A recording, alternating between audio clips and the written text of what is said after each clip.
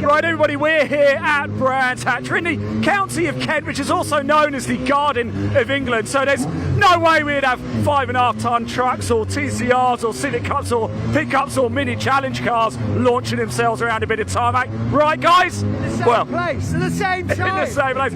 Yes, we've got a bumper weekend in store for you. Pointy is back, everybody. He's here, Pointy. And you've got pickups this year. We have got pickups this year. It's new under the Clubsport banner.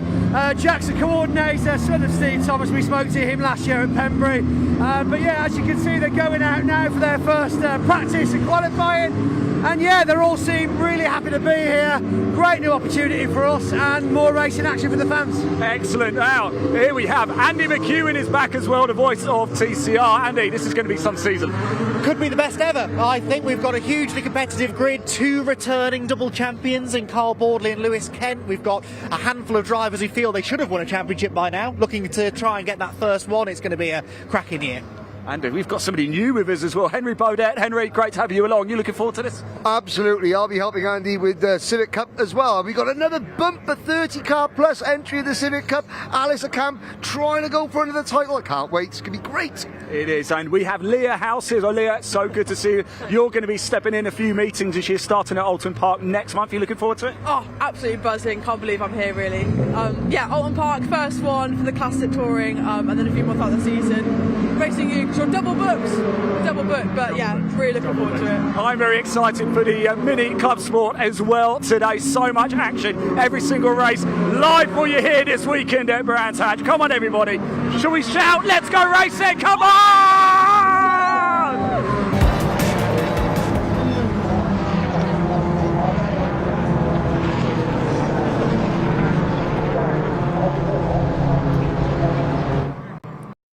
Hello everybody, welcome to the assembly area, the first race of the day about to get underway and the 2026 Civic Cup season about to kick off. Let's go down here and have a quick chat. Jake Hewlett on pole position, the first man taking top spot so far this season after scintillating qualifying session. Just having a quick chat with one of the marshals here, so we'll grab a quick chat with Jake Hewlett in a minute. Jake, congratulations. I know we spoke a little bit earlier, but congratulations, people just tuning in. We've just gone live as well, live on telly round the world. So look, it was a great pole act, wasn't it? How did it feel? Yeah, it felt mega. The car was really dialed. It was tricky conditions out there though. So you know, obviously speaking to some of the other drivers. So yeah, glad we could hook it up and done a few in the similar sort of area. So we've also secured pole for race 3 as well, which is really good.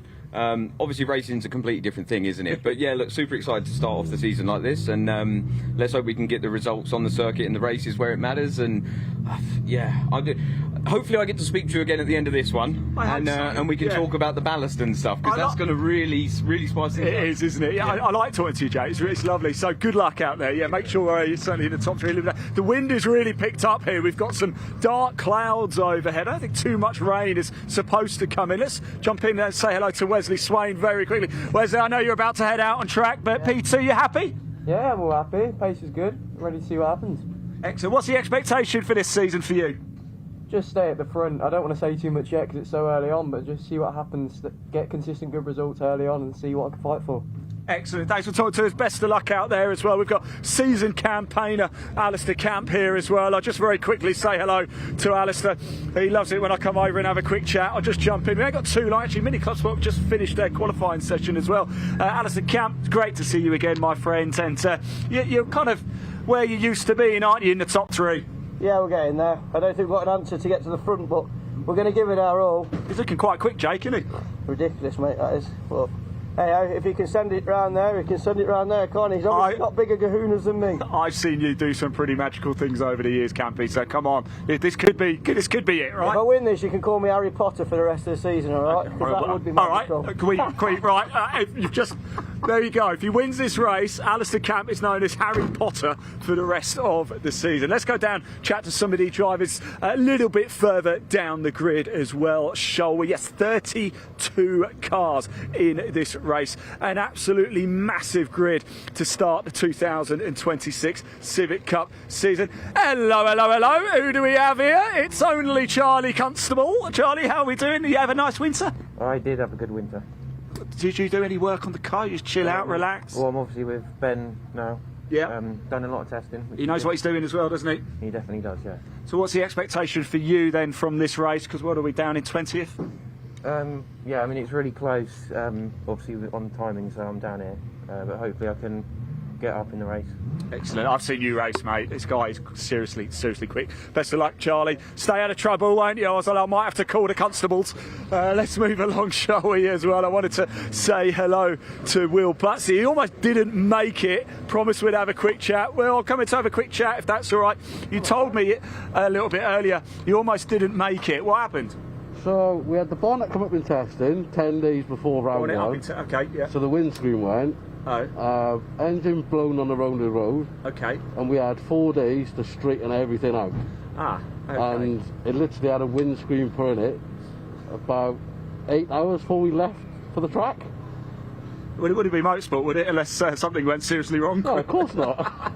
No, I'm really glad you've made it. I think you're getting the calls actually almost to go, so good luck, mate. Really good to see you. Thank you so much. Almost thought I got hooked up a little bit there. The gates are open. Look at that. We're going to go a little bit early here. Let's move down out the way. It is time to go racing. The first race of the day, the first race of the weekend, the first race of the season for the 2026 Civic Cup. I'm going to hand over to your commentators, Andy McEwen and Henry Burdett, for this one. It's going to be an absolute cracker. Let's go racing.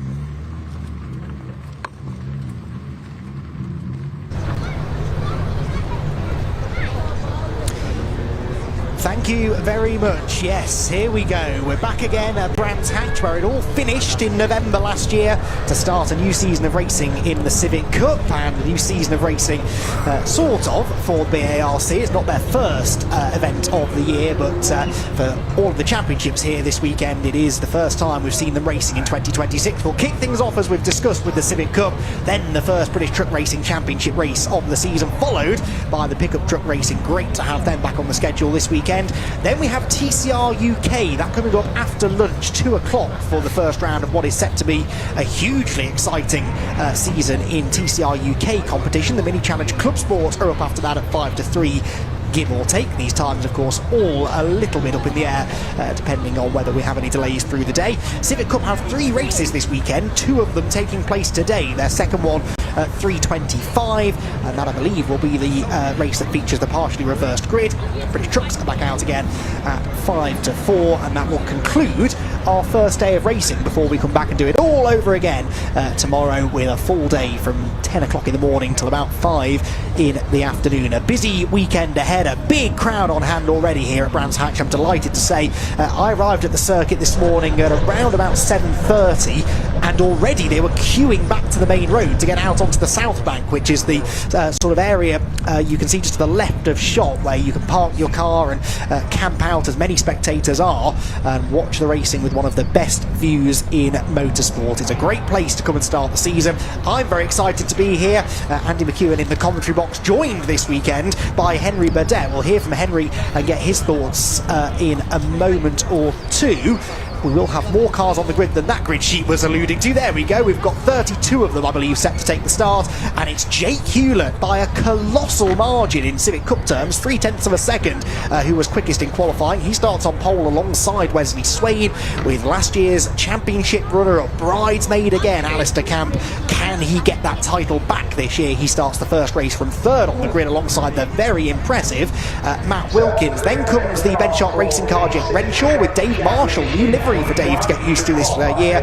The grey FN2 starts 6th, ahead of Wilf Butler, who has graduated out of the Junior Saloon Car Championship, which he finished 3rd in last year. He's got Daniel Petters, the first of the Petters brothers, for company on row 5. Row 6 for Louis Austin, another youngster looking to make ground up in the early stages of the season in his Civic Cup debut. He's got the other Petters, Jamie Petters, alongside him on row 5, and those two complete the top 10 on what is, as I said, an absolutely packed grid, and a very competitive one at that. Down on the 11th row, as if to illustrate that point, 2 potential race winners, I think, Spencer Stevenson and Don de Graaf. They'll do well to win this race from the 6th row, but they'll be having one eye towards that reverse grid for race 2, trying to get into the top 10 to get themselves near the front for race number 2. Harry England and David Walsh are next on row 7, ahead of Josh Bromley, who had a spin at Graham Hill Bending qualifying. He's on the 8th row alongside Harry McGovern. Freddie Ingram starts on row 9 alongside Disco Howitt, who I reckon should move forward from there as well. Likewise, Jack Riddell. What's Jack Riddell doing? 19th on the grid. He is a regular front runner in the championship, and he should move forward, as indeed should Charlie Constable for 20th on the grid. We're almost there, 2/3 of the way down the grid sheet. Row 11 for Sean McGovern, it should be. And Charlie Budd, yes it is. Will Budd, we just heard from the Welshman in the assembly area. He starts on row 12 alongside Adam Parker, another quick driver who's well out of position. Ben Bateman and Anthony Gannon are next, ahead of Mark Hughes and Callum Ainstone, with Adam Kirkland and Joseph Delgado, a few new names here in the second half of the grid. They start together on row 15 with Aidan Mitchell, actually the 31st car that qualified, starting potentially on his own on row 16. Is there 32nd car? I don't think there is. So yes, it will be Aidan Mitchell then bringing up the rear. There he is, confirmed on row 16. Cars out on their green flag lap. We'll briefly check in with Henry Baudet, who sits alongside me. Henry, new season, great to have you on board. I fear we're about to throw you in at the deep end though. This is going to be a busy 15 minutes. Well, there's nowhere else I'd rather be. It's Easter. There's a full bank of cars, spectators here in the Garden of England, and 31 superbly presented Civic Cup cars. One thing I do know, Aidan Mitchell, 31st, isn't going to be there for long. I agree. I mean, there are a whole host of drivers you heard me mention as I went down the grid sheet. I'm shocked they're so far down the order. So I think there are going to be a fair few movers and shakers in this one. As always, there are. Front though, Jake Hewlett, 0.3 of a second advantage. I know you've not covered many Civic Cup races, but even you know that's odd. That is, it's a huge margin, especially around a circuit like this. You know, just over a mile in length. Qualifying did take place where there was a few little spots of rain in the air, which I think may account for one or two drivers being out of position, just being caught out by the, well, we hope not the onslaught of Storm Dave, which we hope stays away. The only Storm Dave we want is Dave Goddard up here in the commentary box for the truck racing. Yes, and don't worry, he is very much here and ready to take over at the end of this race. I think we will need a break after this race to catch our breath, if I know my Civic Cup. Very, very exciting 15 minutes in prospect. A 15-minute sprint then around the Brands Hatch Indy circuit. Who comes out on top? Can Jake Hewlett translate that phenomenal qualifying pace into a dominant race victory? Well, not if Wesley Swain, Alistair Camp, Matt Wilkins and the rest have anything to say about it. New colours on Swain's car, a tweaked livery on Alistair Camp, still predominantly black and pink machine. The revs then start to rise. All eyes turn to the starting gantry. Round number 1 of Civic Cup in 2026 is underway, and it's a good start from pole position by Hewlett. A better start though from the two FN2s behind, and Swain will draw level with the pole sitter on the approach to Paddock Hill Bend. Can he go round the outside? This is so difficult to do on cold tyres, but it's exactly what he's trying to do. Sweeps to the outside of Hewlett with Camp and Dave Marshall up to 4th. The FN2s launching off the line supremely well, but it will be the EP3 of Hewlett that hangs on to the lead through Druids for the first time. They round the right-hander, one car sideways further back. That might have been Wilkins getting out of shape on cold tyres, but they're all cleanly through the first few corners. Yeah, Swain getting an initial good start, but then that kicked in and tried to go on the outside at Paddock Hill Bend, but the pole sitter Jake Hewlett just holding him off one car about 2/3 of the way back, sort of semi-stalling and dropping back here. But here we go into clearways for the first time. Whoa, and side by side save of the day. Is he going to keep it out of the barriers at number 37? Just about as Josh Bromley minus a rear bumper. Someone said to me this morning, Josh Bromley's car looks really, really well sorted out. It is squeaky clean. Yes. Yeah, it was never going to last, was it? Josh Bromley, I'm afraid, with the rear bumper hanging loose and right to the back of the field. Another potential podium finisher, you feel. He was knocking on the door of good results last year and really wanted to make that step forward in 2026. Hewlett then leads by 4/10, that's about 2 or 3 Civic lengths at the end of lap 1, with Swain, Camp and Marshall's FN2s behind. For a 5th position, Daniel Peters, so a real sort out in the order. Daniel Peters started 8th, he's up to 5th. Marshall started 6th, he's up to 4th. So quite a lot of drivers getting significantly better starts, seemingly, than some of those who started ahead. But unfortunately, it looks like Jack Rodell, they're dropping down. He was supposed to be starting up near the front because he's quick enough to, but he's dropped down to 16th now, ahead of Charlie Constable.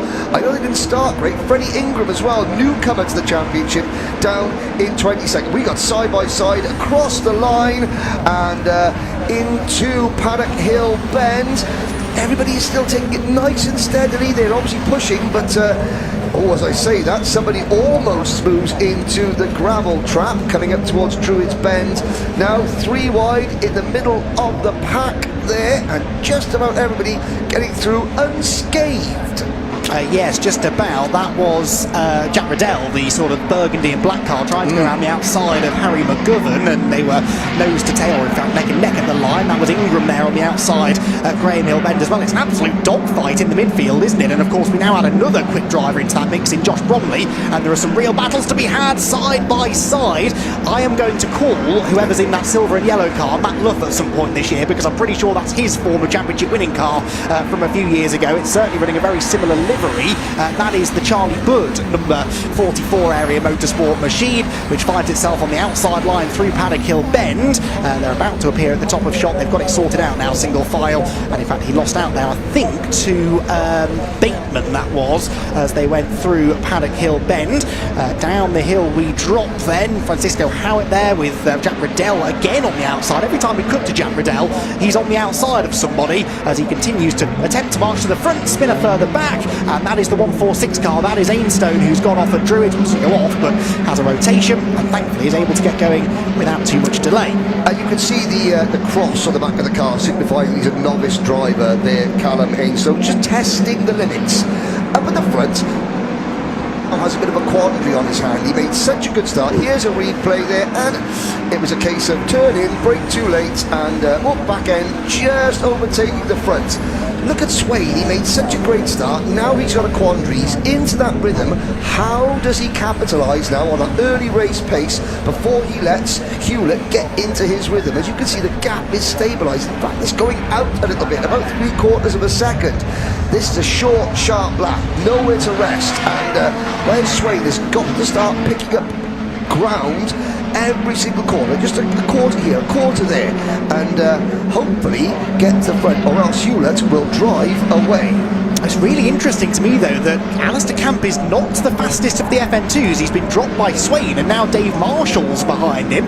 What on earth's Dave Marshall doing fighting for a podium in the first race of the season? With the greatest of respect to Dave, he's the kind of driver who tends to come alive later on in the weekend, but he's taking it seriously this year, and he really, really wants to try and get himself into a podium position. The timing screen actually has him in a podium position, because I think that Jake Hewlett's got a transponder issue. Well, I mean, last year Dave Marshall, he was second in the round 17 race here at Grand San Gini, so he does have pedigree. Fourth in the championship in 2025, but like I said, like you said, well, and there's a driver just coming out of Graham Hill Bend. We've got our first visitor to the gravel trap. You're about to see the dust billowing into the summer sky, or the spring sky, and it's the number 90 car, Jake Renshaw, who has nestled himself quite nicely in the sand trap there. We've got a battle up there. There's the number 19 machine. That's Jack Riddell again, and he's still mired back in 18th position. It just goes to show how competitive the midfield area.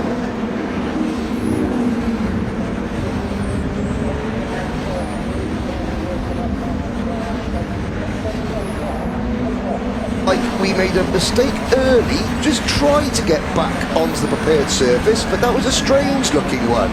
I'm almost inclined to say, Henry, that something broke, because that's not really it's an odd place to go off by yourself, and that seemed to be a solo incident, didn't it? Yes, if he was making a mistake, he would have made back onto the circuit a lot sooner than that gravel trap, but it seemed to be turn left, no, don't want to turn left, want to go straight, and eventually we stop.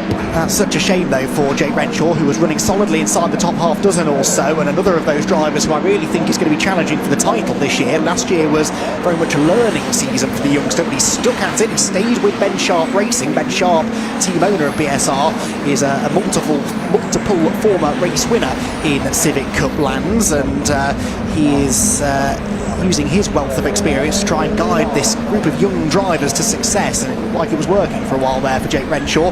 Try and get to the bottom of that between races and find out what happened. Meanwhile, out on track, we've got a good little battle going on here. This is the 8th position, I believe. Don de Graaf, new to the championship, is at the front of that group. Don de Graaf, who nearly 20 years ago was racing Formula Renaults with the BARC, is now in the Civic Cup, and he is at the head of this little group with Jamie Petters right behind, then the 26 machine of Louis Austin.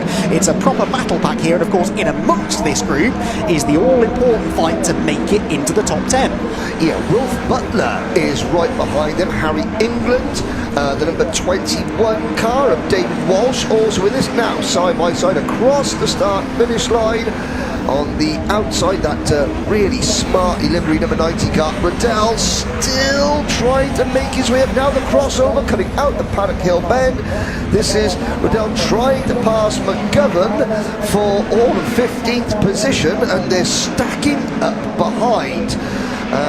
Have to say, Riddell, it's now or never. He's got to go or face getting swamped by this chasing group of 4 cars. You see Constable, Howitt and McGovern, the other McGovern in the number 67 car in that. That'll be Sean McGovern. Yes, and you've got the recovering Josh Bromley in there as well now, the lightweight spec Civic without a rear bumper, the blue car. He's in this group as Sean McGovern there had a bit of a wide run through clearways but carried good momentum onto the straight. Riddell though is absolutely stuck behind him as one of the Petters is in the pit lane. Which Petters is that making his way in? It is Daniel Petters. Disaster for Daniel Petters then. He was the better placed of the 2 Petters siblings and he was running, I seem to recall, inside the top 5 or so a disaster for him. Early mechanical issues taking him out. Yeah, going the other way, Aidan Mitchell, 31st on the grid, is up into P22, chasing Charlie Budd. Now let's look at this battle for 3rd position. Alistair Camp still has his hands full with David Marshall, and I have to say that grey, gunmetal grey is it's a very imposing grey. It mixes in with the tarmac and the gloom overhead, and maybe Alistair Camp is thinking he's seeing mirages behind him, but no, it's not a mirage, it's a Honda Civic. And it's not a Honda Civic that you really want in your rearview mirrors, because Dave Marshall is quite partial to a lunge, and he makes one of Druids. It doesn't quite work, but Dave Marshall is well and truly up for the fight here. I was taking the mick out of him a little bit earlier on when I said, what's he doing fighting for a podium position in race 1? He, I think by his own admission, has had a lot of his success in the championship through those reverse grid races, but that's often been because he's not necessarily got the funding to do extensive pre-event testing, to throw new tyres on the car every time he goes out on track. The fact that he's got this really very sleek new livery on the car though, that tells me that he's taking this very, very seriously this year. He's always here just for a good time really, and to try and pick up some trophies if he can, but I think he's after a proper championship run this year. I mean, for Dave Marshall, this race is all about, you know, I set myself targets over the winter. I want to come in, I'm taking it seriously. He's probably changed his diet, he's probably changed a lot about his lifestyle to focus on this race. Just come out and admit to yourself, yes, I can do it. That's really important. That's a really important bit of a Civic that appears to have stopped working. Yeah, I'm not sure what they were trying to work on, still diagnosing the problem maybe on the Dan Petter's car, but that is such a shame that he's been taken out of a really good potential result. Down through the left-hander of Graham Hill Bend goes that midfield pack. Dave Marshall launches to the inside of Alistair Camp, this for 3rd position. It was another great committed move on the brakes. He teed it up at Druids last time we saw him, and now he is alongside. Camp though has the run, has the momentum on the outside, gets a bit of a side draft as they come through Clearways and Clark Curve, edges back ahead of Marshall. He wants to get to the inside line to defend, but Marshall is still there, and we know he's good on the brakes. He holds the inside line through Paddock Hill Bend. Superb driving between the 2 FN2 Civics. They are still door handle to door handle into Druids, where again Marshall's got the preferred inside line. Surely this time he'll get the move made. Camp is sort of sniffing around on the outside, but yes, Marshall's got it done, and he's into a podium place. Great move. Whatever happens in the rest of this race, as Marshall gets sideways coming out the bottom bend there. Whatever happens, Dave Marshall, the work you have put in over the winter has been worth it. Going toe-to-toe in the opening race with Alistair Camp. If Camp gets him back, fair enough, but Marshall has proved he is here for the duration of the season, and he means business. Great move, great respectful racing. Still 3 minutes to go. Not going to happen. He might not admit it, but I think that will have stung Alistair Camp a little bit. Look at that, meanwhile, for a real lunge up the inside from McGovern. Josh Bromley had got ahead of him. McGovern got him back. There was almost a tangle coming out of Clearways, and up the inside will go Bromley. This is for 16th place, by the way. You'd be forgiven for thinking it was for the race lead, but it is not even for a top 10 position. Bromley, of course, on the comeback trail, though, after that off in the early stages, and he does now slip up the inside of McGovern, who's very well presented car. I have to say that number 67 car just slips down a position, maybe a 2nd position now. Is that Adam Parker up the inside?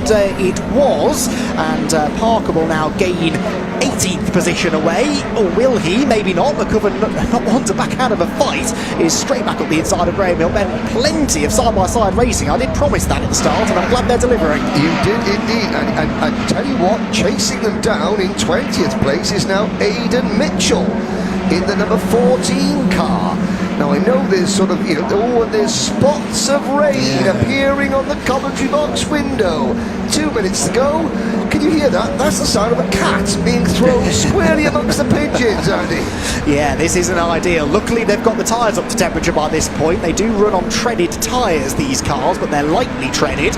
And if this rain becomes anything other than light rain, it could present a bit of an issue. The way that Hewlett has gapped Wes Swain over the second half of the race. He's nearly 4 seconds clear now from the second place man, with Marshall and Camp continuing their battle for third. There's a lapped car behind, and then in 5th position is Matt Wilkins having a quiet race. Spencer Stevenson is 6th, which is good progress from 11th on the grid. Then it's Don de Graaf, Jamie Petters, Wilf Butler in the top 10. That's good to see. And Harry England completing that all-important top 10 at the moment. So Harry England on for potentially a really good position for that second race if he can stay where he is. Now here is the battle of the non-factory spec number 37 car, Josh Bromley alongside Jack Riddell, wheel to wheel across the start-finish line. I believe that puts Bromley into P16, does it? Not quite. On the outside line, Riddell, does he hang on to it? No, inside move. Bromley gets a tank slap. I know that car can't get tail happy because it's got no tail.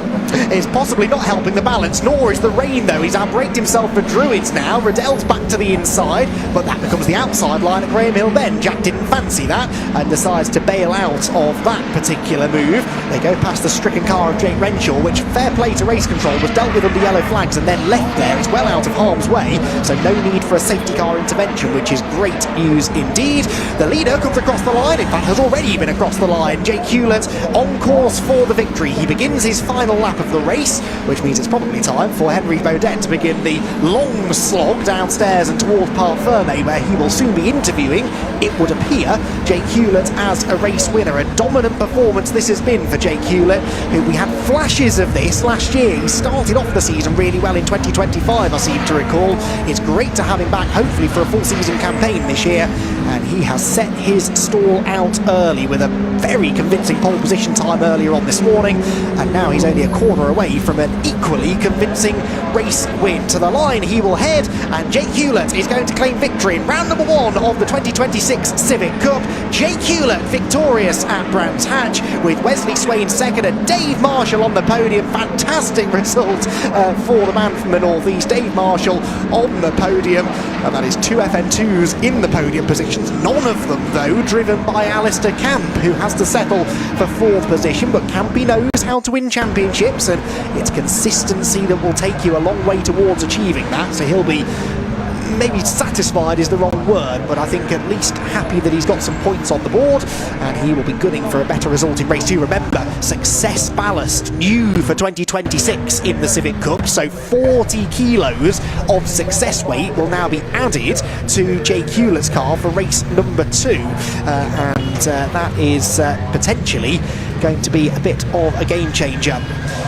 So Jake Hewlett the winner in the end by 2.9 seconds, but he backed off quite considerably on the final lap or so. He was nearly 4 seconds clear at one point of Wesley Swain, who finishes second, and will be regretting not being able to get past Jake on that opening lap. That really was his best opportunity. Dave Marshall with a fighting drive to third, ahead of Alistair Camp, with Matt Wilkins 5th and Spencer Stevenson in 6th. Don de Graaf 7th on debut, the highest placed of the new drivers actually. Don de Graaf, who's had a couple of years racing Civics elsewhere before now moving up into, he says, the much more challenging Civic Cup. Strong result that in 7th, ahead of Jamie Petters. Wilf Butler 9th, also a debutant, with Harry England, former junior racer, in 10th position. Then it was David Walsh ahead of Harry McGovern. Charlie Constable was 13th place at the end from 20th on the grid, with Louis Austin in 14th position.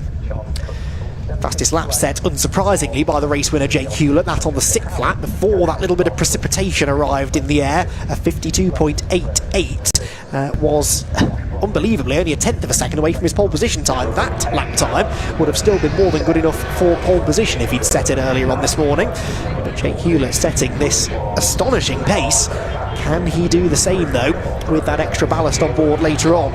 Outside of the top 14, by the way, 15th position at the line was Francisco Howitt. Josh Bromley recovered as far as 16th, ahead of Jack Riddell, who just seems a little off colour, I would say. I'm not convinced all is right with that car. Then it was the 67 machine of McGovern, with Aidan Mitchell 19th and 20th position for Adam Parker. So, I believe we're heading down to the Parc Ferme area, and I think Ian is there to catch up with our race winner.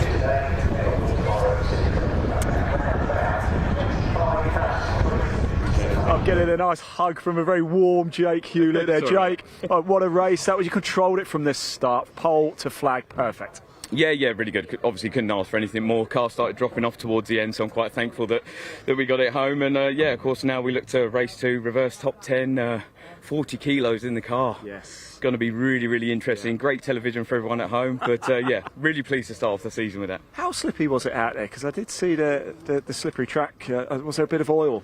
I think maybe there was just some debris off at Surtees. It didn't really seem to drop away at all. It was only light rain, so luckily we made the right decision there because we was a bit on the fence. Excellent. Look, well done. What does it mean to get the first win of the season? Yeah, really pleased. Obviously it's super early on, so we're obviously trying to continue this, and can't wait to see how the ballast and the restrictors and everything, even everything out. Isn't it? Yeah, it is. It's going to be really good television. You enjoy this one. Well done. Congratulations. We've got to Dave Marshall over here. Let's have a quick chat. Dave, can I? Sorry to interrupt, guys. This isn't a red car. What's going on here? It's a bit shiny and a bit nice, isn't it? You did really well. 6th to 3rd. 6th to 3rd, yeah. Quali, I felt I was a bit out of position. We were up on the deltas and then got blocked on one of my laps, and that was it. But everyone's in the same boat. It's hard to get clear lap round here, but I knew I had a little bit left in the car. And then all I said all last year is, if I can just find a car where I'm almost even down the straight, I'll race. And I think we've got one of them, so yeah. You've got a big smile on your face. You're a happy man. I know you're pleased. It's just started to rain now. So perfect timing. The hours that's gone into this car, we probably left things a bit late to get things moving. But like, a huge thanks to all the people on that fence line on the left-hand side. There you go. Let's get a car in as well. You've got a few sponsors on there. The effort everyone's done to get this car ready, like monumental, and it's paid off. And I didn't mark it. I was really worried about getting them out on the new car. So. Dave, absolutely chuffed. I think we might be chatting a lot this season. Congratulations, well done, good stuff. We've got nice warm hands as well. Where's Wesley Swain? There he is. Let's have a quick chat. Congratulations, P2. Jake, just a little bit too much in the tank this one. Yeah, I mean the pace was good. Got a good gap, good race, nice and calm, but need a bit more pace to find to get P1. But yeah, still very good start the season. Nice opener.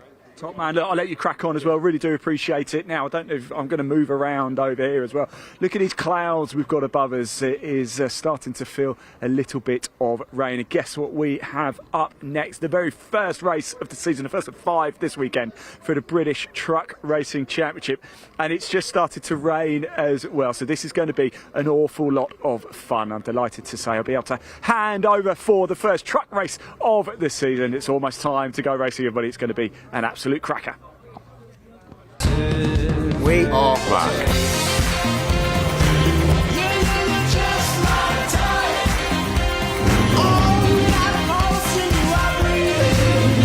Championship. Delivering edge of your seat racing action for over 40 years, this is a championship like no other. While looking very similar to their road going counterparts, these monsters are built from the ground up. With over 1,200 brake horsepower and 6,000 Newton meters of torque, these things don't hang about. Weighing in at over 5.5 tons each, these guys spray water on their brakes to stop them exploding during the race. Consisting of 34 races over 7 race weekends at some of the UK's best circuits, including one at Le Mans in France. So that's it, we've got 20 trucks in 2 divisions battling at 100 miles an hour around circuits at the UK and in France. For more information, check out btrc.co.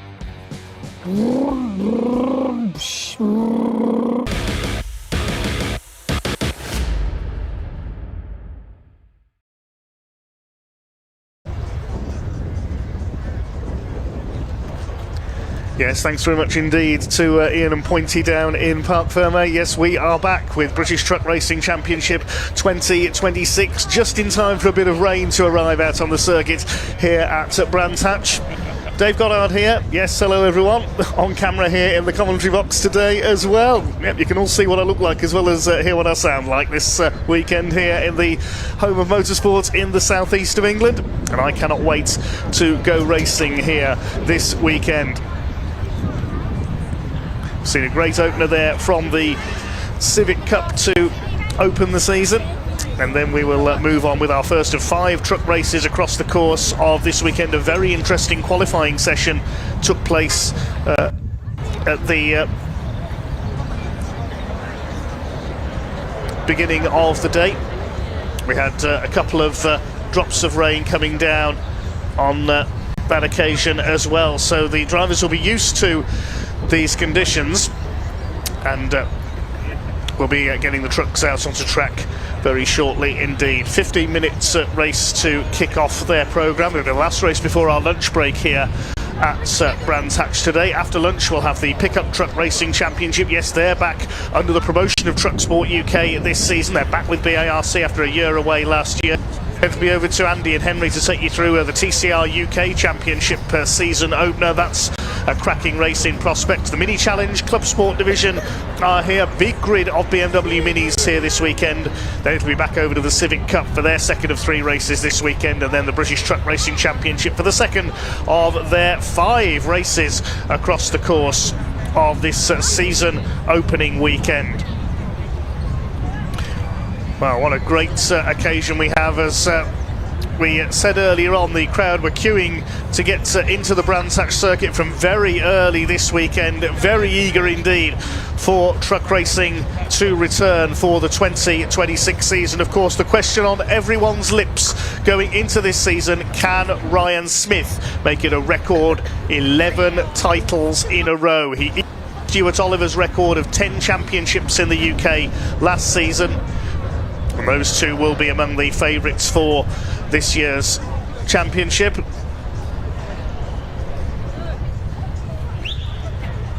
Ryan took his 10th consecutive last year. Stuart Oliver won 10, but he didn't win his consecutively. He took a couple of years away to win the European Championship as well, Stuart Oliver. But those two protagonists, I can tell you, they have qualified back on the 3rd and 4th rows of the grid coming into this first race of the season, so they're going to have to fight their way through if they want to open their season with a win. And the pace trucks out. It is a returning name who has taken pole position for our first race of the season. Welcome back Craig Reed and his brother Simon in their Ivicos. They were competing on the continent over the last couple of seasons, and Craig Reed has come back to the championship and probably stuck the Iveco Stralis, the Reed Truck Sport machine, on pole alongside number 14 John Bowler in his MAN. Second row 69 David Jenkins, new livery on his MAN this year, will start alongside Michael Oliver on the number 12 MAN. Row 3 Ryan Smith, who had his fastest lap time disallowed for exceeding track limits in qualifying. New livery on the Daimler Freightliner this year as well. He lines up back in 5th on the grid alongside Nathan Smith. Made his debut at Brands Hatch in November last year in his MAN, son of David Smith. He took over here at Brands last year and probably scored a win on his debut. Row 4 is Stuart Oliver, the second of the 10-time champions in the field, alongside Simon Reed, the elder of the Reed brothers in the Iveco. And on row 5, Ricky Collins, the veteran in number 95, had a turbo clamp come loose in qualifying, which restricted his running a little, but he will start on row 5 of the grid alongside number 33, Neil Yates. Decent qualifying efforts from the recovery company boss. A big section of Neil Yates's fleet is on display here at Brands Hatch in the show truck display this weekend. His teammate Stephen Powell, number 3, lines up on row 6. Paint job on his truck this season alongside Tom O'Rourke in the 86, the Scotsman. Row 7, we've got the first of the Division 2 trucks. Bradley Harvey has qualified fastest there in the 96 alongside the number 10 of Jake Evans, the defending Division 2 champion. Had that cracking battle with Callum Eason last season. Row 8 to number 6, John Powell. Now John is back in Division 2 this year after a struggle in Division 1 with his DAF last season. He's back out this year alongside number 61, Finland's Sami Ojanen. in the Finnish-built Sisu, not in a Mercedes, he's in the Sisu this year. Row 9 of the grid, we should see Callum Easton, but I don't think he's there. No, the 26 is not there. Just looking down as the trucks come round. I don't think Archie Handy's there either. We didn't see those two come out in qualifying, so those two are not there. Simon Cole is there. He missed qualifying, but the number 41, Iveco, is on the grid. I'm just waiting to see if Warren Harvey is going to appear as well. Yes, Warren is there. Warren is the father of Bradley Harvey in the 96, and he's making his debut here this weekend. He starts at the back in the DAF as a novice. Well, there is the new livery on the number 1 of flying Ryan Smith, the 10 times consecutive champion, the red and Dayglow yellow, with a sponsorship for NYR, Neil Yates Recovery. Neil Yates a bit further back on the grid in the number 33 truck. Some saying in the run-up to this event that Ryan Smith's truck looks a bit like a fire engine with that red and Dayglow yellow paint job. He certainly won't need any blue flashing lights to get his opponents out of the way, though. He'll be on a charge right from the off here from the 3rd row of the grid. But in pole position it is the man from Stoke, Craig Reed. Great to have the Reed brothers back in the championship. Craig Reed is a former Division 2 British champion, raced in the Dutch Championship over the last couple of years along with his elder brother Simon. A great qualifying effort from John Bowler as well. The second quickest time from each driver has set the grid for race 2 later on, and he will be on pole position for that race. Very impressive indeed from John Bowler. Race 2, row 2 of the grid rather, it is the 69 of David Jenkins, the man from Stafford. A new paint job on his MAN this year, the navy blue and white. Morris Lubricants and Digraph Transport sponsorship, and starts alongside Michael Oliver, son of Stuart, in the GT Tyres sponsored Team Oliver Racing MAN. We haven't got the 3rd Team Oliver Racing truck out there this year. No Martin Gibson this year. We also don't have Adam Bint in the black Mercedes. He's not out in this year's championship, so that's left room on this capacity 20 truck grid for the Reed brothers to return. Mustn't forget the Division 2 trucks towards the back of the field as well. Jake Evans, number 10, in the blue and silver MAN for Evans Truck Sports, defending the title.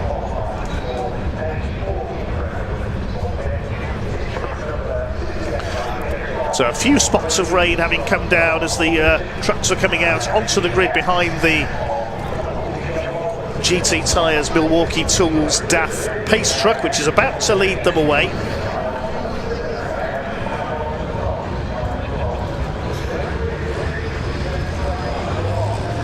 A big thank you to all the partner sponsors, as always, of British Truck Racing. This year's partners: GT Tyres, Fleet Safe Cameras, Sylvie Fleet Management, and MB Energy, the suppliers of renewable diesel HVO fuel for this championship. All the trucks running on HVO fuel. Also thanks to Phoenix Scales, Milwaukee Tools, Rydam Universal, the official wheel suppliers for the championship, LTS Global Solutions, Total Care, Vehicle Lifts and Testing Equipment, MV Commercial, that's Tom O'Rourke's company, Freyhouse Trailers, Neil Yates Recovery and Alco. Big thanks to all of them for their sponsorship this season.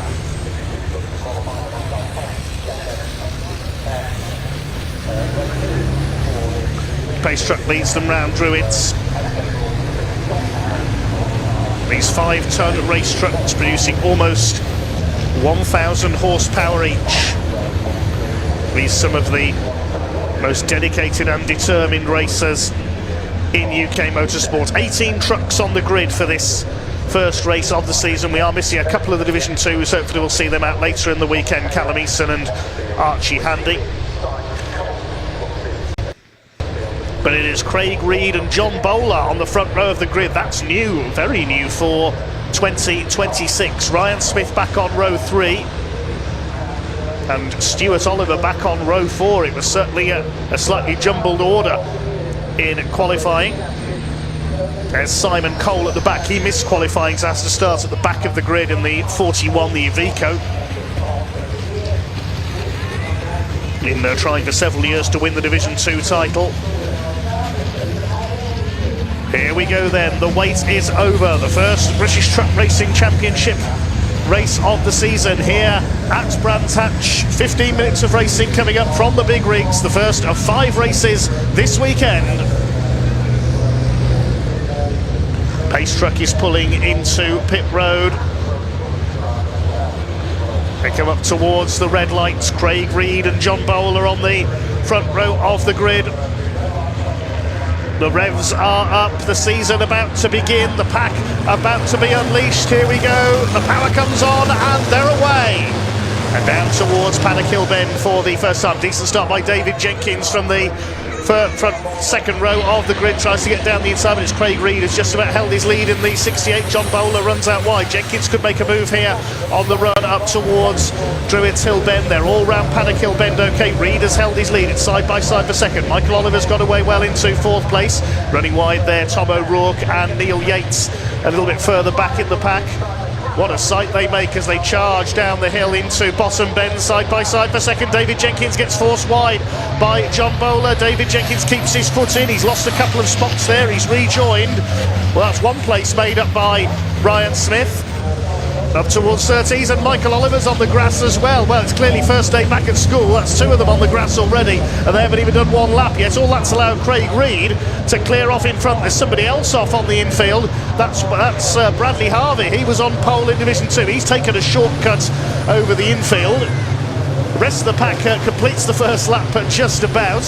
And it is Craig Reed who leads by 1.5 seconds at the end of lap 1, ahead of John Bowler, Michael Oliver and Ryan Smith is in fourth place. He puts a wheel onto the gravel there, so does Michael Oliver, cuts back in, he nearly hits Ryan Smith. Ryan had to stamp on the brakes there, goodness me. Pause for breath needed there after just 1 lap. Bradley Harvey, I can tell you, has rejoined through the pit lane after that unscheduled shortcut at the end of the first lap. So the leaders come along the Cooper Straight for the second time. It is Reed from Bowler, Oliver, Ryan Smith in 4th, Jenkins 5th, Nathan Smith going well in 6th position, just ahead of Stuart Oliver. Then it's Simon Reed, Neil Yates, there's Tom O'Rourke, already a bit of damage to the front end of his bonneted International Navistar, the American truck, just ahead of Stephen Powell and Ricky Collett. Jake Evans leading Division 2. Meanwhile, further back, side by side up over the line, there is Jake Evans, our Division 2 leader. He's ahead of Sammy Oyen and the Finn. There goes a bit of bodywork, not sure who that belongs to, down the pit straight. With somebody else pulling into the pits as well further back, it's Simon Cole who's pulled up. So his issues from qualifying possibly returning. Ricky Collett, the Yorkshireman, runs a heavy haulage company in 95, has a look up the inside there, coming up Halewood Rise into Druids.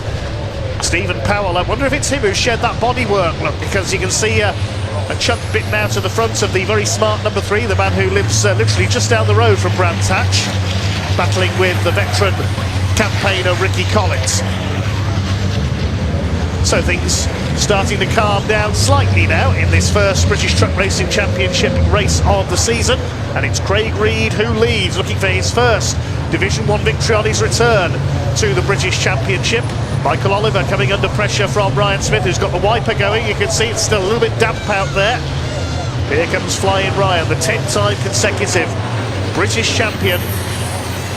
David Jenkins, his arch rival over the last few years behind him. Ryan Smith looks to the inside as they run up towards Druids. No. Michael Oliver holds the inside.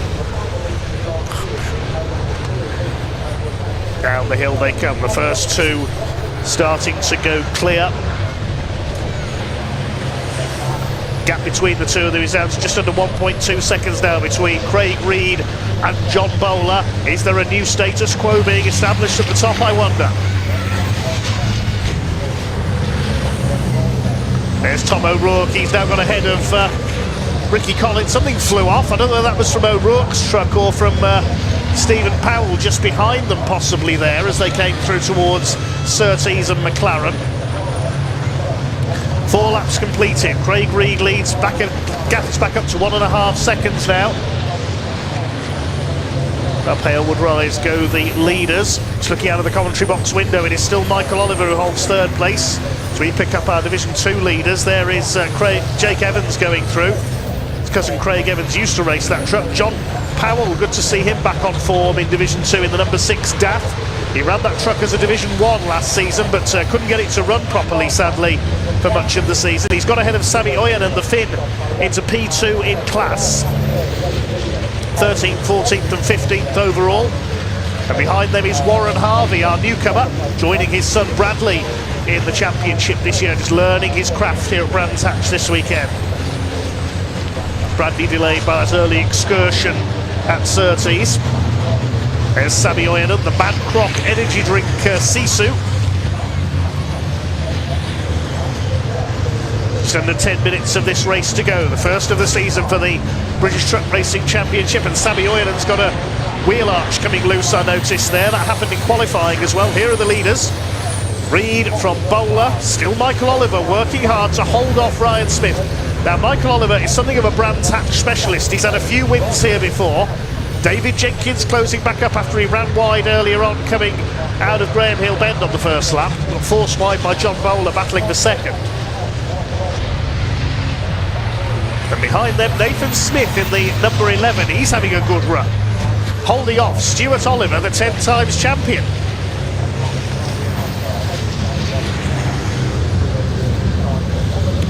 Through towards Clearways and Clark Curve, the end of another lap. Fastest lap of the race is with John Bowler, 59.352, and he's got a bit of damage to the front end. You can see there, that might be from the first lap with David Jenkins. But Ryan Smith trying to close down Michael Oliver, and you can see that Michael Oliver's last couple of laps have been slightly quicker, so Ryan Smith is not really closing him down here.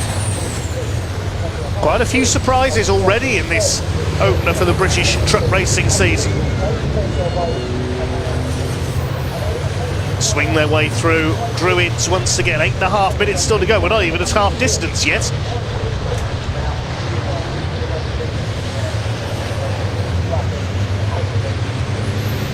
Still your leader is Craig Reed, looking for his first ever Division 1 victory. He's a former Division 2 champion. There's our reigning Division 2 champion, Jake Evans. First season in truck racing last year in the family MAN. Previously raced by his cousin. He just beat Callum Eason to the Division 2 title. Leaders coming up across the start-finish line. You can see that Evans is clear of John Powell to the tune of 4.3 seconds in Division 2. There go the leaders into Paddock Hill Bend. They're starting to stack up now slightly for second place. Bowler, Oliver, Ryan Smith and David Jenkins. John Bowler's still the fastest lap of the race, but Craig Reed just did his personal best of 59.707 on this 1.2 mile Brands Hatch Indy circuits. Through Graham Hill Bend they come. There's still a few drops of rain coming down. You can see the wipers going on a few of these trucks. This is magnificent stuff. Hugely entertaining season opener and unpredictable as well. Is this year Ryan Smith's run of titles going to be ending? Michael Oliver right on John Bowler's rear bumper now. They've caught the man from Stockport, the number 14. Michael Oliver from Hexham in Northumberland. His father Stuart down in 7th place. But that'll put him on the front row for race 3, the first of tomorrow's races, because race 3, the grid is set by the results of race 1 with the top 8 reversed. That would give Simon Reed pole position as things stand at the moment. There's Simon coming down Paddock Hill Bend. And here come the leaders through Druids. They've got Warren Harvey ahead of them. There are Novice. He moves aside, lets the leader through. It's all a learning exercise for Warren. He's moved right to the side there onto the grass. He might be out of the race. He's pulling over, I think. Yes, so Warren Harvey, I think, is out of it. I thought he was going very slowly for pulling over for the leaders, and he's pulled up. He's had a problem and has stopped at the exit of Graham Hill Bend. His son Bradley's still going, though. So we're down to 16 trucks running in this season opener. Just over 6 minutes of it to go. And Craig Reed is clear in the lead by over 2.5 seconds. Here's a battle further back in the order. This is the battle for 9th place. Neil Yates ahead of Tom O'Rourke, and you can see the rain on the camera lens there on the top of the Brabham suites, the hospitality suites on the home straights, just alongside my commentary position. Ricky Collett not far behind as Tom O'Rourke, the MV Commercials CEO, trying to make a move here at Paddock Bend. He's going through, up the inside into P9, he's done it. Good move there by Tom O'Rourke, the man from Livingston in Scotland, and now here comes Ricky Collett trying to follow him through into P10, and he's done it. Neil Yates, the local man, loses 2 places. Closing him down now is Stephen Powell, who's had a quiet season opener so far. This is all playing into the hands of Craig Reed. Everyone else is battling behind him, and the Iveco pilot is able to pull away. The lead was 2.44 seconds last time through over the line. We'll see what it is as they cross the stripe this time by. John Bowler comes through in second position. Yeah, 2.43, so the gap just about the same. And there is Stuart Oliver back in 7th place in the number 7. The 10 times champion, former European champion, having a rather subdued season opener, it has to be said. Oh, off goes Nathan Smith. He's got straight on coming out of Paddock Hill Bend. Now, has he hit the tyre wall? There's a great cloud of dust there. I can't see the truck for the cloud of dust and gravel. I think he has gone into the tyres. Now, I reckon something broke, or he blew a tyre there. Yes, he has gone into the tyre wall. Unfortunately, Nathan Smith, that's the end of his race. We hope that Nathan's okay there. That's a great run coming to an end. He was in 6th position, but he just suddenly got straightened up there coming out of Paddock Hill Bend. And in fact, the red flag is coming out. The red flag is out. There is Nathan Smith's truck in the gravel, in the tyre wall. That's recticel barriers there, I think, not tyres on the run up Halewood Hill, but whatever. Nathan is out of the race. The race has been stopped. I imagine that will be a result declared. We'll await to confirm that as soon as we can.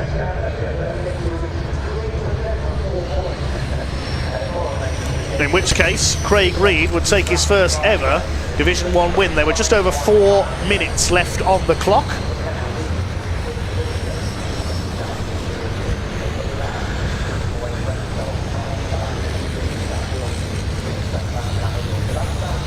Nathan should be perfectly okay in there. The stoppage due to the damage to the barrier up there. So we'll await confirmation that the race is going to be declared a result. I imagine it will be. Let's take a look back at some highlights of that cracking season opener for the British Truck Racing Championship. Craig Reed led off from pole position. The first bit of rubbing came from John Bowler and David Jenkins. Put Jenkins onto the grass down the Cooper Straights. And then John Bowler not giving way. That forced Michael Oliver to go over the grass, but he stayed ahead of Ryan Smith in 4th place. David Jenkins going down to 5th as a result of that early mishap. Ryan Smith nearly clipping the back of Michael Oliver, as in the background Ricky Collett ran wide onto the gravel. They were certainly frantic in the early stages, very eager to get back racing. Meantime, Jake Evans was dominating Division 2 as John Powell battled with Sami Ojanen for 2nd place. Craig Reed having cleared off in front. Simon Reed was clear of this battle for 9th, with Tom O'Rourke lunging past Neil Yates and Ricky Collett following him through.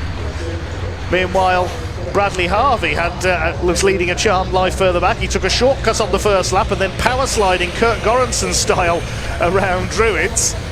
That was as the rain came down, I think. The battle continued for P9 further back in the order, but then this is what brought out the red flags. Nathan Smith just suddenly ran wide. The truck just seemed to turn off to the left coming through Paddock Hill Bend. I reckon something in the steering may have broken there on the MAN. He just suddenly turned to the left there and straight on into the recticel barriers. Thankfully not a heavy impact, with gravel doing a lot to slow the MAN down there.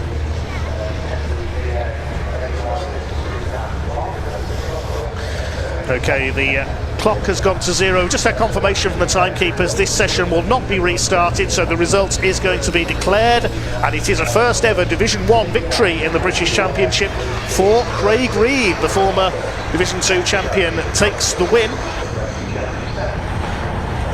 We'll confirm the provisional results as the recovery vehicles arrive.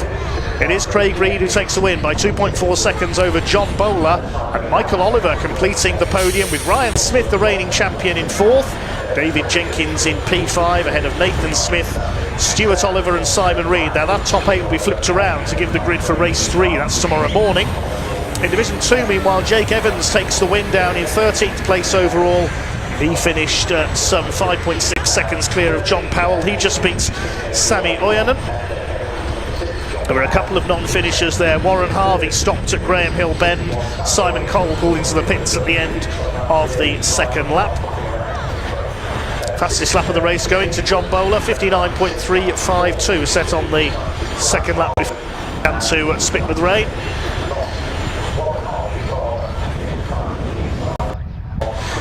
Well, recovery operation taking place, as we can see, up at Halewood Rise. But I think we can head down to Pointy in pit lane.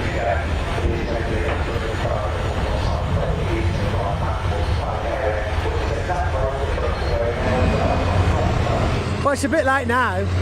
Going home now. Right, red flag ends the race. However, we do believe there has been a result. Of course, we always go back to the previous lap on a red flag for the results. But because of that, I say, this is still provisional, of course, that yeah, Mr. Reed took first place, which is very, very good result for him. So first weekend back in the British, coming back over from the European Championship last year. Very good result for Team Reed. John Bowler in second, and a very smiley face from Michael Oliver taking third for Division 1.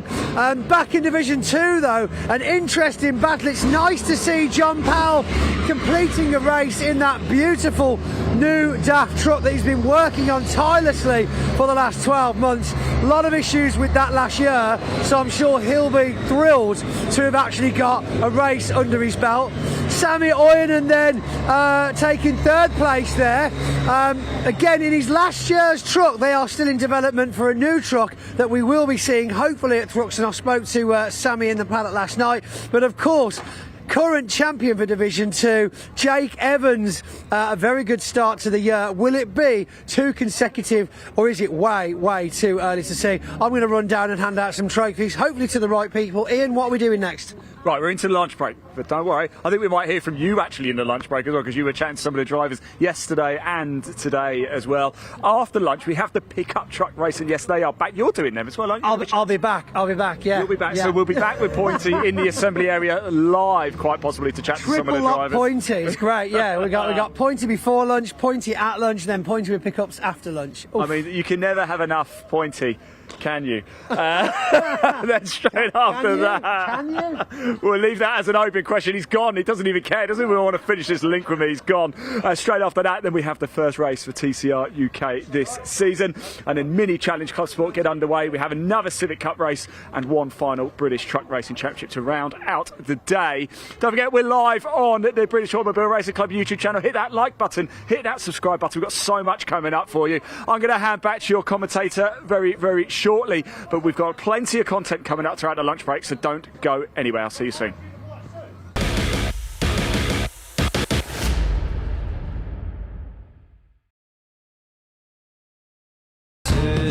We are back.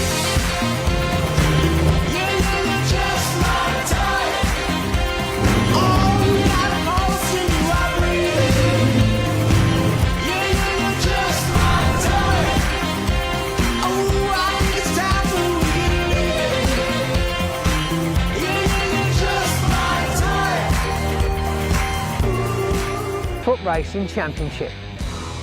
Delivering edge-of-your-seat racing action for over 40 years, this is a championship like no other. While looking very similar to their road-going counterparts, these monsters are built from the ground up. With over 1,200 brake horsepower and 6,000 Newton meters of torque, these things don't hang about. Weighing in at over 5.5 tons each, these guys spray water on their brakes to stop them exploding during the race. Consisting of 34 races over 7 race weekends at some of the UK's best circuits, including one at Le Mans in France. So that's it, we've got 20 trucks in 2 divisions battling at 100 miles an hour around circuits at the UK and in France. For more information, check out btrc.co.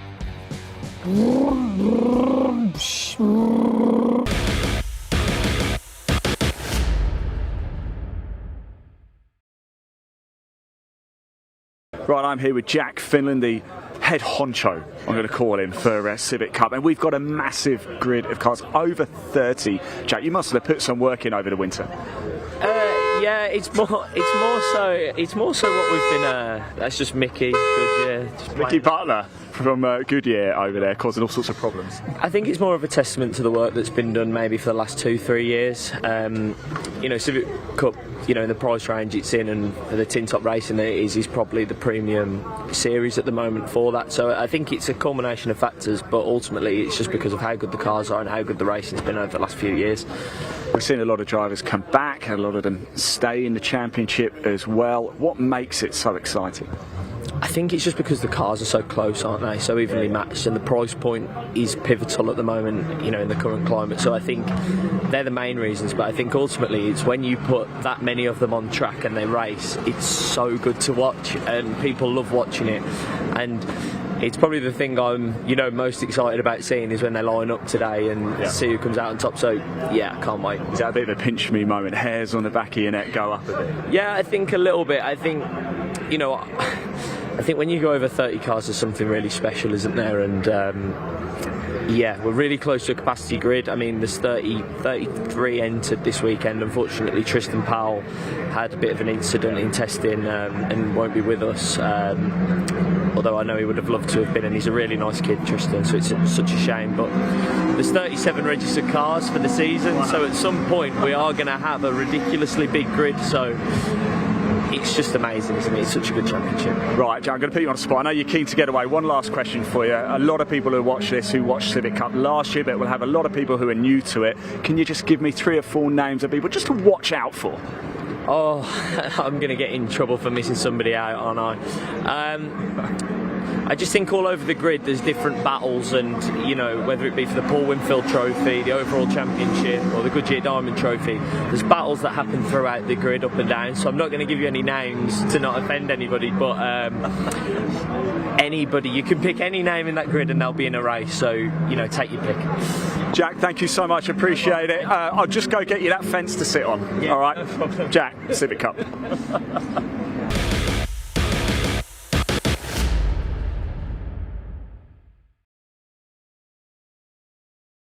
So I'm here with Aaron Thompson. I take it this is your car, Aaron? Yes, it is. It's got your name on the roof. What am I looking at?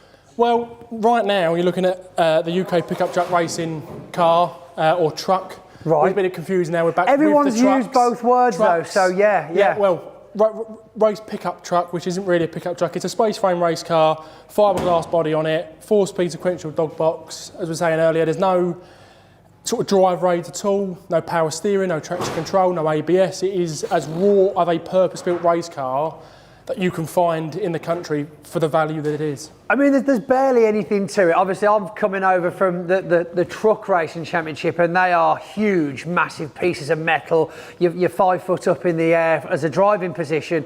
This thing, you've barely got 2 or 3 inches off the ground, and there's about 2 mil of steel in between you and the tarmac. Yeah, my rear end knows about it when it's going over those curves, I'll tell you that. You suddenly get a big compression and it hurts in the van on the way back home. But Speaking of rear end, there's quite a bit of tail going on here from the cab back. What's actually under here?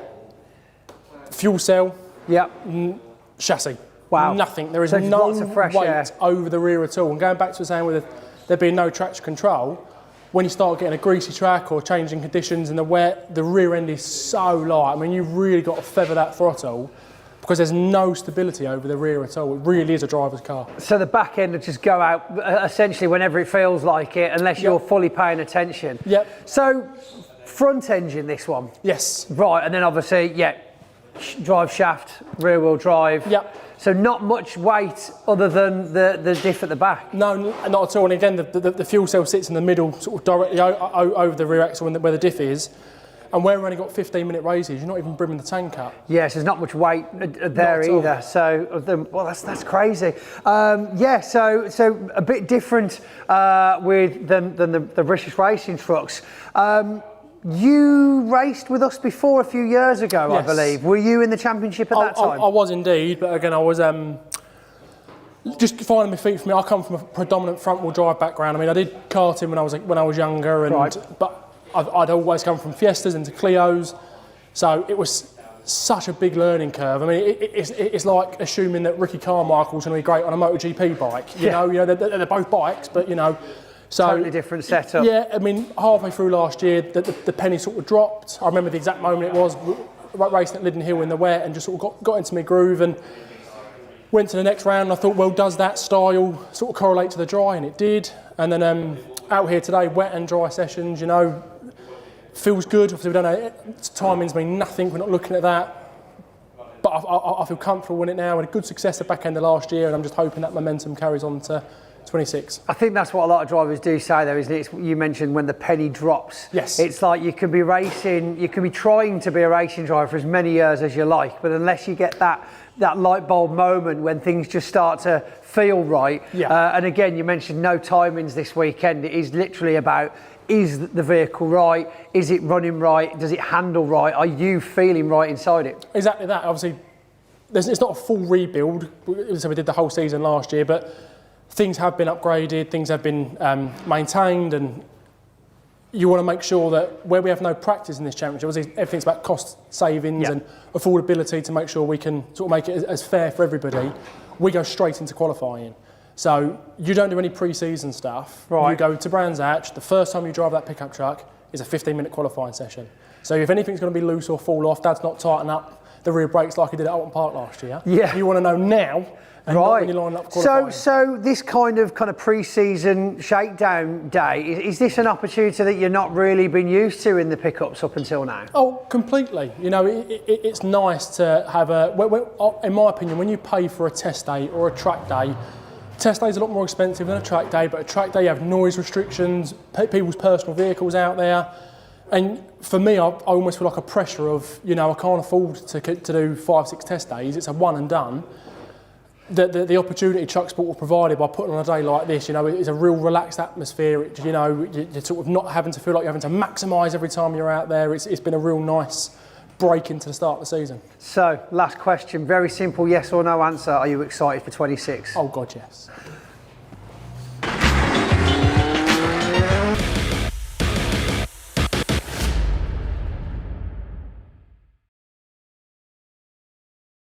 Right, I am here with two rookies in the Civic Cup, and they were competing against each other in Junior Saloon Car Championship.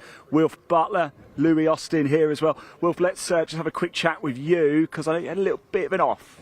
Yeah, obviously pushing a bit too hard going into turn one at Paddock. Just locked up the brakes and went through into the gravel, but managed to get back out and set some decent laps. It's just a learning curve, isn't it? Of course, a Saxo to a Civic, quite a difference, I imagine. Yeah, massive difference in speed, and driving style is completely different, so relearning everything really, but yeah, we're getting there, getting up to the pace. You enjoying the extra speed? Yeah, it's a lot of fun, really love it. Louis, let's have a quick chat with you. First qualifying session, of course, done for Civics. Why did you choose to come into the Civic Cup? I like Civics, and Gary, the mechanic, he's good at them, so it made sense for us to come into it. Did it feel natural to you out there on the circuit? Ish. They're very different to drive, like Wilf was saying. Their driving styles are completely different. But the biggest thing I found was the traffic. Because obviously the grid in the Saxos are a lot smaller. Yeah. Where here it's so hard to just get a lap.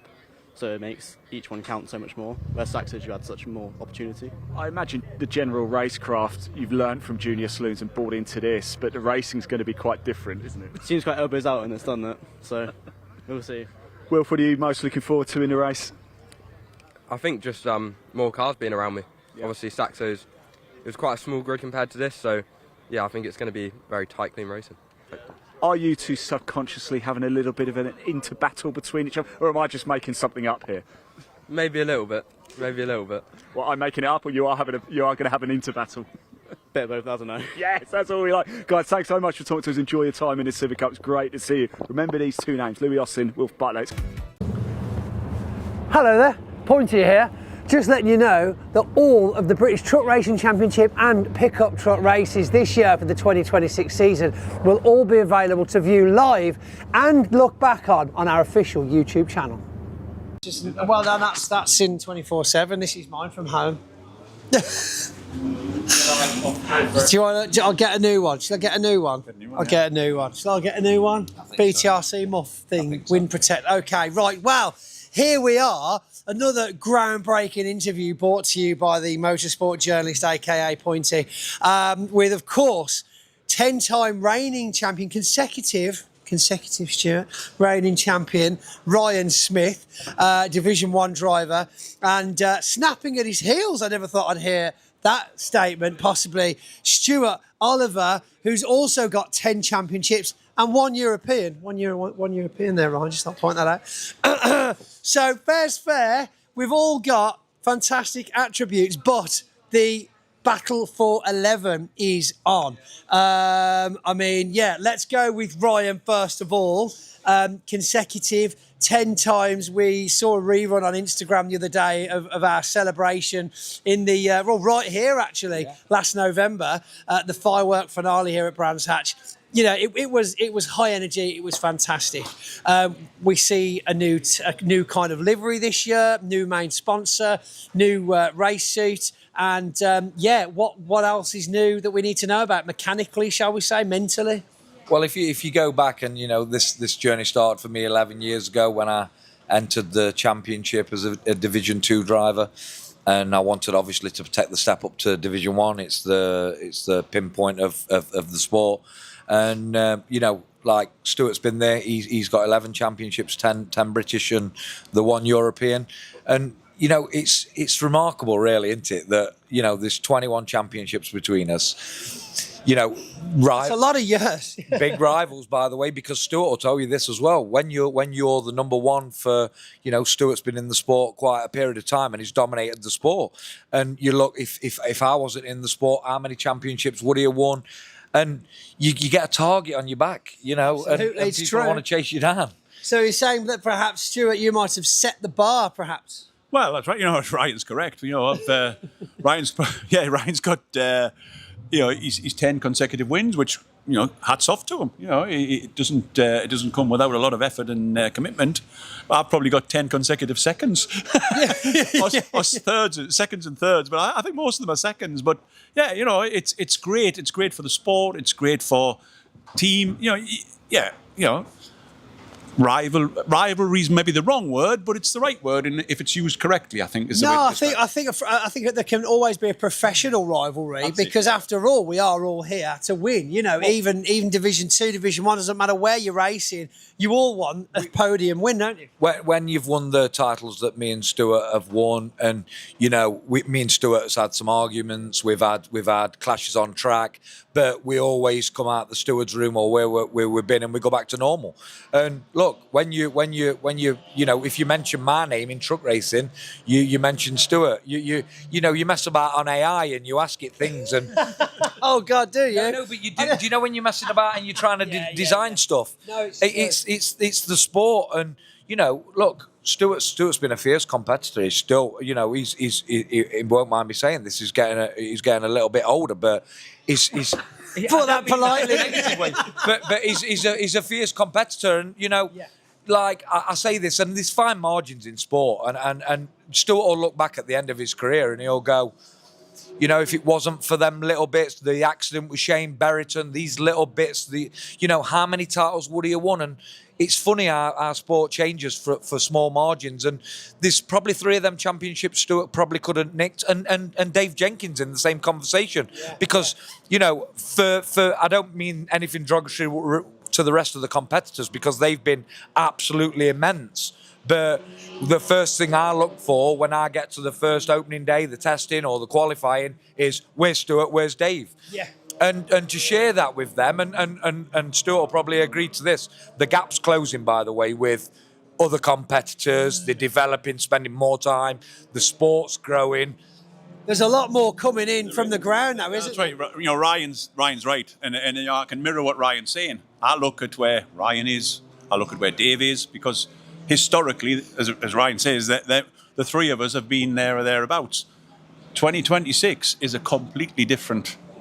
So a kettle of fish. It is a new kettle of fish, yeah. Because like Ryan rightly says, Nathan Smith, Norbert Kiss, a European multi-champion Norbert Kiss, sim racer.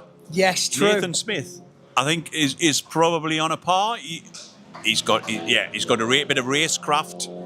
You know, in sim race, and I've never ever done it, but I always get the impression when you crash into the wall, you just press reset and then you start again. You do, yeah. Pretty sure that's how it works in simulations. It's a bit different out here, but Nathan, the two, you know, Craig and Simon, you know, Michael, Tom, you know, everybody's good. And not only that, you look at last year. And you look at the Division 2 battle with Callum Eason and Jake Evans. Oh, yeah. Two up-and-coming drivers. It's fierce. Probably the next generation, because after mine and Stuart's time and Dave's time and whoever else has won a championship, there's got to be a new lion that takes over, haven't they? And you look down the field and they're young. And you look at little Archie, he hasn't had the best of trucks, but he stays out there, he battles, he's had his podium. And it's certainly a fan favourite, I'd say, Archie. He's got nothing out. Yeah. Even if, you know, I mean, this year the truck looks pretty smart, to be honest. I'm interested to see how that goes. But yeah, like you say, there's lots going on, and I think the last couple of years especially, we've seen so many new faces coming into it. The technology's getting better. I believe that the running of the whole thing's getting better. We've got, you know, more consistency with regards to the results, exactly.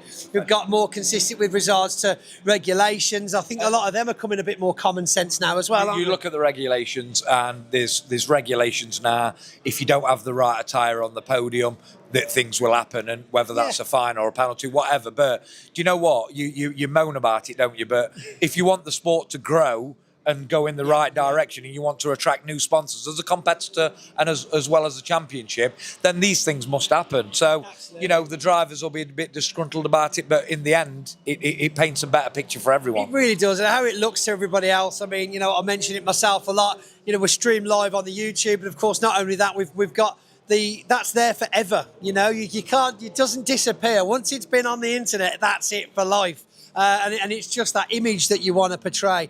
So moving on then, personally then for you this year, any, you know, top secret projects on the truck over the winter break, or has it been a kind of shine it up, get some new tyres on it and crack on for 26? No, you know, we've done bits and pieces as all teams do. You know, you always look at things like, you know, I've put a different rear axle in, a different ratio to be more suited to the engine, which is just what the other guys have. It's no different to what any, you know, so it's nothing anything special. It's just I've moved, you know, I've always been tinkering. I mean, it's not like you're redesigning a rear foil and it's taken a few million to get that bit of fiberglass right, you know. That's right. Truck racing, I think, you know, what sums it up is it's 5.3 tons with a big engine in it, and you know, yes, you can do tinkering and this, that, and the other, but I always remember this gentleman here at Silverstone many years ago jumped into a Sisu, I think it was.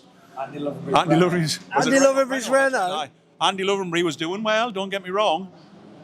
Ryan got into it, and you know, I'm not blowing smoke, but you know, it was a totally different animal. So it's, yes, you can do a lot with the truck and you can tinker this, that, and the other, but it's further up the steering column where most of the good work. Say, do you know what? And I've took people out passenger rides. I've let people have a go. Until you drive one of these things, because on track they look like a big billboard. Yeah. They look quite slow, but you know, I've been in one. It's a slightly unnerving experience because you shouldn't be going that fast. Stuart's right with the setup, with the driver. You know, Stuart knows his truck.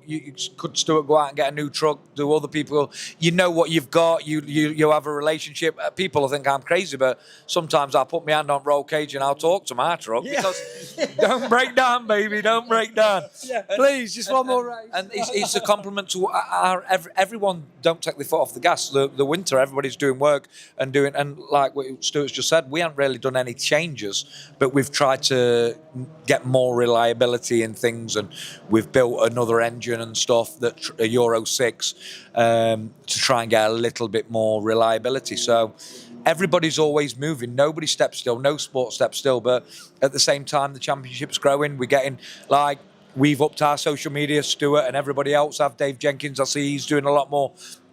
And the amount of new followers that we're getting, it's fantastic, who still don't know about truck racing. We've got a massive blows support. It blows my mind. But when people do see how quick these things are, they're hooked. I don't know anyone that comes to truck racing and don't return. It's true, very true. I know you've seen that for a long time. You do. You get hooked. You know, you do. People get hooked and Gets more in and your more. blood, and, that's it. You know, and right, love it or hate it, we've got to go down certain routes of sustainabilities and this, that, and the other, and we've done that. But you know, you go back 10, 15, 20 years, watching the race trucks around here, it was like, it's 3 laps in, you couldn't see anything for black smoke. Well, this is it. I mean, on that note, we mentioned one of our championship sponsors, Silver Fleet, with regards to the renewable fuel, and I think it's interesting to see that the trucks themselves are still getting better lap times year on year. The consistency is still there without that smoke, without what the old saying is no smoke, no poke. Well, I'd beg to differ nowadays because that biofuel, provided to the championship by Silver Fleet is absolutely phenomenal. And I hear now as well, actually, that there's one of the, you can't be watching the TV. I wasn't saying biofuel, I was saying it's hydrocarbonate vegetable oil. Biofuels, chip fat being recycled. Right, well now you know. Hydrocarbonated vegetable oil. Fizzy vegetable oil. Before it's been to the chip shop. It's before it's been. Oh right. Biofuel's been to the so chip it's shop. fresh. And came back and been filtered. That's what I used to run my 306 on. Yeah. Right then. Well. Enough about chips because I'm getting hungry and I'm sure you guys have got some practicing left to do. Into the 2026 season we go. 10 championships.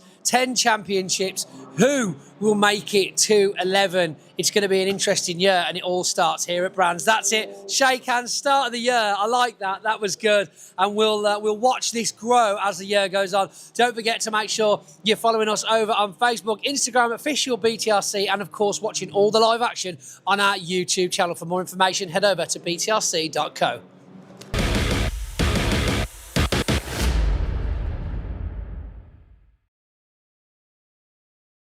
Right, here we are at Brands Hatch, and between Lewis Kent and Carl Boardley, they've 4 TCR titles behind them. I've done a little bit of noise, we've got the trucks going on behind, but Lewis, you're back in TCR. What does this mean to you? Yeah, it's good to be back. I think I've spoken to more people this weekend than I did all last year racing. The car feels good, championship's looking good, really competitive. Just got to bring our A game really, and hopefully we can beat the man to the left. Hopefully we can beat everyone else as well. Well, Carl, he just said he wants to beat you. You are a 2-time champion, of course, TCR. Got fresh new looking overalls as well on. What's the expectation this season for you?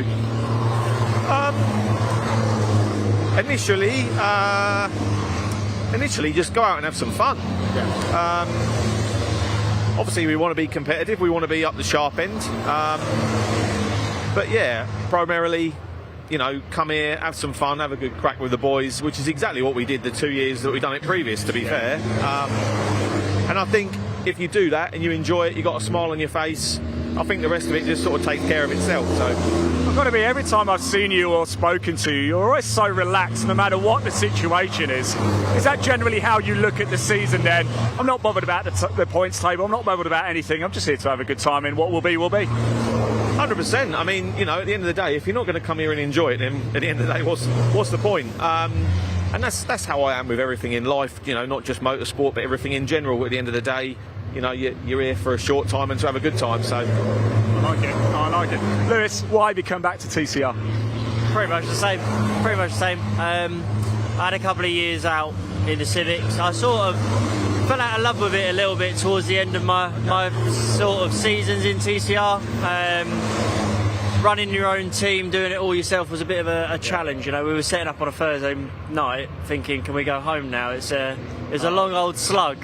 But yeah, no, as Carl said, if you don't enjoy it, then what's the point? We started to get to a point where we weren't enjoying it. I had 2 years in the Civics, enjoyed it immensely, loved the Civics, but just missed that bug, missed the speed, missed the adrenaline. So yeah, we're back to see how we can get on, and as Carl said, we're going to enjoy it as much as we can. The team that we've got is again another little family run team, so yeah, have a good time and see how we get on. Expect these two to be at the sharp end of the grid all season long. Chaps, can we get a friendly handshake between 2 former 2-time champions? There we go. TCR Civic Cup gets underway here at Brands Hatch. Carl Boardley, Lewis Kent. Remember the names.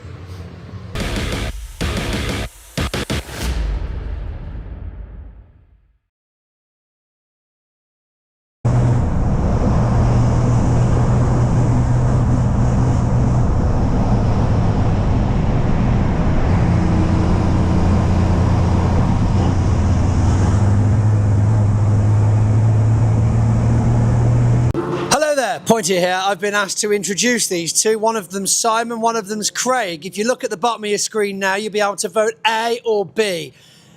3, 2, 1. You're all wrong. This one's actually Simon, and of course that would make you Dave. Yeah. Craig. Right. So now we've got the official bit out of the way. You like driving trucks. You like stealing trains on trucks that you also drive, but we also do a little bit of truck racing, don't we? That's right, yeah, that's Yeah. right. Yeah, we do. In between. In between. This is our hobby. This is a hobby, yeah. Unlike your hobby, which is what fills in the gaps between the hobby. That's right, yeah. That's right. You see, I'm good at this. I've done this before. So, talk of the town. You're back from Europe, where you were last year. Which championship were you racing in last year overseas? We did a couple of meetings in the Dutch Cup, and then we went on to the ETRC and did a couple of meetings with them. So, yeah, no, definitely an eye-opener. Experience. So I was about to lead on to that. How, I mean, you know, let's not go into good or bad, just in case we get answers we don't want. But what was a comparison? You know, was it a bit of a shock to the system? Yeah, it was. To be honest, I think, like I say, you obviously say, oh yeah, you know, the fast, and then but the whole, it's good because it sort of draws you on, and I think that's the best way to put it to you. It gets your driving ability right up there. That's the best way to put it. Because you've got to really kind of assimilate to the standards and the way they do things. Were there many, I mean, effectively we're all kind of running to basically the same rules, but were there many things that you were like, oh, we don't do that in England? Yeah, there was a few. They are very regimented. Yeah, qualifying, and yeah, that was probably the biggest because they're going out, putting one lap in, boom, bosh. Oh, that's it. And we're no wasting fuel. That's it. We're usually used to running round, and then maybe in your fourth or fifth lap, once everything's warm, you put a lap in. But they're just tuned in. Wow. Fire one lap in, they come back in, they know what they've done, you know, and they're trying to. Don't get me wrong. I suppose towards the end of the meetings that we were doing with the ETRC, I was trying to aim for the best lap we'd done in that one lap hit. It was coming slowly, but there's zero room for mistake. Literally, so I mean, that's just at qualifying, that level of competition. Yeah, just qualifying. And this, I say, like I say, yes, they are very similar trucks to obviously the way that the UK has gone. A lot of obviously the trucks are ex-European trucks, you know, or they've been built by the people from the European Championship. So it's all, you know, it's all sort of same. I suppose it just comes down to the tracks, but you know, the only thing obviously with the going to Le Mans, that's what I'm saying. That sort of big event. I think, you know, it's the show, isn't it? And I think that's what, for a driver point of view, personally, that's what you're after, aren't you? Yeah, the kind of fanfare that you get at Le Mans is pretty special, isn't it? You know, with all the stuff on the pit lane, all the stuff on the starting grid. You know, literally hundreds of thousands of spectators get to see those trucks on the Le Mans weekend. Yeah, no, and I think that's it. We had a lot from the UK coming over saying, you know, listen. I mean, obviously the fans were there with the UK coming over to us saying, you know, obviously a lot about, you know, why aren't you in the British? And you know, and we've, like I say, the best, actually, we've come away from it. Obviously with Simon's crash back in 23, side strut needed rebuilding, so that's one thing. And that's very thoughtless of you, Simon. Yeah. Well, we had to you know, we've been very busy, you know, but we've sort of restructured our trucks completely, so both of them are technically new to us last year, both of them are new, so really, and also they're also going there, meeting the people we've met, put us on a stepping stone to what we've got now, and to be honest with you, that's especially with Iveco, and you know, must mention them because it's really helped us massively to get to where we are now. But obviously, at the end of last year, Stuart spoke to me, and he, you know, like I say, we just had a general conversation, general phone call about, you know, the championship and the way Stuart was taking the championship for this year. And obviously, Stuart wanted us to be a part of it. And obviously at the minute, the way the world is obviously is a bit crazy, and I think that's the reason why. Want to drive into some of those races. I mean, even if the Dutch Cup, it's a bit more of an enjoyable, of a fun thing. You're still going to get there. You're still going to feed yourselves. It's all getting a bit crazy, isn't it? That's it. Yeah, I think regarding with work as well. Again, you've got to have that balance. God, if we could come in and out, easy you would do. But like I say, Eddie, like Simon, more than me, if you like, is the roots of where Simon started is here. Yeah. So Simon, back to be back on your home patch or home turf rather. Yes, mate. Yeah, no, I'm glad to be back and just get back into it as always. I think doing them 2 meetings in the FIA, it does hammer your driving, and I'm looking forward to, obviously, even though we were sort of 3/4 of the pack, we were sort of getting still in the mix with it, and it does just you find another gear that you didn't know you had, and you got enough of them in those truck boxes. To be fair, you use 2 of them high and low. But you'll only might try 4th today. That's it. Yeah. Well, half an hour races, and they're breathing down your neck. They might have made a mistake, managed to get through, and then they're on you for the half an hour. And that definitely does wake you up, because it's either do or die. But then equally, it was full on. The racing, the qualifying, the practices. You really are hammering the trucks. Even just in them 2 events. So it's a massive strain, not just on the drivers, but on the team, on the vehicles themselves. The team had to be switched on. And it was long days, you'd be up at like 6:30 in the morning and go in bed at 2:00 in the morning. I wouldn't do that for money. Why would you do that for fun? Crazy people. So, go on. Yeah, but again, we're back here and looking forward to it. It's good to obviously meet out. Everybody's, moved up and cracked on. And, we're here to put a dent in that. But not too much of a dent, though. No. Just putting that out there. So of course, brothers on track and off track and in business. Is there any strategy? Are there any plans of how to race together to utilise that power of team, as we see sometimes in Formula One and things like that? Or is it, no, you want trophies and you want trophies?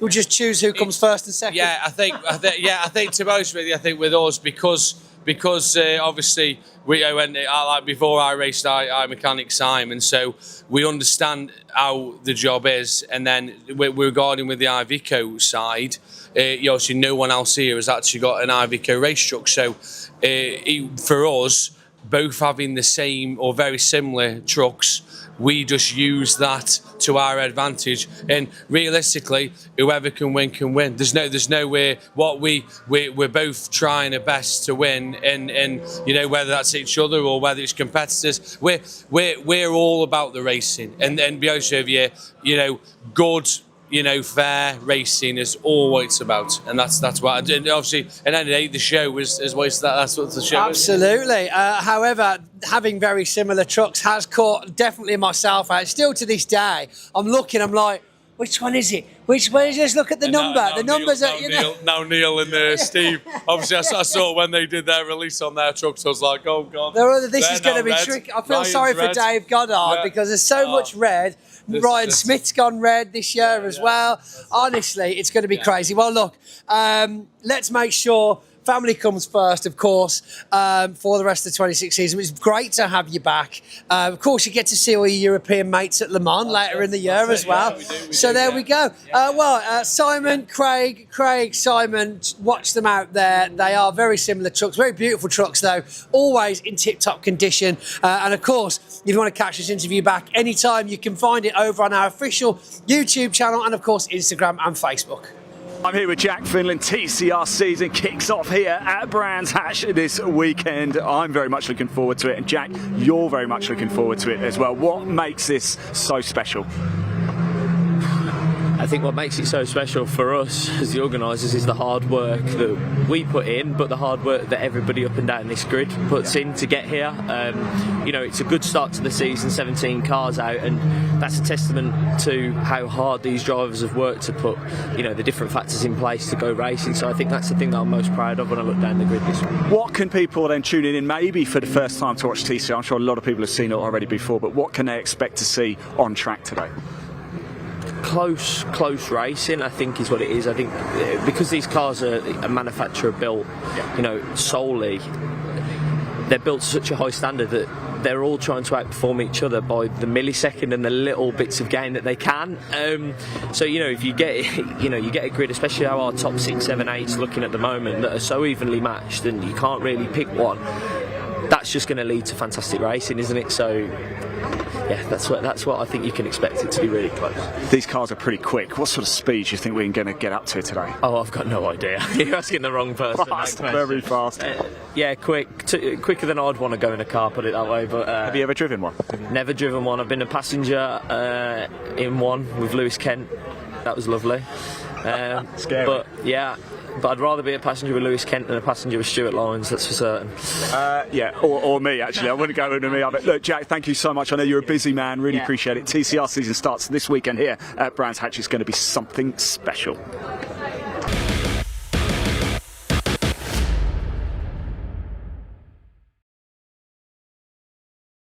Right, I'm down here with Jensen O'Neill, going the youngest driver in TCR. Jensen, how old are you?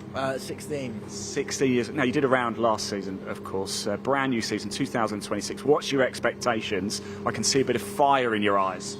Well, yeah, we've had some good pace where we've been testing. So ultimately, the end goal is to have a top 3 in the championship and possibly win it. Okay. But it's too close to say. But hopefully, we're gonna have some good pace to win it. Why did you choose TCR? I don't know. I think it's the closest thing to what I want to do, which is be a factory driver for a team. Okay. And obviously, there's a good support with Jazz and Honda, obviously. But yeah, it's just a good package all around. So, what was your route to get to this point? You're 16 years of age. 16. I'm going to keep bringing it up, but what was your route to get to this point? Because I'm sure there's a lot of people watching, maybe a couple of years younger, who thinks I'd like to be in his position. It always helps when your dad owns a race team, but I've done Fiesta Juniors for a year. So I done 2 rounds in 2023. First one didn't go as planned, but I won the championship in 2024. Then I progressed last year. I'd done half a season. I was only turned 16 in August. I done a mini challenge, JCW, and a round at TCR UK, and a 1 series BMW with Josh Bromley. Okay, so that's quite a range of cars. Quite a step up taking a TCR for a spin. What was it like the first time you ever took one out in anger? Well, I was 13. So yeah, I drove the i30M when I was 13 years old, and yeah, it's a different animal.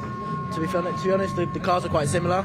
So I was fortunate to do enough testing in the i30 that it's made the Civic quite easy to drive. Jensen, thank you so much. Thanks for talking to us. 16 years of age, that is it. Remember the name, Jensen O'Neill. Go and enjoy it, won't you? Thanks for talking to us. Top man. Cheers.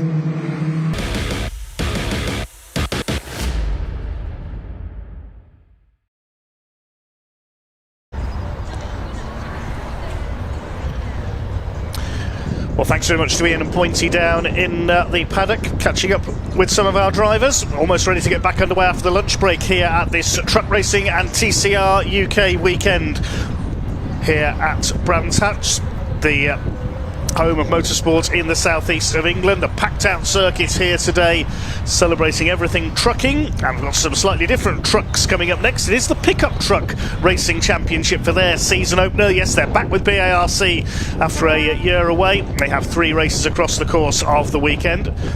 Then it's back over to Andy and Henry to take you through the opener for the TCR UK 2026 season. A cracking field of 17 cars on the grid for our fastest racing division here this weekend. They have 3 races over the course of the weekend as well.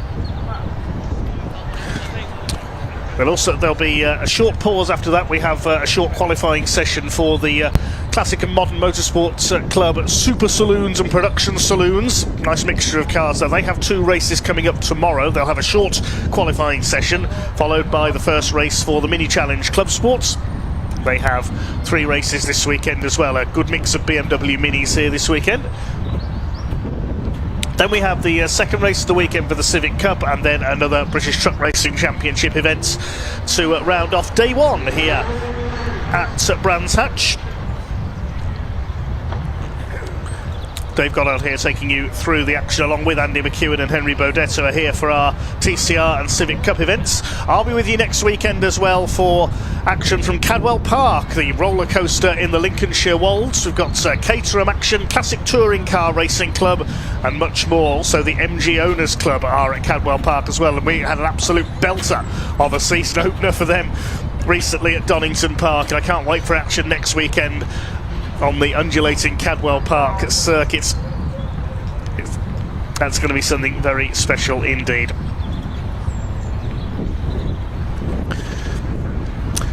So we're waiting for the pickup trucks to emerge for their first race of the season in just a few minutes' time.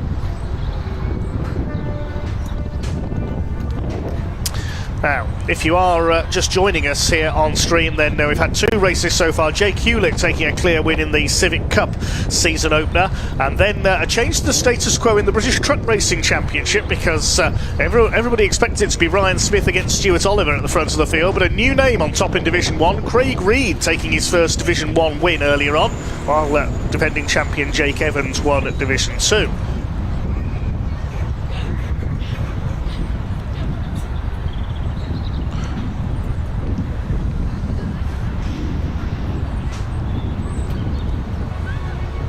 If you are enjoying these streams today, do not forget to hit the like button and the subscribe button on BARC TV on YouTube today. Big thanks to all of you who are joining. We've got over 300 likes so far, and nearly 1,300 of you watching as I speak to you at the moment. Big thanks to all of you who have joined us from all over the world. I know we had some viewers from Brazil on our stream, I saw in the comment thread earlier on. Just looking out of my commentary box window now. I can see the pickup trucks making their way to the assembly area at the moment, but just for the moment, let's head back to Ian and see who's been talking to in the paddock.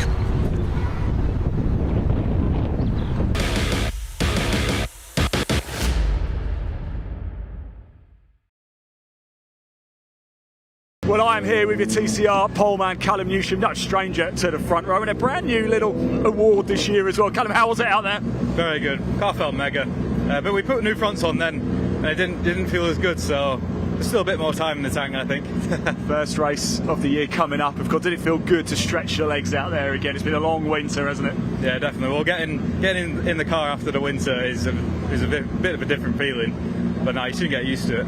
Yeah, we've only done like one and a half test days, really? So yeah, pretty good. It must feel quite nice because you never know what's going to happen, do you, at the first round? It's a bit of a lottery for everybody. Front row, of course, pole position. This is a bit of a statement for the season. I hope so. Yeah, the goal is to be in with a shot at the championship at the end of the year. We've come so close last year, and we've got the car to do it now. So. Yeah, the car to do it. Callum, thank you so much for talking to us. Best of luck out there, mate.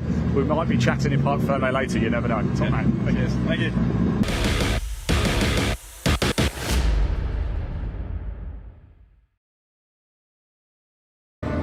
And just like that, everybody, the lunch break is over, and as you can see, it's a very welcome return to the Pickup Truck Racing Championship. They weren't with us last year, but they're back in 2026. I want to go chat to some of the drivers. I want to go talk to Chris Land up here in the number 77. He almost put it into the fence behind us there, but oh my goodness, how good do these look. It is so great to see them again. I wonder if I can just jump in. The reason I want to talk to Chris, there's like no door handle or anything here, is I want to talk to you because I understand you've travelled 5 hours from Cornwall to be here. It might actually, I'll tell you what, let me come around the other way because there's a giant mesh there. I won't be able to. Sorry, Tom, I'm just going to put that in like that. That's some pretty good dedication, right? Yeah, we normally find we probably got the furthest to go out of everybody. This one isn't too bad, but obviously when you travel into the likes of Snetterton and well, even Croft and Knock Hill, it's a brave journey for us, really. Knock Hill's far for everyone, even those in Scotland, is it? Yeah, it was just over 800 miles last time for us, so I think it was 14 hours. Wow. So yeah, brave journey. But when when you're doing what you love doing, you've got to be dedicated to it, haven't you? These cars, these trucks, they're absolute monsters, aren't they? What's it like to drive and launch around Brands Hatch, especially down Paddock Hill? Yeah, it's absolutely fantastic. I mean, that Paddock Hill, the sinking feeling you get as you pull down into the bottom of the dip down there is like nothing else. And we've been doing this now since 2014, so we've been doing this our 12th year now in this, and you still don't get over the feeling of it. Chris, thanks for talking to us. Thanks for making the trip as well. Best of luck out there. Enjoy it. It's great to see you. It really, really is. Let's go around and talk to some of the other drivers as well. We've got Mr. Ward up here as well. It's good to have you back with BARC. Oh, how are you? All right? All right, you you? Yeah, good, mate. Better for seeing you, of course. Yeah. But that you're about to head out. How did things go this morning? All right? Yeah, all right. It was a bit greasy. We had a little bit of rain, but it was all right. It's been 3 years since we've been here, so for me anyway. So just trying to learn to go left and right again. That's it, mate. That's all. What did your week look like? Did you test on Friday, or did you just literally turn up this morning? No, just turned up this morning. Well, we come last night. I think half the lads tested yesterday, but it's not something we normally do. So yeah, just go out cold and see how it goes. So when you've got it, right? Yeah. Okay. I'll agree with Ian. Yeah. Good luck, mate. It's great to see you, by the way. Right, let's go down and have a little look. It's Eric Bolton who went fastest of all in qualifying. Aaron Thompson in second. Dale Gent we know very well. He's been in part of this championship for a long, long time. I'm just going to jump through here as well. We've got the Chow there. Dale, it's very good to see you again. I missed you last year. I missed you. You don't mind me trying to climb in a little bit here, do you? Good to be back with BARC. Oh yeah, definitely good to be back. I'm looking forward to this year, running alongside the lorries and that, and hopefully see what it brings. You guys certainly bring a big draw and a big crowd of you here to Brands Hatch. What's it like racing here? I've done many laps around here now back in the day, so yeah, I do. It's one of my favourite tracks. It is so. Other than Snetterton, but this track, I do like this track here. Excellent. Look, great to see you again, by the way. Really, as I said, really good. If you've never seen this before, oh my word, you're in for an absolute treat. Let's go chat to our pole man over here, Eric Bolton, shall we? I have to sort of push the microphone through the empty gap here. Eric, you've got the best seat in the house here, my friend. Are you excited for this one? Yeah, it should be good, yeah. Obviously, qualifying went very well. Happy with the car, the setup? Qualifying went better than expected. So you weren't expecting to be on pole? Well, not really. No, I did no testing yesterday, and I didn't race the last half of last year. So yeah. And you plan on doing a full season this year? Hopefully, yeah. Yeah, going for a full season, yeah. Well, you never know, we might be chatting after the race. Cheers, Eric. Enjoy it, won't you? It might not actually even be, it might be pointy up there a little bit as well. The final few cars, trucks, the pickups are coming in. 14 in total, so Eric Bolton on pole, Aaron Thompson. I wanted to speak to Alan Cooper, and he's right here, it's Alan, because he was the runner-up in 2025. Alan, how are you? You won't be able to see it. There's a massive smile, and wow, you've got some nice livery in the interior here. Yeah, that was a Christmas present from the wife. That was. I'll tell you what. Let me just get the camera to come and have a little look. Can you have a look at there? How nice is that? The inside interior. That looks absolutely awesome. Let me just chuck the mic back in. A bit of, not that you need it, Alan, but a bit of extra inspiration and motivation for you. Yeah, obviously I've seen the kids there. It's got my late father on the gear tunnel, so yeah, means a lot. Now last year went well, but can you go one better this year? Always trying to do one better, but yeah, I had a very good year. I was very, very happy for my performance of what I've done. I was over the moon with the second. Obviously everyone wants one first, but we'll see. I'll tell you what, you're not in a bad position here in fourth. What can we do? Can we make up 3? We'll see. We'll put some pressure on them and see where we get from. Good racing driver answer that. Thank you very much, Alan. Really good to see you. We'll move out a little bit. Let's go chat. We probably have time for one more. This race is due to get underway actually any minute now. So we've got Dan Fisher here. Let me just jump the mic in very quickly. Indeed, Dan, It's good to see you. How are you? Are you feeling? You happy with qualifying? Yeah, really good. I didn't race last year, so first qualifying back to get sixth. I'm really pleased with that. I'll tell you what, you're sat in a nice position here, aren't you? This could be quite a nice race. First race of the year, do you get butterflies at all? Yeah, mega butterflies. Yeah, really nervous, but yeah, good spot. I've got some good drivers around me. I think it's going to be a case of just following and surviving the early laps and making sure we're here for tomorrow, get the best out of it I can, learn a bit and really go for it tomorrow. So yeah, really pleased to be where I am, some good guys around. Just, you know what you're doing. You've done this before, all right? Just remember that. You know exactly what you're doing. There we go. A few more cars coming in as well. We've got Mark Chalmers just put it. I think that might be the final one, actually. We've got 14 in total. Let's move ourselves down here into position. Just remember, we've got so much coming up for you still throughout the course of the day. We've got the first TCR race of the weekend. We have another truck race. We also have mini Clubsport and another Civic Cup race as well. So much. If you haven't already, I'm sure you have, but if you haven't, please hit that like button, hit that subscribe button. Most of the meetings this season are live across the British Automobile Racing Club. Next week we head to Cadwell Park as well, but we are back tomorrow too. Still lots to come up. Don't go anywhere. We're about to see for the first time in 2026 these machines. The gate is opening up. The engines are about to fire up, and we are going to go racing for the first time in 2026 for the Pickup Truck Racing Championship. I'm delighted to hand over to your commentator, Dave Goddard. Take it away and enjoy, everyone.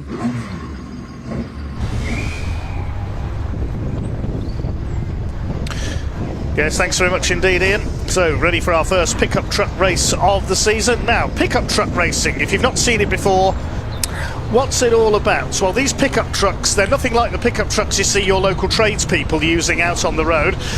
They are tubular space frame chassis with 2-litre multi-valve twin-cam engines developing about 230 horsepower. They were founded by the great Sonny Howard back in the 1990s, trying to give a taste of American-style motorsports to the UK's circuits. And they also raced on the Mallory Mile Oval up in Leicestershire. Also at Rockingham on the famous 1.5 mile oval. They achieved about 150 miles an hour around that sadly now closed venue in Northamptonshire. But they are back here with BARC this season with a new promoter in charge. As you said, Clubsport, the organisation behind the British Truck Racing Championship, take on the management and promotion of the series, and they follow the trucks on their 7-round calendar for this season. The grid fixed by the qualifying session taking place earlier this morning, and it was Eric Bolton who was fastest in truck number 68 alongside the number 41, the Lightning McQueen lookalike of Aaron Thompson, regular race winner last season. Row 2 is a very experienced man in this series, Dale Jent, former champion number 83, and the Kyle Larson NASCAR lookalike for this season alongside last year's runner-up number 72, Alan Cooper. Row 3 is a veteran of pickups, number 65, Mark Willis, alongside 5 of Dan Fisher, back after a year out. Row 4 is the reigning champion in the gold number 1 truck, Ryan Hadfield, alongside another former champion of several years ago, number 93, Michael Smith. Fifth row of the grid, number 42, is Jonathan Hadfield, Ryan's brother, alongside 71, the ex-classic touring car racer Simon Ward. Row 6 of the grid, we should see Mel Collins, number 27, alongside the Cornishman, 77, Chris Land. At the back of the field, 29, Tom Hutchins. Good to see he is on the grid after a few problems in qualifying earlier on, alongside newcomer number 85, Mark Chalmers. I'm just looking down at the grid now out of the commentary box window, and I can't see Mel Collins there, number 27. There's a gap where he should be. Now, I think I saw his truck in the assembly area, so whether it's refused to fire up, I'm not sure. But we'll wait to see if he joins in from the pit lane at the back of the field when the race gets underway. It will be a rolling start, a 15-minute race. So 13 trucks on the grid then. And it is Eric Bolton, number 68, on pole, who started his career here at Brands Hatch racing saloon cars a few years ago. He's raced Ford Fiestas and Honda Civics, among other things. Now, the last time I saw Eric racing that pickup was on Boxing Day at Mallory Park in their open event at the Plum Pudding race meeting. He was out in the sports car races against a variety of other vehicles. Ah, there's Mel Collins, number 27. There, he's been stopped by the marshal at the end of the pit lane. He's going to have to start from the back. The truck refusing to fire up in the assembly area, so he's going to start from pit lane. So Eric Bolton on pole position. I think that's time I mentioned at Mallory Park in the winter, the only time a pickup truck has raced against other cars of different types in an open event. He starts alongside Aaron Thompson. We saw him win the Britcar Championship in a Renault Clio with his dad Steve a few years ago. Steve, an ex-pickup racer and Eurocar racer. Remember those? The V6 space frame Ford Mondeos a few years ago. And there's the number 83 on Road 2. New livery for Dale Gent. We've seen him in the black Dale Earnhardt lookalike truck in the past. Now in a Kyle Larson NASCAR livery, the white and blue Hendrick Motorsports livery. He starts alongside Alan Cooper. And on Road 3, it's Mark Willis alongside Dan Fisher. Mark Willis, the most experienced man on this grid, in the red and white number 65. Dan Fisher, the pink and silver number 5. Another ex-saloon car racer. I think the most noteworthy graduate of the Pickup Truck Championship over the years was Matt Simpson, number 303, who went on to race in British touring cars, took a race win in a Honda Civic at Alton Park. So 14 trucks out there then. Mel Collins has had to slot in at the back. They'll form up 2 by 2 behind the pace car for a rolling start. And this 15-minute race is not going to take long. They are very rapid indeed. These 900-kilo pickup trucks, as we mentioned, tubular space frame chassis with 230 horsepower race-tuned engines. Imagine you're the local tradesperson driving one of these pickups to their jobs every day.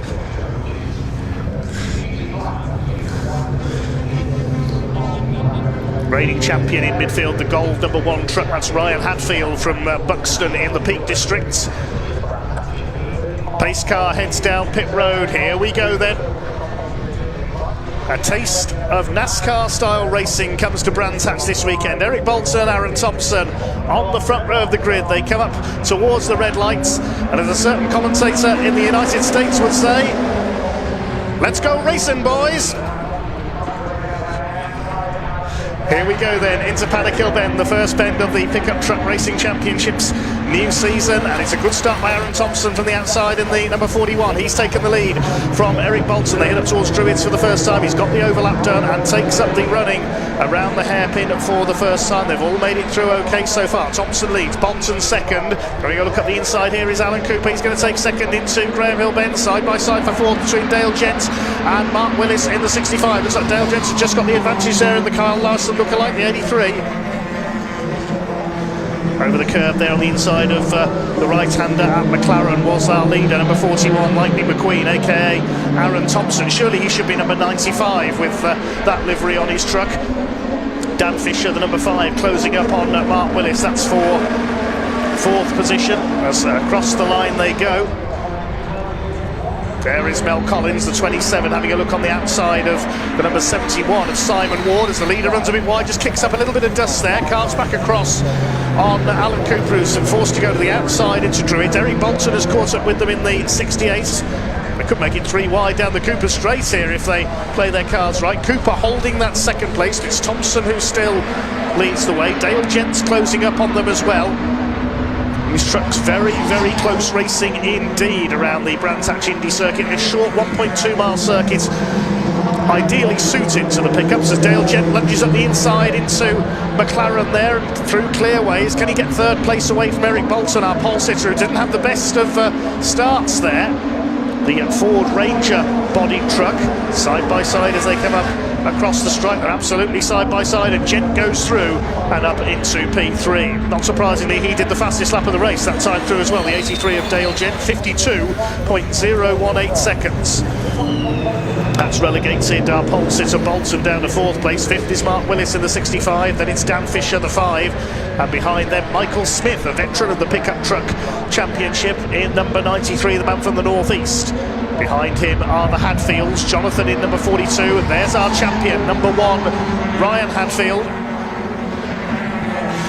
Those two are the sons of Rob Hadfield, who raced hot rods for many years at Buxton Raceway up in Derbyshire. Ryan and Jonathan Hadfield started their careers there as well, raced successfully in Formula 2 stock cars on the short ovals.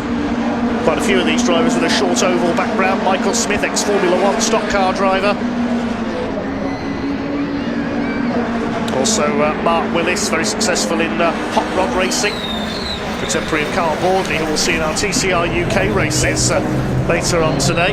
Ryan Hadfield, the champion, runs a bit wide there, just puts a wheel onto the gravel. He's got ahead of his brother Jonathan in the number 42 car, in the 42 truck I should say. Here are our leaders, still Aaron Thompson up front. 85.2 miles an hour average around the Brands Hatch Indy circuit for Dale Gent's fastest lap. The field is covered by less than 10 seconds. Up the inside comes Dale Gent into clearways. He's taken second place away.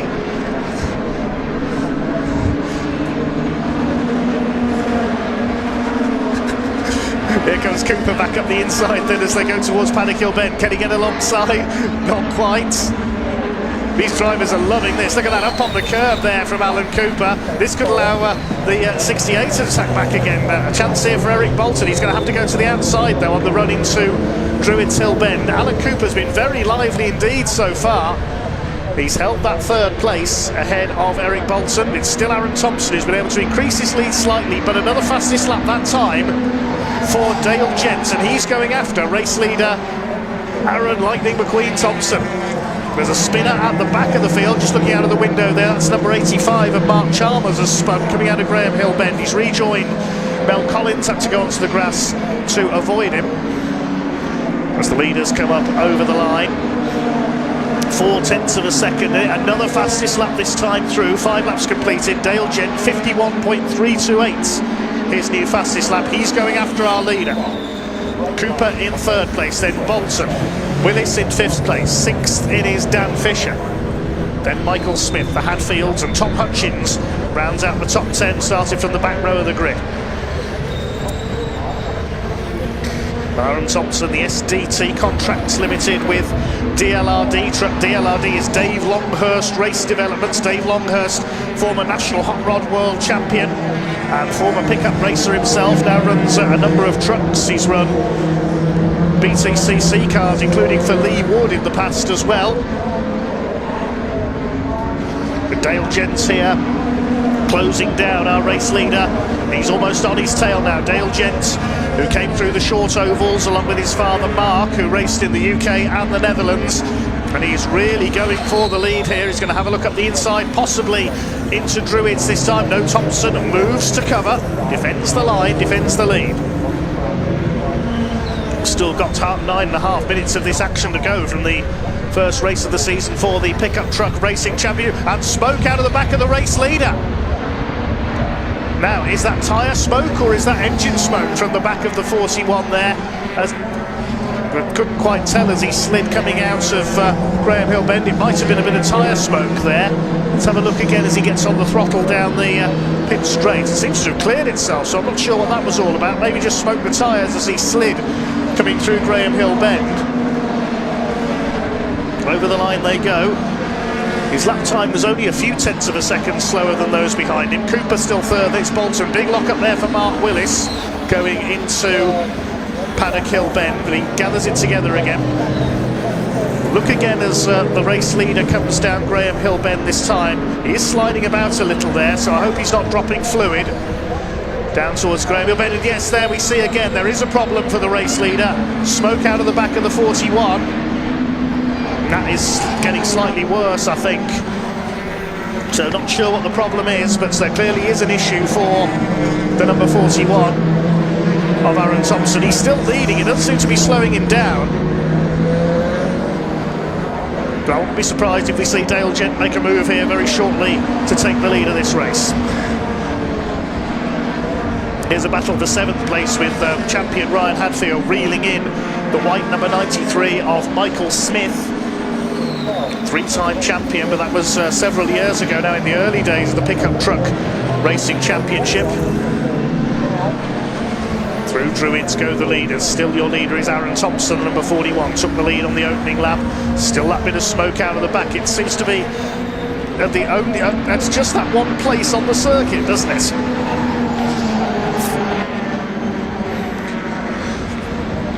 So we reach half distance in our Pickup Truck Racing Championship season opener, with Aaron Thompson having led all the way so far. Dale Gent, aka Kyle Larson, having forced his way through, and the leader was a little bit wide there, coming off clearways. He just got a wheel onto the grass. Now this is our pursuer's opportunity here. Dale Gent, he goes to the outside. That smoke is definitely getting worse from Aaron Thompson's truck. He goes up on the curb this time through Paddock Hill Bend. And Dale Gent is all over him now. He goes to the outside again at Druids. He's forced to go to the outside at Druids. This, of course, is allowing Cooper, Bolton and Willis to close up. It's 5 trucks line astern for the lead now. Down through Graham Hill Bend. Still that smoke trailing from the back of the 41. But still no change in position. Through clear ways once again, coming through to complete 10 laps. Dale Gent still with the fastest lap of the race, 51.328 second. Over the line they go, Alan Cooper with a grandstand view of the lead battle here. One false move by the 2 ahead of him, he'll be through into the lead. Top 5 are broken away now from Dan Fisher in 6th position there, nearly 3 seconds clear of the number 5. Further back, Smith ahead of the Hatfields, then Tom Hutchins rounding out the top 10. Simon Ward 11th, Chris Lamb 12th, and Mel Collins in 13th, ahead of Mark Chalmers, who spun earlier on. Through Surtees into McLaren, bouncing over the curb there. Aaron Thompson, he's bounced himself a little bit wide. This is Dale Gent's opportunity. This time he's up the inside. He needs to get a run here towards Paddock Hill Bend. Can he get the inside line away? It looks like he's got his nose down the inside. They're going to be side by side across the stripe. Surely Gent's going to go through. Look at that, nothing between them as they cross the line there. Door handle to door handle in no uncertain terms. And Dale Gent goes through, takes the lead into Paddock Hill Bend. Great drive by Dale Gent, but Aaron Thompson is fighting back. This is tremendous stuff. Into Druids, Alan Cooper up the inside. He gives Thompson a bash up the back as he switched his line back again there. They're still side by side for second place now. Aaron Thompson will defend the inside line to Graham Hill. Ben Cooper is flicked wide there. There might have been some contact with Eric Bolton. I couldn't see there, but Bolton goes through into 3rd. They may have touched on the entry. We couldn't quite see there. And Mark Willis hanging onto their coattails as well. This battle really coming alive in the final third of this race. Now Cooper up the inside and Eric Bolton, who shuts the door in no uncertain terms. Onto the grass goes Alan Cooper. Oh, this is livening up in its closing stages now. Across the stripe come the leaders once again. It is Gent from Thompson. 3rd place it is still Bolton, I think. And Alan Cooper will be getting impatient in there, trying to take P3 back again. Just seen somebody coming out of the pits behind them. I think it was Tom Hutchins who has made a pit stop in the 29. Yes, it was. Never mind that though, because the battle for 3rd is intensifying here. Look at Mark Willis getting involved, the pickup truck racing veteran in the 65. He won the Rockingham Championship a few years ago, but he's never won the overall title. He's always pushing Alan Cooper down the Cooper straight. Through towards Surtees and McLaren. Further back in the order, Michael Smith still under fire from Brian Hadfield as the leaders slide their way out of clearways up towards Clark Curve at the end of lap number 13 of this pulsating Pickup Truck Championship race. And Aaron Thompson wants the lead back again up towards Paddock Hill Bend. Can he get the inside line here into Paddock? He lunges for the inside on Dale Gent. They door handle together once again, and he's done it. How has he done that on the brakes of Paddock Hill Bend? Superb manoeuvre by Aaron Thompson. He left it as late as he could to brake there. He may have clipped Dale Gent, and has Gent got some damage there because he flicks wide going into Druids. Looks like his handling's gone off, but he holds second ahead of just ahead of Eric Bolton. And then Cooper and Willis closing up. Pause for breath needed as they fight their way for second place. All this is allowing, and Bolton sideways. I thought he was going to collide with Dale Gent there as they came into Surtees. That's allowed Cooper up the inside now, and he's going to retake 3rd place from Eric Bolton. Here comes Mark Willis into the mix as well. This is incredible stuff, but all the time these 4 are now squabbling, and Aaron Thompson will be looking in his mirror and theoretically rubbing his hands together thinking, this is exactly what I want. I can clear away in the lead again. Less than 3 minutes to go now in this incredible season opener for the Pickup Truck Racing Championship. Dale Gent gets the tail hanging out there through Paddock Hill Bend. That's going to allow Cooper to close back up again. He's got to be mindful that all the time Eric Bolton wants to get back ahead. They've clashed a couple of times in this race. Down to Graham Hill Bend once again. Lead gap is up to just under a second for Thompson over Gent at the line last time through.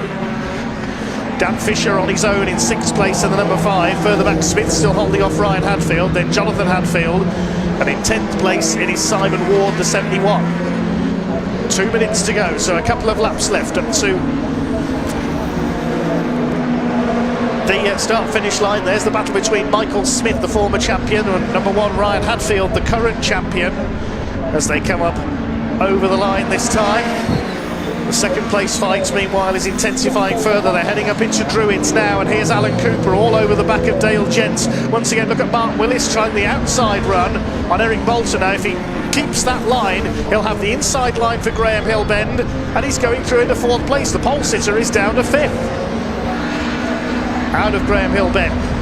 Fighting back the 68 of Eric Bolton, though. He's having none of this up the inside at Surtees. They're still side by side on the entry. Willis will have the inside line for McLaren and into Clearways. He's got 4th position as the leaders come out. I think we might get 2 more laps out of this as they come across the line this time. Aaron Thompson continues to lead. He's increased his lead now to 1.5 seconds over Dale Gent in 2nd place. This has played exactly as Aaron Thompson wanted it. Everybody else started fighting behind him, and he's able to pull away. Dale Gent still with the fastest lap of the race, though. He won't be bettering that, given that he's got 3 trucks stacked up in a line behind him. We're only on race 3 of the weekend, and I'm losing my voice already thanks to this lot. This is brilliant stuff. Into Surtees, then into McLaren. Gent still holds back Cooper, Willis, Bolton down in 5th position. They'll be coming round to start their final lap this time of race 1 of the season for the Pickup Truck Racing Championship. What a return to the BARC package it has been for them. Aaron Thompson surely is heading for victory. Here comes Alan Cooper up the inside into Paddock Hill Bend. Look at him sliding under braking there. He left his braking as late as possible. He's got 2nd position. He's done exactly what Thompson did earlier on, but Dale Gent rather is fighting back on the inside as they come into Druids. They're going to be side by side on the run through the hairpin. Cooper hangs on around the outside. He'll try and keep the line for Graham Hill Bend in the Cooper Straights, and he has kept his line. All running wide there onto the dirt there. Eric Bolton got a wheel onto the grass. I thought he was going to spin. Mark Willis nearly clipped the back of Alan Cooper, of Dale Gent as well. I can hardly keep up with this. So here they come through Surtees and McLaren for the last time, and Aaron Thompson is going to open his season with a victory. I don't know who's going to be second out of these 4. We know that Aaron Thompson is going to win it. Here he comes up towards the line. The checker flag is out, and Kachow, the Lightning McQueen truck, takes the win. Cooper in 2nd place in the end. Gent in 3rd, Willis 4th, and Bolton 5th, and I am out of breath already. Dan Fisher comes over in 6th position. Ryan Hadfield in 7th ahead of Jonathan Hadfield. What's happened to Michael Smith?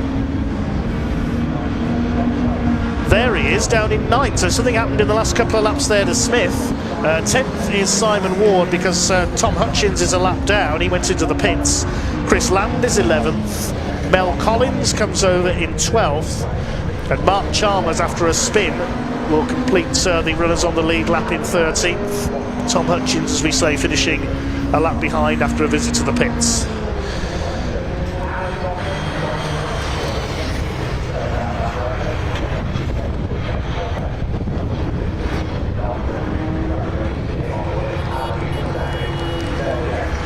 So the provisional results of that one then, the win going to Aaron Thompson by 1 2/3 of a second over that incredible fight between Alan Cooper, Dale Gent, Mark Willis and Eric Bolton, who finish in that order. And a gap back to Dan Fisher in 6th position. Hadfield 7th and 8th. Michael Smith's efforts to hold off Ryan Hadfield ended with him taking a trip through the gravel and Clearways, I'm told, so that's what dropped him back to 9th. Simon Ward finishing 10th ahead of Chris Land, Mel Collins and Mark Chalmers. Tom Hutchins finishing a lap behind. Dale Gent setting the fastest lap of the race, 51.328 seconds. Well, what a season opener that was for the Pickup Truck Racing Championship. A wonderful win for Lightning McQueen, aka Aaron Thompson.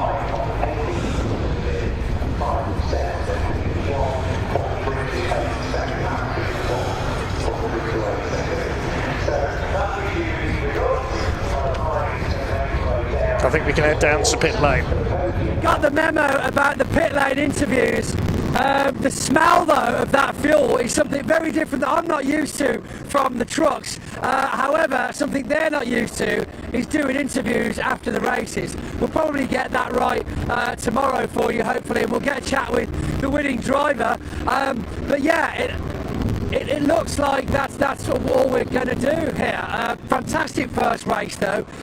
New experience for me altogether with regards to the amount of sideways action that we're getting out of those drivers. The general speed, the sound, the smells, it's all totally new for us at Clubsport. But really, really great to see Aaron Thompson taking his first win. An electrician, don't you know, so I shouldn't even like him really. But you know what? I do. So we got a chance to catch up with him at Pembrey with the pre-race. So that was quite interesting to get to know a bit more about him, a bit more about the vehicles. Call them vehicles because there's a bit of an argument. Let us know in the comments. Would you call it a car or a truck? Because it is a pickup truck, but then even they call them cars. I wasn't sure what to say in assembly area, so I was almost correct. I was saying car because I automatically say car. And I was like truck. It's carry truck. It's a truck car. Yeah, we can claim that carry truck. Do that. Carry truck. Carry truck. You heard it here first. What's this all about? Well, somebody told me it was Easter weekend. It is? Yeah. Have you had many Easter eggs? No, not yet, no. Can you get me one? I have, yes. I got you a caramel Easter egg. It's only an egg, but it's caramel. Thanks, Pointy. You're welcome. I ate it, though, but I did get it for you. I wouldn't expect anything else. Right, thank you, Pointy. I'm going to let you go anyway because you're a busy man. Still got another track race coming up later on. I know. I got the trophy to do for this. I had to get a lift up because I was like, oh, I wonder, well, I should go and speak to some of these pickup truck drivers. And I was like, are they out on circuit now? And I was like, oh, no. Yeah, don't worry. I covered the assembly for you. Thank you, mate. Well, we don't do assembly with trucks, do we? Well, we don't get assembly. We're lucky we get the trucks on the camera at all, usually. I'll sort it for you, don't thanks, worry. Mate, thanks. Right, thank you so much, Pointy. It's great to see you. Enjoy. Everybody stay with us because look at what we have behind us. Look at this. Let's get the camera on the cars. They are about to head out on track. We're going to make our way to the circuit very shortly, but let's watch these cars go out on track, shall we? Callum Newsham was the fastest man in qualifying, the first man on pole position in 2026 for TCR. Max Hall is in second, and Max Hart and Jensen O'Neill going. Expecting him a little bit out. The youngest driver on the grid, 16, yes, just 16 years of age. We do have Lewis Kent and Carl Boardley as well. So I'm just going to hand back to Andy and we'll make our way onto the track very, very shortly. You'll hear from me soon. Andy, over to you.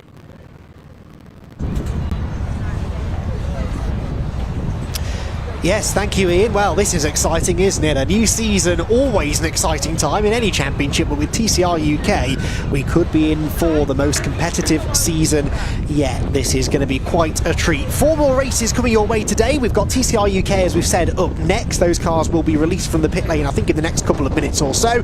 That will be followed by our first mini challenge Clubsport racing of the season before the second Civic Cup race gets underway, and that is the partially reversed grid race. So the top 5 finishers from race 1 will be carrying success ballast in the car, and they'll have to start from the back of the top 10. That's going to be a very lively race.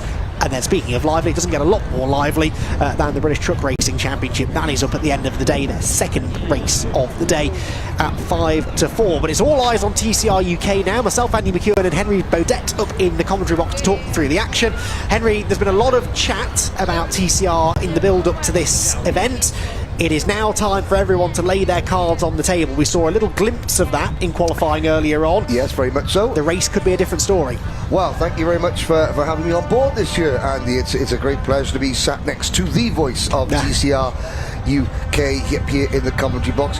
17 drivers, a really wide open... Well, we thought it was a really wide open field, and I don't want to be the harbinger of doom here, but Callum Newsham, 3 fastest laps taken away from him due to track limits in qualifying, and yet here he sits on pole position still. It's pretty impressive. He's got pretty impressive pace in that car, but he did last year. He won here at the back end of last year from 10th on the grid, came from 10th on the grid to 1st in a lap. I mean, you don't do that by accident, do you? No, he is somewhat of an Indy circuit specialist, is Callum Newsham, but of course, everybody, we know this, You now know this, the viewers. And do you know who else knows this now? The other drivers, because they will have to somehow, and I'm not going to hang the winner's rosette, as it were, on Callum Newsham just yet, but the other drivers, it is on their watch now. They have to do what they need to do to peg him back, to drag him into a scrap. I don't think they're going to get any help from the weather, although it's overcast, the wind has picked up, and of course, Storm Dave is apparently about to hit our shores. And I can see spots of rain on the windscreen, on the windows, and in fact more and more as we speak. So it is just starting to rain. Nightmare for the TCR UK teams, because remember, these cars, in dry conditions at least, will be running on slick tyres. They have the choice between a wet or a slick Goodyear tyre. What do? Well, they're being released from the pit lane now, I would imagine pretty much exclusively on slick tyres, but if this rain really comes down any heavier, they're going to have a difficult decision to make. Knock, knock, knock. Opportunity knocks. This is something that if I were any other driver than Callum Newsham, I would be rubbing my hands together thinking, okay, this is a leveller. This is an opportunity, because of course, even circuit experts such as Callum Newsham, they can get it wrong. They can get, in the slippery surface. I mean, okay, as you're looking at the circuit now, the track remains bone dry, although all it takes is for those little droplets of rain to turn a little bit more, concerted. The wind is picking up, which will help to dry the track a little bit more, I think, a little bit more quickly, as it were. Well, and as quickly as it came, that rain has died away, if not gone completely. It's certainly not enough to make the track wet at the moment, but what it will do is take a little bit of temperature out of the tarmac. And remember, they're going to be starting on cold tyres. They will get this out lap to the grid. They'll get a further either 1 or 2 green flag laps. That was up for discussion this morning in the driver's briefing as to how many green flag laps they'd get. We've seen both used in the past, but not really enough time to get particularly the rear tyres up to temperature. That's what the issue is on a front-wheel drive touring car. The front wheels, because they're doing almost all of the work, they handle the power being applied to the car, the steering, the bulk of the braking done from the front. They heat up an awful lot quicker than the rears, which are sort of just along for the ride, and so it's getting those rear tyres up to temperature that's the challenge. A little sprinkle of rain is going to make that job even more difficult. So as if there wasn't enough to try and wrap our heads around ahead of this first race of the season, even more now for us and the teams to try and figure out. It is Callum Newsham though, who, as you said, starts on pole position. Max Hall alongside. Now Max Hall did the final couple of rounds of the championship last year, got 2 podium finishes actually at Snetterton in wet conditions. He'll be doing a bit of a rain dance as well, and a whole host of other drivers behind keen to get involved. Also getting involved down on the grid is Ian. He is, I believe, primed and poised and hopefully ready to chat to a few drivers.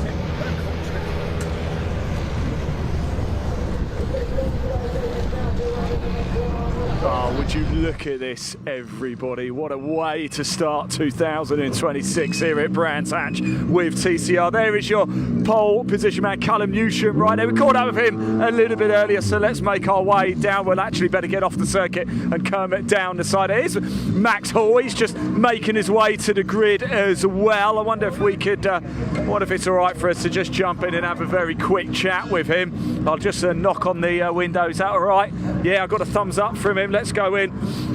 Max, how are we feeling today? Are we excited for this? Oh mate, born ready for this one. Born ready, yes, that's what I like to do. Listen, it could be a little bit windy out there and a bit greasy maybe. Just more fun, isn't it? More fun, yeah? Yeah. What can you do about Callum up there? Well, it all depends on if I can get this thing off the line or not. Okay, look, good luck. Thanks for talking to us, mate. Appreciate it. There we go. Let me get it out of everybody's way. There you go, bud.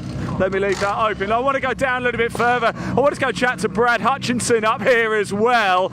As we know, he's a fierce competitor. Let's see how he is feeling. It is absolutely beautiful here. We just had the hydraulic lifters going up there as well. He's just had a bit of a fist pump. I wonder if I can very quickly get a thumbs up. Here we go. Brad, good to see you, my friend. What can you do from here? Say that again, sorry? I say, it's good to see you, but what can you do from here? Oh, we can win, I think. Yeah, I know, why not? I know you, Brad. I know you can. Look, busy winter? Yeah, try and get this car ready. This is our second session in the car. Really? So yeah, it should be good. Should be fun. Best of luck, mate. Yeah, thank you so much. I probably don't really want to talk to us as they've got to get themselves ready and go in. Here is Lewis Kent, a two-time champion, of course. Look at this car as well. Absolutely beautiful, isn't it? How are we doing? Let's give him a let you go. Look very, very quickly. Lewis, two-time champion, feeling confident? You must be. Yeah, it's probably not where we wanted to be, but being the third day in the car, it's probably as good as we could have picked for. So, had a couple of little issues with the car, sort of had a bit of front end issues coming out of the corners, but you know, we've tried to sort them for this race. We know that we're consistent. We know that a couple of the other boys are just sort of like one lap and that's it. Yeah. So, if we can keep doing the times we did in quali lap after lap, then shouldn't be a problem. Listen, you know how to win this series. So best of luck out there as well. Car looks amazing as well, by the way. Top man indeed. Lewis Kent there, two-time champion for TCR. Let's just jump. In fact, I think we might have to get off the track very shortly. Not just yet. Let's just have a quick chat with Jensen Mason, my good friend. Jensen, how are you? It's very good to see you. This looks a little bit different from last year. Yeah, I'm very good, thanks. Yeah, it's a bit of a steep learning curve, considering I only saw the car on Friday morning. Really? Okay, so this is a real baptism of fire for you then. What can you do from here? I don't really know, just stay out of trouble and yeah, have fun. Better let you go anyway, mate. Good to see you, yeah? Enjoy it. We've been called off the circuit here because the TCR race is about to get underway, the first in 2026. Oh, it looks magnificent, doesn't it? Let's hand over to your commentary team. I'll tell you what, great to hear Andy McEwen and Henry Burdett. Boys, take it away.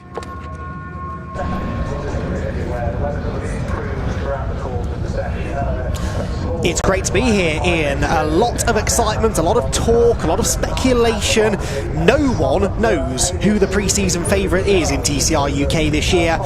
And that is magnificent news, because it means we're in for a proper treat. We've got drivers, we've just heard from Lewis Kent, well out of position on the grid, but who perhaps are scratching their head as to how they're going to get to the front of the grid. It's going to be a fascinating 20 minutes of racing to see who can get there. Callum Newsham, runner-up in the championship last year, is on pole position, looking for career win number 12 if he can stay there till the end of the race. Max Hall starts alongside him in his Honda, the first of a whole host of these new Honda Civic Type R FL5s on the grid. In fact, it's an all Honda Civic FL5 Row 2 with Jensen O'Neill going in his first full season in the championship, inheriting third place after Max Hart, who qualified third, had his fastest lap taken away from him even after a turbo issue led to his car stopping on track in qualifying, and that resulted in a red flag.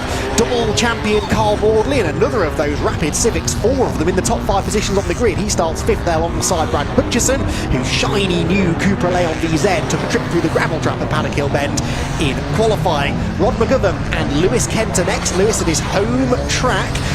Another driver looking for a third title as he makes his return to the championship. Joint winningest driver in TCR UK history is Lewis Kent. Jensen Mason and Harry Blore together on row number 5. They complete the top 10 of the 17 car grid.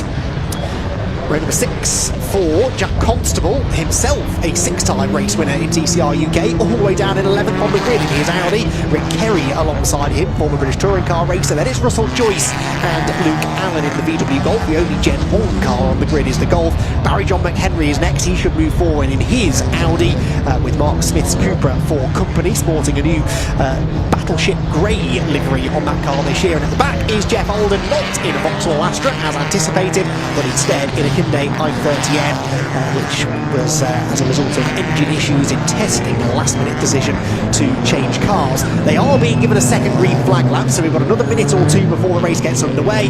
Time to get some thoughts from Henry Burdett then. It's a dangerous question to ask this, and I realise I'm throwing you slightly under the bus here. Who's your money on for the win?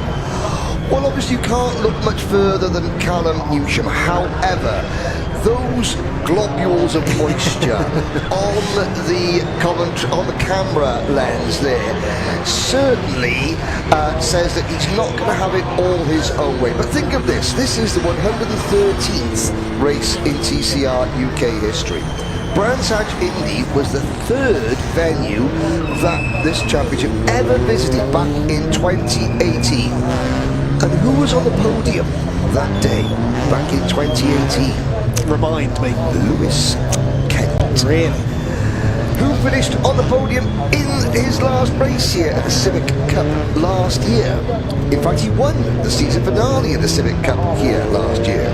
Lewis Kent, who was walking around the pit lane this morning with his young child and his wonderful partner, looking just the happiest, most contented, relaxed driver you could imagine on a race morning. Lewis Kent. Now, I'm not going to say he's going to win this one, but you cannot look beyond that very smart silver and blue number 38 link going through your screen now. Yes, certainly for race 2. Reverse grid, remember, for race 2. I think he might have that in the back of his mind. If Did I successfully avoid answering your question there about who I thought very was going to win? successfully, yeah. Well, You said nothing of the sort. No, exactly, like a true politician. No, but the trouble is, we've been saying all weekend, we can't predict it. It was wrong of me to ask you to make a prediction, really. No, not at all. But we're looking forward to seeing what happens. Max Hall, I will say, he's going to be up for this. He knows that he needs to get past Callum Newsham at the start if he's to have any chance realistically of beating him. I think if you leave Callum Newsham in clean air for too long, he's going to be difficult to catch and pass. And it is notoriously difficult to start from pole position here at Brands Hatch in a front-wheel drive car. The camber of the road drags you down towards the pit wall, so keep an eye on the cars on the outside of the front. Max Hall and Max Hart, teammates in their Hondas, to try and make some forward progress. The stage is set then for the 2026 TCR UK Championship. It all begins where it finished in November last year on the Brands Hatch Indy circuit, in only slightly better conditions than we had in November. Place your bets, everyone. Who wins the race and who wins the championship at the end of the year? Callum Newsham, hoping that the answer to both of those questions is his name. He's on pole, the revs start to rise. Hyundai versus Honda on the front row of the grid as the 2026 season gets underway now. Brad Hutchison went very, very early indeed, and Carl Wardley is collected by Lewis Kent. So Max Hall, I beg your pardon, collected by Lewis Kent. Disaster for the double reigning champion, and Lewis Kent is out on the spot.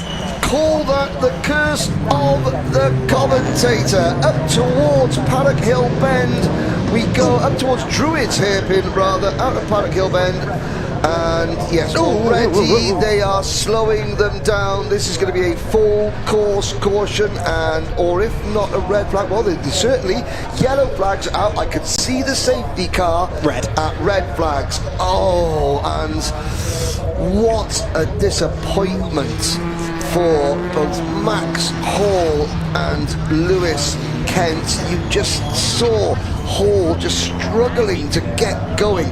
Do you know something? He was slow to get away from the grid onto the rolling lap, and I just wonder if there was an underlying issue that reared its ugly head again. Let's have a look back, Andy. Oh dear. Yeah, keep an eye on the yellow and blue Honda. Hutchison caught my eye. He went early, and then Max Hall went and then stopped, and Lewis Kent just get pinched 3 wide. Rod McGovern came storming up the middle of everyone, and unfortunately Lewis just had nowhere to go. I think he'd seen Max Hall's car slowing, but thought that he had somewhere to go, and that door very quickly closed.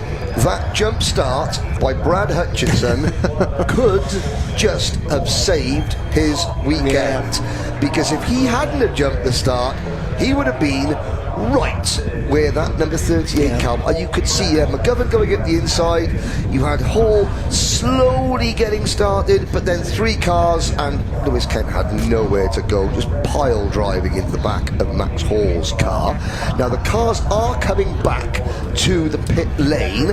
I haven't seen Max Hall's car is stationary on the outside there. Well, number 1, there's Lewis Kent, A-OK, looking somewhat disgruntled, a shrug of the shoulders. What could he do? He's going to have a little remonstration possibly, but all that build up and can't breathe. We're going to have to do it all again. I'm absolutely heartbroken for Lewis Kent and Max Hall, to be fair. I was picking him up on the front row, but you're right, that car just, I don't know whether he's got a clutch issue maybe, because he just, as you said, he went and then it just almost like it wouldn't get out of first gear. There is the Honda. Now the rear end of a Honda, seemingly quite a bit stronger than the front end of a Lincoln Co, because that car's not come out too second-hand. He's examining the damage now. Yeah, well, that rear end of a Honda's got half a Lincoln Co front edge stuck into it. Good point, yes. Max Hall trudges away, but just one of those really unfortunate incidents. I said that it is difficult to get a car off the line here, even on the outside of the front row, and it's a very narrow circuit as well, so it's not unheard of for us to have these start line incidents. So the field then have been brought, the majority of them anyway, down into the pit lane, and we will in good time get a full race restart over a shortened distance, I'm sure, but we will get them lined back up on the grid for a restart. And obviously we've documented a couple of the losers there, a couple of winners, and I do think Brad Hutchison's one of them. Not only did,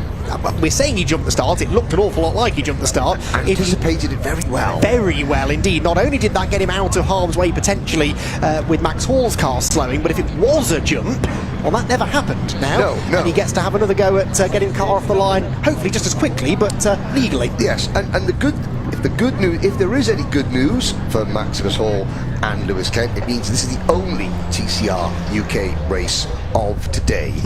And it is only middle of the afternoon, so they do have time on their hands. Now, of course, spare parts notwithstanding, but it's not a complete weekend catastrophe, game over situation at the moment, although hands on hips and desultory. Yes, well, of course, you have to go through the medical procedure there. You're just getting checked up. Yeah, I know what day it is.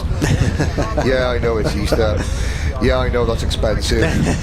Next question, please. You know, that's probably the nature of Lewis Kent's conversation. Maximus Hall having, I would imagine, a similar conversation with a different group of medical staff, just a little bit further up towards Paddock Hill Bend.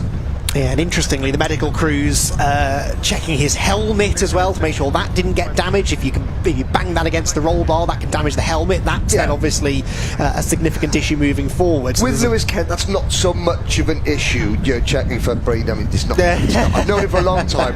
He's okay. He's okay. He seemed perfectly fine, but the medical crews have to check him out, of course, and he will already be thinking, as you said, ahead to race number 2 tomorrow, and counting the cost and trying to figure out exactly what's damaged. The whole right front corner of the car took the brunt of the impact. Suspension, steering arm, that can all be changed. If the chassis has been damaged, that's when things start getting a lot more complicated, so he'll be hoping against hope that is not the case. Yeah, and it's the right front corner. Now, SVG Motorsport, they will have plenty of stuff there to fix parts and things like that. If that left front corner has been shoved back a little bit, then we have issues.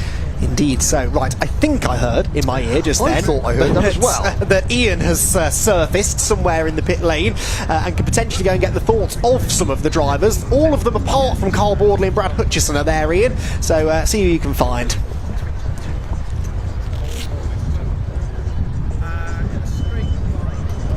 Well, we are here with Daryl from DTR, the owner, the founder of a brand new team as well, racing in TCR this season. How did this come about, Daryl? Obviously, having come in from the touring cars, been in there 8 years now as a mechanic, the opportunity come about to sort of bring the Honda back to the UK. Oh, yes. I was with Restart doing the Honda before. Couldn't really turn the opportunity down. I was offered the cars. Yeah. So here we are. And you're running Harry Blore and Carl Boardley. He's running under us as well. Carl must be quite a help, isn't he? He's a 2-time champion at TCR. Have you been able to use his experience a little bit? Yeah, Carl's data has been crucial for us because it's an experienced pair of hands. We've got a rookie in one car and then obviously Carl in the other. Carl's very good with the chassis stuff, so he can help bring the car along. Yeah.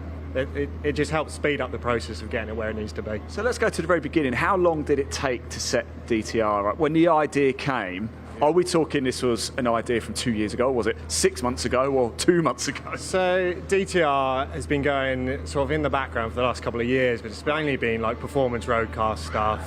And then the end of last season, it was like, should we do a race team? And here we are. Yeah, it's all over the winter. Quite a proud moment then for you today. Yeah, quite a proud moment because it's getting everything in a row. From normally working on the car, being number one, to running the team. So you're the big boss now. Everybody answers to you, right? Yeah. How are you finding that? There's a big boss in the background, but yeah, everyone answers to me. But no, it's great. I love it. Darryl, thank you for giving up your time. I really appreciate it. We're still under red flag conditions. Best of luck as well. We'll be keeping an eye. I spoke to Carl a little bit earlier as well, so that's great.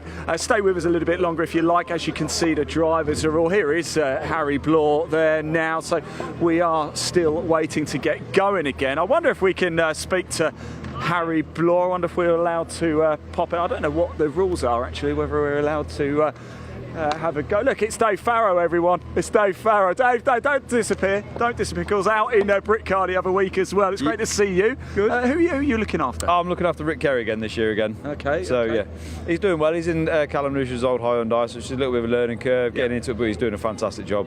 So testing, he's doing fantastic. Just jumping into another chassis again, so he's doing well.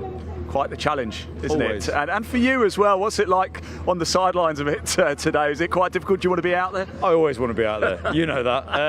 But I enjoy working with Rick and everybody else. You know, coaching Rick's great. I do a lot of work with him, so engineering his car, coaching him as well. Super stuff. So fantastic, yeah. Mind if I have a quick chat with Rick? Is that all right? I see you there, Rick. Rick, you all right? Sorry to interrupt you, but you're not going anywhere right now. No, not at the minute. No, not at the minute. What's it like working with Dave? Yeah, it's good. Yeah, Dave's good. I'm fairly new in the car. Yeah. Not only done sort of the Brands Hatch range last time.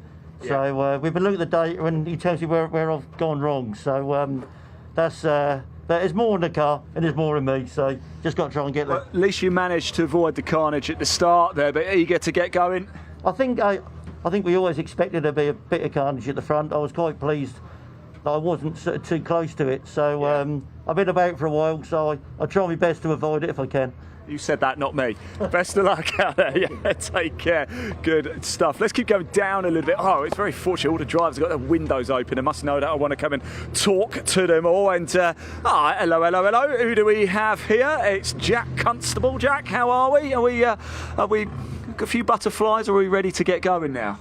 We're all right. Just steady away. Hopefully not have any more of that nastiness. Yeah.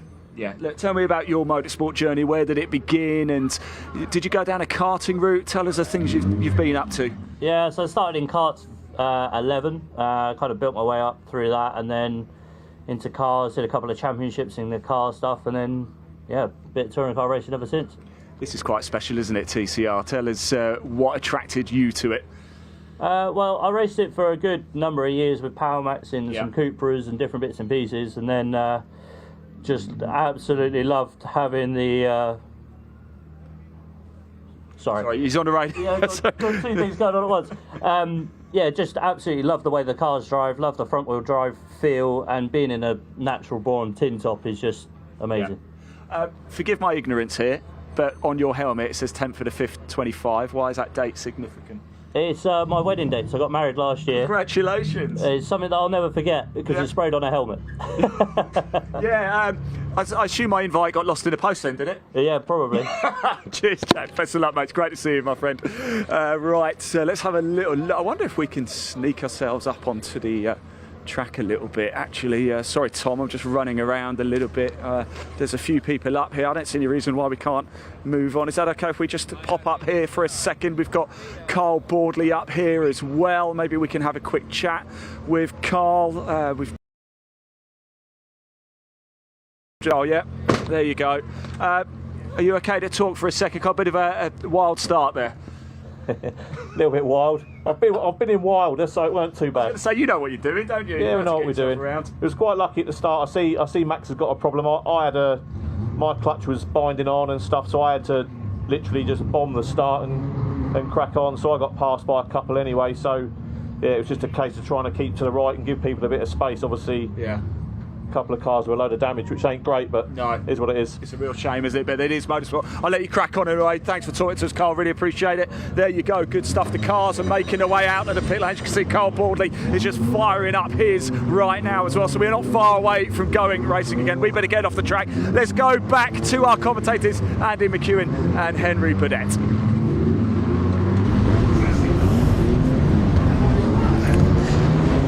Thank you, Ian. Yes, so here's another replay.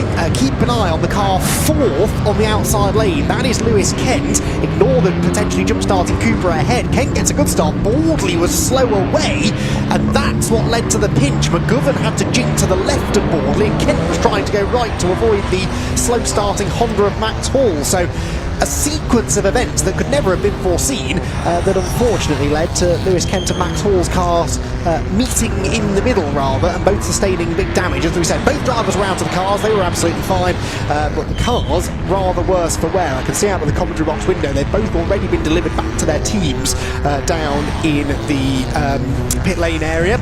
So the teams will go to work with Hall's Racing looking after the Honda, and SVG Motorsport has documented the Lincoln Co. There are Audi dramas though, are there? This car has not got going from the fast lane in the pits. This is Jensen Mason, isn't it? Yes, Jensen Mason's Audi with the bonnet up, and they were looking internally.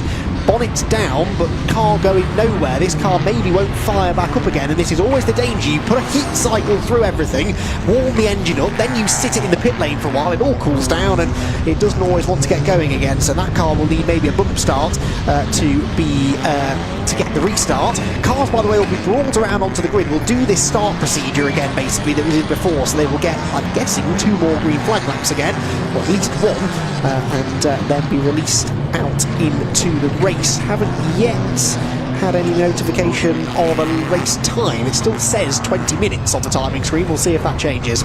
Now, he seems to be able to get it fired. Maybe she won't go into gear. There we go. A bit of elbow grease, and yes, off they go. And it just goes to show that no matter how simple they try to make the platform of the vehicle, these things are very technical, finicky pieces of kit. That is a drama I've just spotted. You can see it on the left-hand side of the screen. Callum Newsham's car is back in the pit lane. Oh dear. The pole-sitting Elantra, is it being pushed back into the garage? It is. So Callum Newsham's car that was supposed to be starting from pole, dominated in qualifying, is being pushed back into the garage. That is a major, major drama. Ian, I can see, is sprinting, well, was sprinting down the pit lane. He's making his way swiftly, yes. He'll get there anyway. But we really do need an answer on that, because that is major drama. And it means now that Jensen O'Neill going is your net pole sitter. We'll get more on that in a moment. Ian is down there. Let's see if he's got any news for us.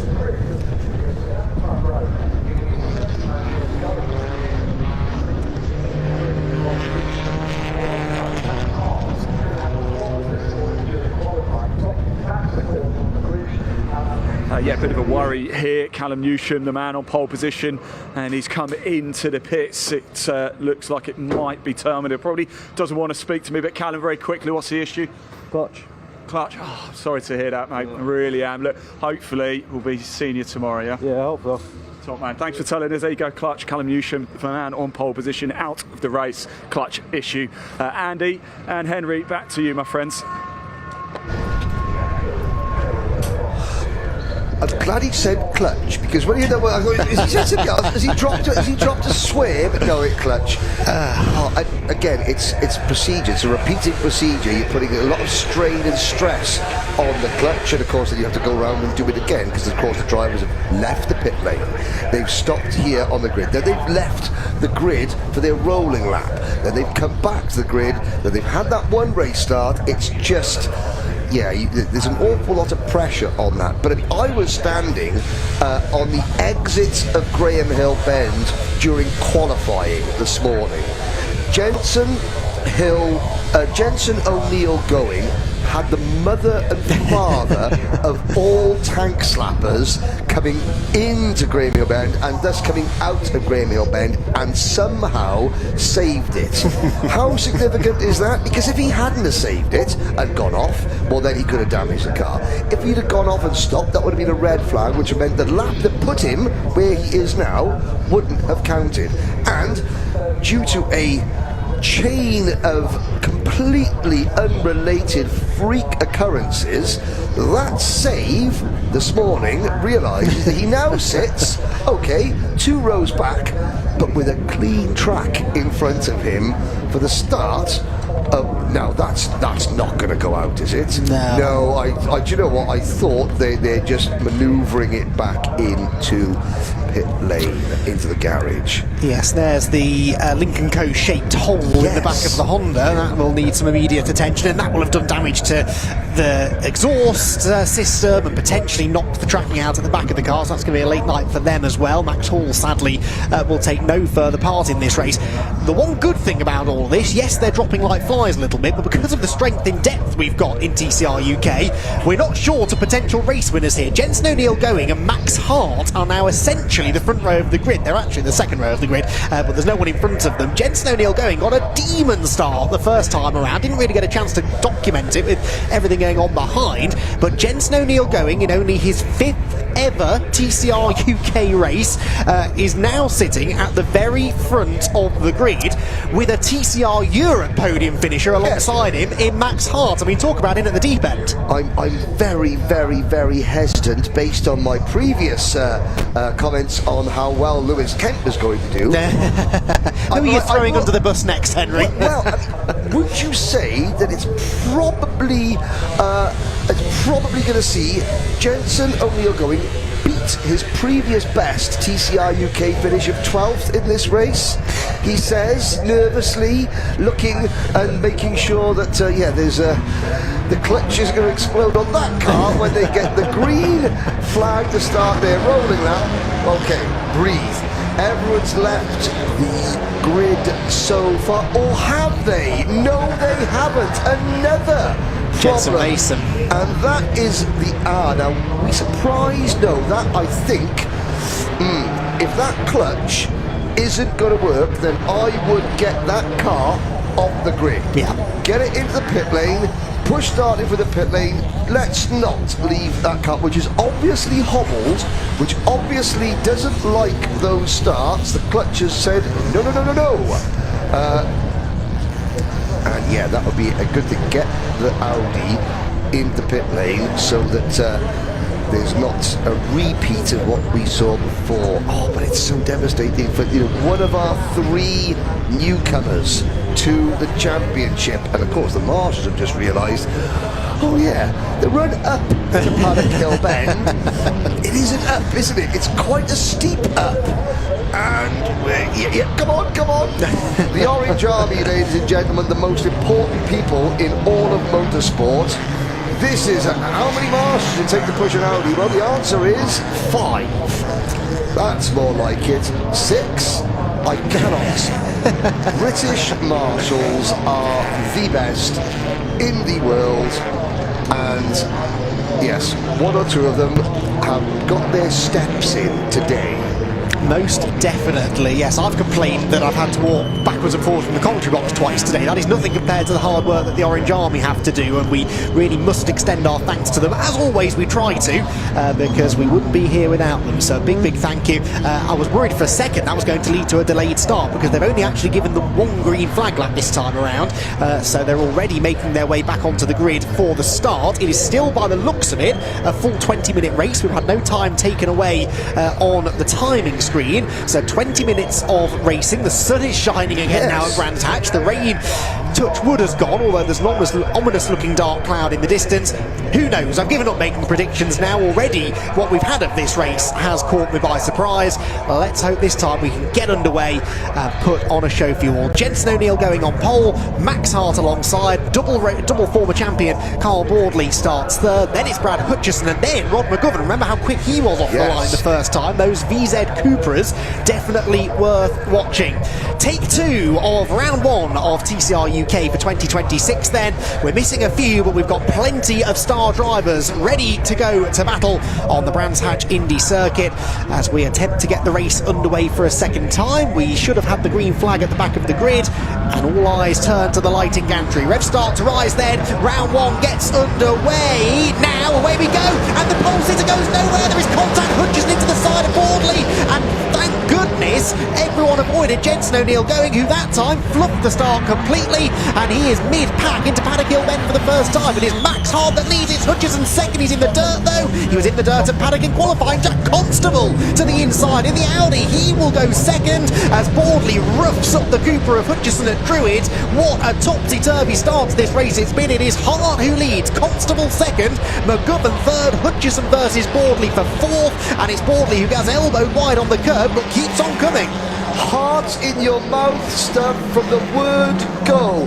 No start, but Jensen O'Neill going. He's there now, back in about 6th position. Hutchinson and Boardley. Well, Hutchinson almost lost it on the outside of Paddock Hill Bend as they come through Clearways, through Clark, now onto the start-finish straight. Hutchinson on the outside, Boardley on the inside. This is for fourth position. What a start from McGovern, and what a start from Constable as well. Oh, Boardley and Hutchison have been side by side for a whole lap, and still they're debating the position into Druid with Hutchison on the outside. Jensen O'Neill going is the grey and pink car behind them, and he is going to really have his dander up after that bad start, wanting to regain the lost ground. Inside line there for Hutchison, finally gets the job done on Boardley, who immediately switches back to the inside line. O'Neill going is in there too. This all over, as you said, fourth position, and Jensen O'Neill going is going around the outside of a double champion. What a move from Jensen O'Neill going, and through he goes. That was such brave driving. I really shouldn't be surprised, having been commentating on Jensen for pretty much every year of his very short career so far, but he is a star of the future, a star of the now perhaps in TCR UK. What a confident bit of driving that was. Fearless, absolutely fearless, not looking at reputation, not looking at the amount of silverware any of his rivals have collected in their careers next compared to him. And of course, we've hardly mentioned the fact that Max Hart leads this race by 1.5 seconds. Lap number 2 is in the books, and Hart up the road, Constable second, McGovern there in that yellow and green livery machine, Hutchinson and O'Neill going, Boardley down to 6th.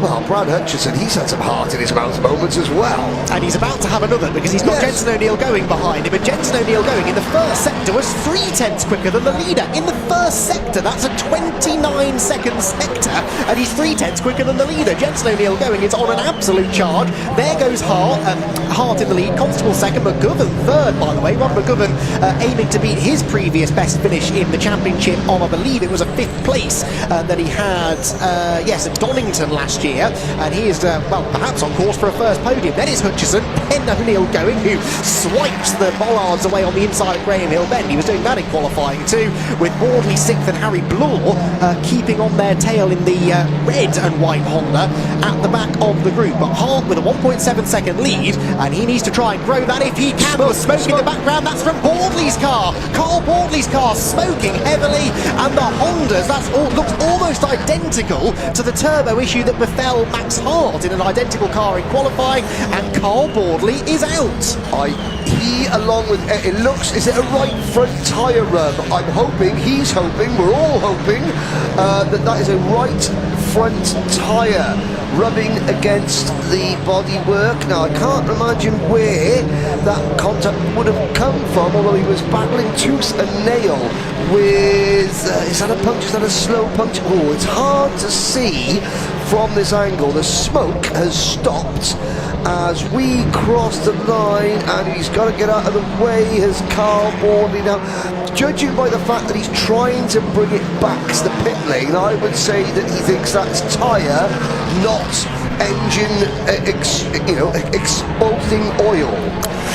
No, I don't know. It just looks identical to the turbo issue that Max Hart had this morning, but it could be a tyre. He's heading to the pit lane, so we'll hopefully get a camera on it in a moment. I'm an optimist. Yes.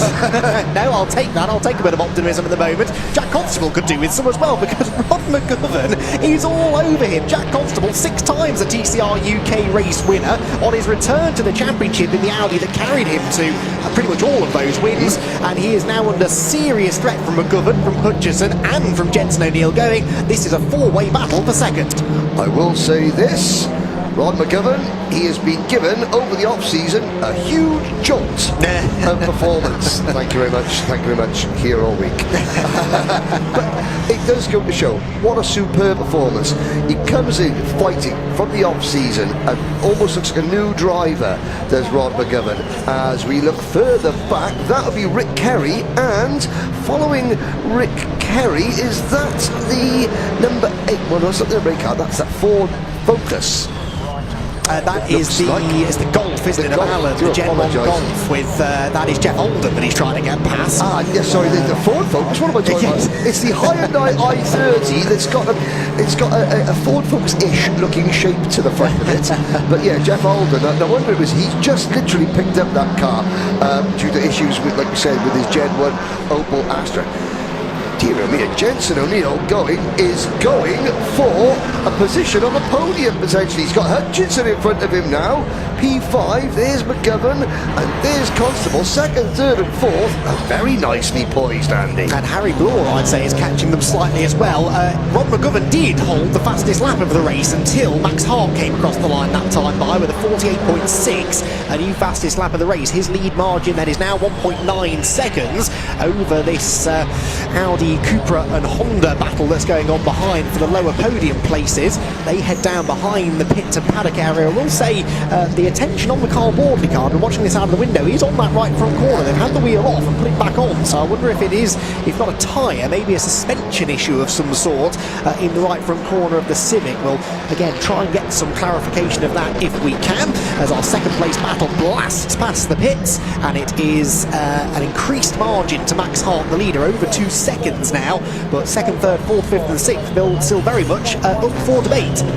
Jensen O'Neill he seems to have calmed down a little bit. He's still as quick. We're having less ragged moments as he sets his sights on Brad Hutchison. Now, of course, racing and being at the same speed as the championship regulars, the championship veterans, the race winners is one thing. Overtaking them in race conditions on a circuit with very limited opportunities, you know, it's all go. There's no room to rest here at the Brands Hatch Indy circuit. That's a different kettle of fish altogether, and that is something that Jensen O'Neill is going to have to learn, as you just see in the background Boardley returning to the circuit and McGovern about to give Jack Constable all he can handle. Up Halewood Hill they go towards Druids. Yeah, this is game on, isn't it? Constable doesn't look like he's quite as strong as McGovern at this point, and McGovern needs to get a move on because he's got Hutchison and O'Neill going and Harry Bloor right behind him. This is a fantastic battle, reminiscent almost of that five-way battle for the win we had in the pickup trucks a little bit earlier on today. This has a very similar feel to it, and Jack Constable looks to be a little bit the cork in the bottle right now. Through Surtees they head, and there is O'Neill going, just keeping a watching brief from fifth position for the time being, as these five cars, clearly very evenly matched, head out onto the main straight once again. 10 laps in the book, we tick towards half race distance, still plenty of time for things to change here. And I tell you what, if McGovern could get past Constable quickly, he might have ideas of bridging that gap to Max Hart, because until he really started getting held up by the Audi, he was lapping just as quickly as the leader. Well, I mean, you can still see the leader. That visualisation will always help a driver. Now, he's got a good run coming out of Druids, down towards Graham Hill Bend, up Cooper Straight. We're going to go into Surtees, McLarens and Clearways now, and it does seem as though we can get the car turned in a lot sooner, can Rod McGovern. That front end looks a lot more pointed. He gets a nice turn in, he gets a narrower apex, lets the car run off the circuit, run off the exit of the corner. Boardley is continuing to go around with smoke billowing, so something in the right front assembly has collapsed. Maybe a spring or a shock absorber has just gone bad. Yeah, as he went down the Cooper straight, Carl Boardley, it looked like the front splitter was wobbling around and smacking the ground, so something has broken at the front of the car. That could be a secondary issue, the splitter, but the front left corner of that Honda is rather falling apart, so he's back into the pit lane. This battle continues to rage on though. There's Harry Bloor who did part season last year, did Harry, and started off racing with Power Match Racing, of course, sadly lost his car in that awful fire that the team suffered halfway through the year. Came back and did the last couple of rounds, though, and managed to get a best finish of 5th early in the season with PMR at Donington Park. He is 1 position away from matching that, but to get that position, he's got to get through Jensen O'Neill going, which is not going to be the work of a moment. It rather has the feel, this battle, as we tick into the second half of the race now, of a little bit of a stalemate. Constable, I don't think, is as quick as McGovern, but McGovern isn't necessarily quick enough in the right parts of the track to try and make a move. Tries to go around the outside of Druids. That's ambitious. I thought for a moment he'd got the overlap on the exit, but no, Constable has that one covered. And then as they drop down into Graham Hill Bend, it's McGovern who misses the apex, and he has to switch from attack to defence. Jack Constable has that veteran guile about him. He can just position that Audi where he needs to, because you only need to be, there's only a few opportunities to get alongside. If you could just position your car in front of your rival at key points around the circuit, it doesn't matter how fast McGovern is, he ain't coming through. As Matt Hart gets further and further and further away. Here comes McGovern to the inside. Hang on a minute! McGovern tries to send one. Constable opens the door. This is going to be quite tight, and McGovern's going to have to try to go around the outside at Graham Hill. This is going to invite Hutchison into play as well. Constable holds on. Oh, and that stacks them all up. Jensen O'Neill going things high. This could be my opportunity as they turn into Surtees. Someone's going to have a go into Clearway, surely. Who will it be? Will it be McGovern? Yes, it is. Goes to the inside of Constable, who closes the door just about on the Cupra driver, but there's just a little hint of frustration creeping in now for Rod McGovern. He knows he's quick. He knows he's got the pace to finish at least 2nd in this race, but he just can't break through the defences of Jack Constable's Audi in front. They remain line astern as they head through Paddock Hill Bend. Constable climbs the inside curve, but this is a proper pressure cooker race, isn't it? You can feel that any moment now the lid could blow right off. Here comes Hutchison to the outside, and McGovern shoves Constable through Druid's corner. The Audi sideways, but still will not be moved. Yeah, the Audi almost got a little bit too sideways coming through Paddock Hill Bend the last time. Jack Constable was very lucky not to get it into the gravel. The car just washing out mid-corner. It seems though when Jack tries to turn in, the side just gets a bit lazy. There goes O'Neill going, and that's of course what Jack Constable is hoping is going to happen. I hold everybody up. They all start squabbling as they're tripping over one another, like O'Neill going and Hutchison are. I will try and make my escape. Good move. Good move. Proper touring car move that from Jensen O'Neill going, wasn't it? Levered Hutchison aside at Clearways. Brad didn't like that and is trying to come back in a bit to Druids, but not quite late enough on the brakes. And so Jensen O'Neill going moves up into 4th position. Can he now get on the podium? This is really building up nicely because Constable and McGovern are going nowhere. Until McGovern can get through, those two cars are not going to get any further away, and I'm pretty sure Jensen will be with them again by perhaps the end of the lap, because he's able to carry so much more speed through Surtees into Clearways. McGovern runs wide. That's good news for Jensen O'Neill going, who's chasing behind him, and they're all going to gang up on each other. Hutchison's wide into the dirt. Through comes Harry Blur, who is now back into the top 5, and that was Hutchison maybe a bit rattled after what happened a lap ago at Clearways, pushing a bit too hard and making a mistake. And I think that will release O'Neill going to have a real concerted effort now at Rod McGovern and maybe even Jack Constable. Further back, looking at the number 77, Mark Smith. And the newcomer to the championship behind him, that would be the number 5 car, Barry John McHenry in his Audi RM3 with the Vanin Motorsport. And this is for 9th and 10th position overall. They're just in front of the lone Gen 1 car of Luke Allen. Jeff Alden is still out there behind them, but good to see Mark Smith still in the championship. Good to see him with a new gunmetal grey. Well, it worked very well for David Marshall in the Civic Cup, so why not for Mark Smith as well? 5 minutes to go, plus a little bit of change. Yes, we're in toward the final quarter of the race now, and still Max Hart leads the way. Max Hart, who the last time he won a TCR UK race was in 2022 towards the start of the season at Donington Park. Is he slowing? Yeah, why was Max Hart slowing down just a little bit there? Let's have a look. The gap was 4.2 seconds. It's absolutely not 4.2 seconds now. There goes Max Hart. The gap is down. Oh, and Hutchinson is having a problem. Hutchinson, maybe he's run out of left rear tyre because he was, possibly. Yes, from 4.2 seconds to 1.7 seconds. What has happened to the race leader? They're coming up on the slower car of Jeff Alden as well. So traffic is going to play a factor. It's almost as though Jack Constable has seen this and woken up a little bit because he's pulling away now from Ron McGovern. O'Neill going and Blore are next. Rick Kerry running in 6th position. Russell Joyce is 7th. Now, was that a one-time mistake? Was it something off camera that we didn't see that cost Max Hart those 3 seconds? Let's see the gap now.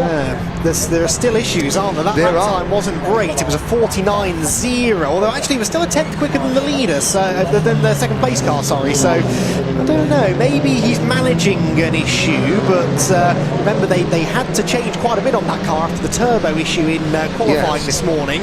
Maybe he's just sensing a return of that problem, just trying to manage the car to the end. He's 3 minutes 45 seconds away from maybe claiming the victory, but it's not going to be smooth sailing. There is Max Hart. I was trying to listen to the car as it came through. It sounded okay, although we can't really hear it that well through the commentary box windows. No, he's slowing. He's pitting. Max Hart is pitting. The race leader is in, and Max Hart potentially is about to add his name to the retirements list.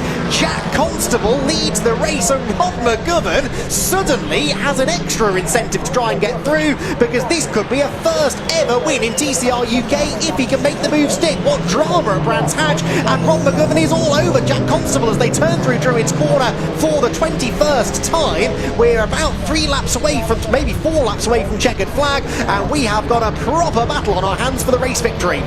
Just as Max Hart came around clearways here, the camera was showing the rear of his car, and it looked like it juddered a little bit before he brought it into pit lane. And that's the most technical term I can use. It looked like it just, this exact camera angle there, it juddered. And so I don't know what that means, but it obviously means that something isn't working correctly, and into the pits he came very quickly. He didn't give it another half a lap to see what would happen, and this has lit a fire underneath Ron McGovern. He has made one. But since they're out goes Max Hart. Potentially, I mean, could it be something as a wheel weight coming loose, or he thought he had a vibration or a puncture of something like that? Who knows? Well, all we do know is that it's game on with 2 minutes to go. Here are your top 4, and of your top 4, 3 of them have never been on the podium before. This is remarkable. Jack Constable started this race 11th on the grid. He leads with less than 2 minutes to go. Ron McGovern started 7th, so one of these two more most likely to win, and they are certainly not 2 drivers we predicted before the race started. That is where McGovern seemed stronger. The end of the main straight into Paddock Hill Bend. He wasn't quite close enough that time, but lap after lap he gets himself onto the rear bumper of Constable's Audi towards Druids, and he keeps trying this outside line. Can he go right round the outside? He's trying. Constable ushers him over to the edge of the road, but you feel that McGovern's got to have a go for this, because he's clearly quick enough to have a pop at Constable. He's going to have 2 laps left after this one. If he can make the move, when and where does he make the move? He switches the headlights on as they head into Surtees. That's worth an extra 30 or 40 brake horsepower, psychologically, if nothing else. And he tees himself up now for a good exit out of clearways. He's closer than he's been for some time. He's in the slipstream of the Audi. We know McGovern is good on the brakes at Paddock Hill Bend. Is this where he attempts to make the move for the lead? Up towards the first corner they go. And no, Constable has it covered for now. McGovern's best chance, from my perspective, is coming up into Druid's hairpin. He gets a great run. Constable's going to have to be very, very, very wily and crafty with his defence. Here comes O'Neill going. McGovern's trying to go around the outside. That would have been a move and a half if he'd have pulled that one off.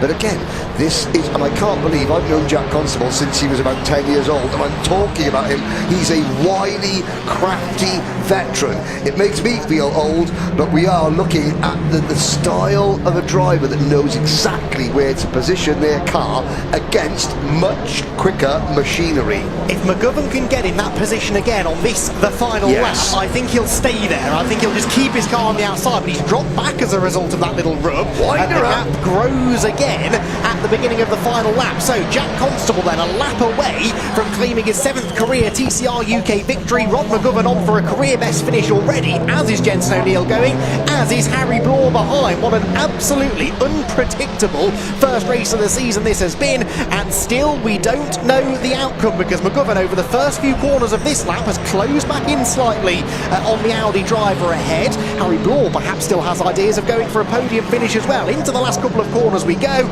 Is Constable far enough ahead? I think he probably is, and he has weathered the storm magnificently. What a superb defensive drive this has been for Jack Constable, who on his return to the championship after a couple of seasons away is going to stand atop the podium once more. Jack Constable wins at Brands Hatch. Rod McGovern and Jenson O'Neill going join him on the podium. Who would have predicted that at the start of the weekend, with Harry Bloor in 4th. Rick Kerry is going to finish 5th in that one. It was a race of attrition admittedly, but he'll be delighted. He actually went off on the first lap of the race through Surtees. I spotted out of the window, avoided the barrier just about, and managed to get the Hyundai home in 5th. Russell Joyce should be next in his Audi in 6th, and then here Barry John McHenry, who I think has managed to get himself ahead of Mark Smith. Yes, he has. The Audi ahead of the Cupra now. This is 7th position that they're battling for, with the Audi coming out ahead. In fact, Smith slowed on the run out of the final corner and came home 9th. So through goes Luke Allen to 8th in the Gen 1 Golf, Smith 9th and Jeff Holden 10th, and that will be, in theory, a Jeff Holden and Mark Smith front row now for race 2 coming up tomorrow morning. I mean, that is a fight you'd buy a ticket for, isn't it? Jack Constable, though, speaking of a fight, what a fight that was to defend race long from a fired up and racy Rod McGovern, who comes home in 2nd, Jenson O'Neill going 3rd, with Harry Bloor and Rick Kerry completing the top 5, Russell Joyce 6th ahead of Barry John McHenry, and Luke Allen in the Gen 1 Golf in 8th. 9th was Mark Smith, 10th for Jeff Holden, with Max Hart not running the flag but classified 11th. It really was a race of attrition in the end, with 7 cars failing to reach the finish. Hart, Hutchison, Boardley, Newsham, Kent, Hall and Mason, all non-finishers, and I think at least 6 of those 7 drivers were potential race winners, and they unfortunately were not able to get to the flag. Thankfully, Jack Constable was. He's made it all the way round to the Parc Ferme area, and our race winner catches up now with Ian.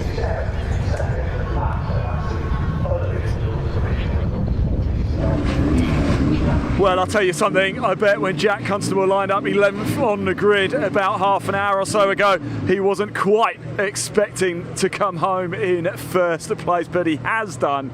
I'm just trying to gauge a little look at his face, see how happy he is right now. He looks very calm and composed at the minute. Rod McGovern came in 2nd place with a big cheer as he pulled up, and Jenson O'Neill going, the 16-year-old, takes 3rd place. Here is Jack. We'll just wait for him to get out of the car. I don't know if he's in a little bit of disbelief here or what exactly is going on. He's trying to stop the car, actually. It has been rolling forward quite a bit. They're gonna swap. They're going to just stop a second. I can't seem to get the car stopped for some reason, but we're holding it in place at the minute. So we'll have a chat very shortly. Whilst we do, let's move around and have a quick chat with Rod McGovern here if we can as well. He's in here right now. Rod, that was the biggest cheer of the day when you pulled in. I'll tell you, I'll take that. I just said to myself, there's no point in pushing for the lead when I saw the lead was available, because I knew I didn't have a big enough gap behind to mess things up. So I said, championship points are always essential. Take them when they're coming. That race was more a case of, look, if you finish, you've got a good chance, right? Yeah, I kept my nose clean. I knew I was pretty good at a clearway, so I could gap and get that gap there. Then I've been held up a little bit in front through Druids and down into Graham Hill, but you know, just a little bit of rub between the two of us, nothing bad at all, and a really enjoyable race. Congratulations, I'm so happy for you, mate. Great stuff indeed. Where is Jack? There he is. He's all the way over there. Let me just... Oh, sorry guys. Oh, my bad. I've literally... Are we in? Are we good? We're good? If I just moved your car, kicked it out of the way. Yeah, potentially, yeah. When you lined up 11th, I bet you didn't expect that, did you? Nowhere near at all. With the testing and everything that we've had go on this weekend so far, did not think we'd be anywhere near. So yeah, really, really happy to have it. How does it feel? How does it feel right now? Yeah, pretty spectacular. Yeah, nice to come back from 2 years off and then come back to win it. Yeah, pretty nice. One race, one win. Yeah, take that. We'll take that all day long. Top man, right, I want to find where is Jensen O'Neill going, 16 years of age. He's definitely not in the car. Where's Jensen, everybody? There he is, he's over there. Jensen, can we grab you for a very quick chat? Well, congratulations, P3. Thank you very much. Yeah, it was a good race. The car started to go off towards the end, but I'm sure that's something we can sort for tomorrow. A bit of a case of stay out of trouble, right? Yeah, pretty much. We had a problem with the steering wheel after the first red flag. So we had to quickly change the steering wheel, and it was good after that. Excellent, well done, mate. Congratulations, 16 years of age, still can't believe it. Yeah, there's an issue with getting Constable's car stopped. I'm just walking into a photo there. Let's move out of the way. If you just can stay with me alive for a little bit, we'll just move along if we can. Stay with us because I just want to show you something. We've got a qualifying session coming up next. I think there might be a little bit of work just going on out on the circuit. I wonder... sorry, I've completely lost Tom, my cameraman. I'm really sorry, Tom. I have walked away from you. I just assumed he was following me. I'm right here. Sorry, Tom. I'm behind you, buddy. You stay with me. Come on, stick with me. We'll go far together. Literally. I just want to show you the cars here. The CMMC are here as well. They've got a 10. You just pop the camera around the side, we can watch these cars go to the track. Then we will have the mini Clubsport cars heading up to assembly area, so I'm going to chat to those guys as soon as they arrive. We'll have a good chat with them live. But here we go, this is a qualifying session, so I don't think we're going to be bringing you the track action for this particular bit, but we will be chatting to a number of the drivers very shortly. Tomorrow we'll be catching their racing action. If you haven't already, there is Rod Burley, by the way. If he wins tomorrow, he will make it 300 race wins here at Brands Hatch. What a story is. I'm sure we'll catch up with him at some point after this. This is a very short session, as I said, just 10 minutes for these guys out on track. The mini Clubsport cars will be coming up to assembly literally in the next couple of minutes, and then we'll chat with those drivers live very, very shortly. The first TCR race of the season comes to a close. It was a chaotic race indeed, but Jack Constable, low, is the race winner. We can just actually, may as well stay with us for a little bit longer if that's all right. You can see this is the media attention that the drivers get here right now. I can see Jensen O'Neill going. He's been interviewed by Henry Baudet there. You've just heard from him on commentary as well. Rod McGovern, a very happy man, and Jack Constable as well. We're in a real wind tunnel here as well. Henry has just made it down. In fact, Tom, do you mind if we know where camera position 1 is on the top of that building there? That's the hospitality building there. We've got a camera right at the top, and just in that little box next to it is our commentary box. That's where Dave Goddard is, Andy McEwen, and of course Henry Baudet as well. We'll just move out of the way before we get run over. And Henry has run all the way down from up there underneath the tunnel here straight through to here. So I wonder if we can grab Henry very quick. Henry, can I just grab you we are live. Oh, hello. So I just, if it's all right, just to sort of jump in a little bit. That's okay. You must be absolutely exhausted. You just run from the commentary. Well, I mean, to be fair, the first race of the season, they could have put something a bit more exciting on for me, couldn't they? My word. What a fantastic race. What a fantastic. The emotion you can see from Jensen O'Neill going, that tells you there's a driver that isn't happy with third, even though they should be over the moon because of what could have been. That big word, if. I'll tell you who was happy, Rod McGovern. well, I'm not surprised. Well, what an outstanding drive, aggression, speed all the way through. I mean, I'm surprised no one's mentioned Jack Constable, the guy who won, who was just sitting around. Oh, I have. Of course you have, Ian. You're an ultimate professional. But I mean, it's not ultimate something. It's not often. I think probably maybe the 4th fastest car in that lead group is the winner.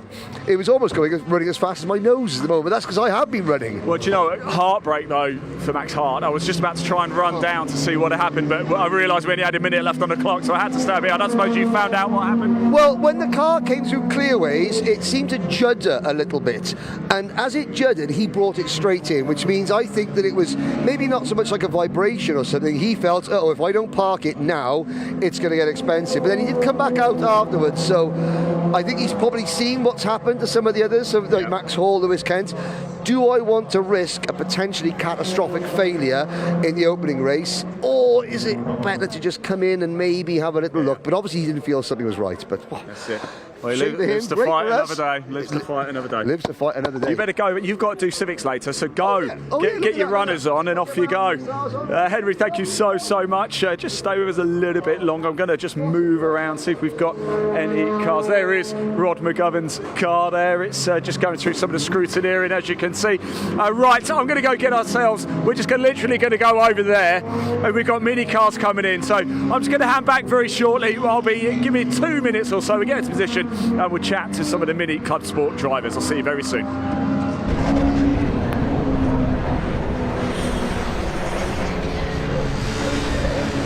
Yes, thanks very much, Ian. As we say, just a few minutes of qualifying at the moment for the Classic and Modern Motorsports Club, their Super Saloon and Production Saloon series out on track at the moment. We've got 3 races to come after that, though. We've got the Mini Challenge Clubsport division, a mixture of BMW Mini Coopers out in that one, including, I noticed, a Clubman Estate as well for Andy Langley. That'll stand out in the pack. Then we hand back to Henry and Andy for the Civic Cup, second race of 3 this weekend, and then the British Truck Racing Championship are back on track to round out the day. So 3 15-minute races to come, currently underway with qualifying for the Super Saloons and Production Saloons promoted by the Classic and Modern Motorsport Club. A warm welcome as our guests on the programme this weekend. Their 2 races will be taking place tomorrow, one just before the lunch break and one at close of play. It's scheduled for 4:55 p.m. in tomorrow's schedule. It'll be Rod Burley's very modified Ford Escort WRC that will start as the favourite, looking for his 300th Brands Hatch victory of his career. He's won over 750 races in his career, Rod Burley, one of the UK's most successful national level racers. And we'll see if he can do that in the 2 races tomorrow. But the qualifying session currently taking place. There's just over 6 minutes of it to go. We'll update you on who was quickest once the session has concluded. So we're back with you in a few minutes.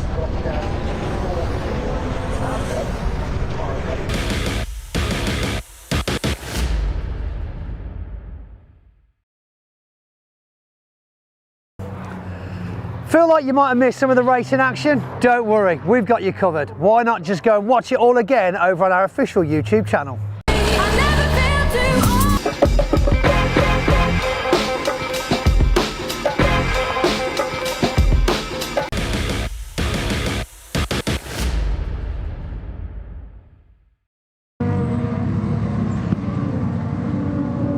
Well, here we are already. I promised we wouldn't be long and here and living in a mini wonderland right now. Let's move over, and it's a bit of a surprise to nobody. Ollie Wilmot is on pole position for this race. There's Mr. David Taylor. David, I'll be over in a second. You get parked up yet? Top man. I really wanted to come speak to Freddie Hewitt. This is a scene that we've seen an awful lot of. Wilmot Hewitt. This is going to be very tasty indeed. Freddie, it's very good to see you, my friend. How was your winter? You've got a nice new trim as well. You're looking very dapper, I must say. How was your winter? Yeah, shaved and haircut for the occasion. Does it make you go a little bit quicker? I wish it did in qualifying. Proves not to, though. Okay. Not quick enough for pole, anyway. I tell you, we know Ollie. He's always quick, isn't he? But you are too. I mean, he's a tough cookie to crack. I'll put it that way. No, it's good fun. Happy to be racing against him again. Andy beside me, he seems quite quick. Yeah. So it should be a good battle, us three at the front. Yeah, it should be fun. One of my joys in motorsport is seeing your journey in it as well, Freddie. We go back to your Ford KA days, don't we? A little bit different, these, of course, not endurance racing either. What are these like to drive, especially around Brands Hatch? They're really good fun. I mean, if you're looking for like a budget series to get into, this is definitely the one for you. The cars are relatively cheap, good for parts as well. But driving them around here is just great fun. It's a great circuit, and yeah, they're just great. Excellent. Freddie, best of luck, mate. Really good to see you. Shake my hand, because I know your hands are quite cold. I'm freezing. It's cold, isn't it? It's really cold here today. I don't know if you want me to shut that, but I've just done it anyway. Right, I do want to speak to Andy Langley as well. Andy, how are we? It's good to see you. Are you all right? This looks different. Yeah, it is a bit different, yeah. Why the change? So, obviously I ran with Norfolk Cars last year, and this is Gary's car, who sat here. He raced this in 2024. Trust him. Yeah. So they're giving us a challenge this year and said, how do you fancy driving this? So, yeah. I like it. I'm looking forward to it. What can you do? What can you do? What can you do about these two up here then? I think we might struggle today. Yeah. We've got a couple of little issues we're trying to work around. I'm not sure we're going to sort them out this weekend, but you know, I'll give it everything, as always. There's pots up for grabs, Andy. We're up for it. Great to see you, top man. Thank you very much. Do you want this left open? Yeah, top man. Thank you very much. Right, somebody I really want to talk to. A good friend of ours. He's become here at BARC, and to myself as well. Paul. Oh man, bring it in. It's good to see you. How are you? You've been a busy man over the winter, haven't you? The tunes are going well. Yeah, really good actually. Yeah, the label's been doing well. So tell me about the team this season as well, because it seems to be expanding. It's expanded four ways. So yeah, it's been extremely time-consuming putting it all together, but we're here now, and it's great to see all four cars all in the same colours and everything. So this has really become a passion for you, hasn't it, motorsport? I see it every time I talk to you. I see it in the eyes. Why is motorsport so important to you? Oh, it's just the fun that it's been giving me. It's just amazing. Yeah. And the fact that all my family come along and we're all enjoying it together is just brilliant. If you think about it, actually, you have a couple of 15-minute races and a bit of qualifying and a bit of practice, but most of the time is spent socialising, isn't it? It is, I know. You make so many friends doing this. It's great. Well, Paul, I am a real pleasure and honour to be able to call you a friend as well, so thank you very much indeed. Let's move along a little bit. Let's go a bit further back. Let's go have a quick chat with Neil Clark. He's just getting his helmet on, but we'll have a very quick chat. He's got the Union Jack draped over his... Joe, just putting your helmet on, typical timing, isn't it? How are we feeling today? All right, are we excited to be back? Yeah, it's great to be back, and I'm going Cooper class again not again this year. I was Cooper S last year, and when I found out there was a lot more numbers in the Cooper class, it was like, yeah, I'm getting in there as well. I was going to say, it's going to be exciting, isn't it? Oh, well, it is. Of course, when we had sort of smaller numbers, but the fact that it was sort of like doubled now in this class. Yeah. And if you've seen the qualifying times, haven't you? They're not that far apart. So it always makes for good racing, you guys. It really does. I'm sort of nervously looking forward to it. I'll let you get in the car. Sun's just coming out as well for you as well, just in time. Let's go chat to David Taylorshaw, because he has made the lengthy trip down from Scotland. We know we're supposed to a driver who's made the trip from Cornwall a little bit earlier, but let's go have a chat.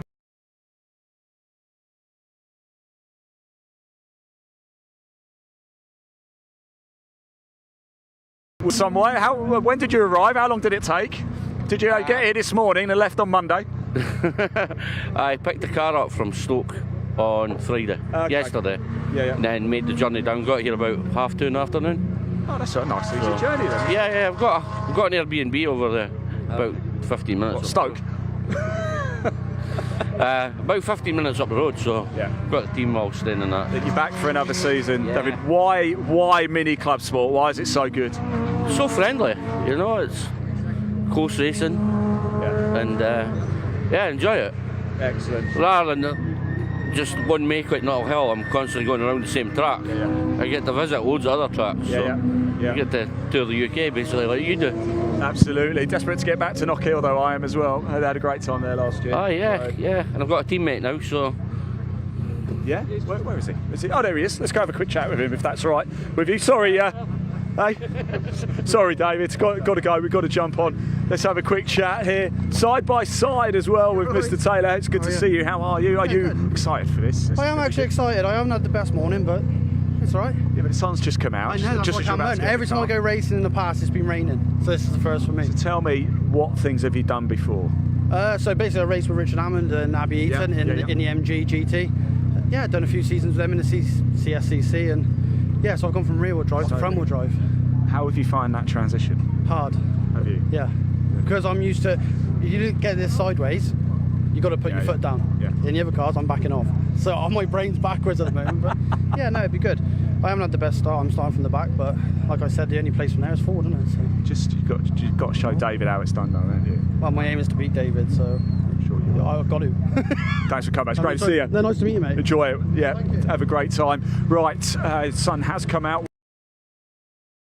We're underway. Where's Colin Wilmot gone? As we spoke a little there, he's right there. Father-son duo, of course. Here's Colin Wilmot. He starts 9th pole position. Mike underneath him once again very quickly. Ollie, I'm just coming for another very quick chat. I won't keep you long. Appreciate you about to go, but this is a bit of a familiar position for you, isn't it? Pole position. I think everybody's a bit worried about you. It's a nice one, let's say it that way. Are you still living overseas and travelling back for these meetings? Yeah, and we're about 3 more weeks of our winter season, so me and my dad are winter tied, let's say that. Wow. Okay, look, I'm going to let you crack on, mate. Enjoy it. Good to see you. I've got a feeling we might be chatting in about 20 minutes or so as well. Sorry, Tom, I just bring you absolutely everywhere, don't I? Let's just move down a little bit. I think we've still got a little bit of time. I just want to say hello to Chris here as well. Chris Aram. Let's go and say hello. Chris, how are we? It's good to see you. Are you? Did you winter well? Did I winter well? Yeah, I did. Well, just about, yeah. Yeah, it was all right. I was going to say you're looking very well. How are you feeling ahead of this one?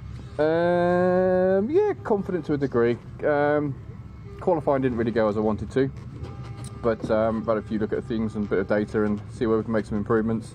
That means it's quite good news for us then, from an entertainment point, because we're expecting you to make up a few places. Well, that is the plan. I'm looking forward, well, trying to make a good start, to be honest with you. That's where I'm trying to get a couple of places up there, but I think this year with the Cooper class being the size it is, oh, it's great, isn't it? Yeah, the first couple of corners are going to be quite entertaining, I think, so we'll see what happens. Excellent. Chris, thanks for talking to us. Really appreciate it. There you go. The first few corners are going to be entertaining. Tom, if you turn around, we'll have a look at the cars as they're lining up, almost getting ready to go racing. Yes, you heard it from Chris Aram. The first few corners are going to be very, very entertaining. This is going to be an absolute cracker. The first race of the season for Mini Clubsport. About to get underway here at Brands Hatch. The drivers are in the car. They're about to fire up. The gate is going to open any second now. So let's hand over to your commentator, Dave Goddard, who will take you through the action. Enjoy.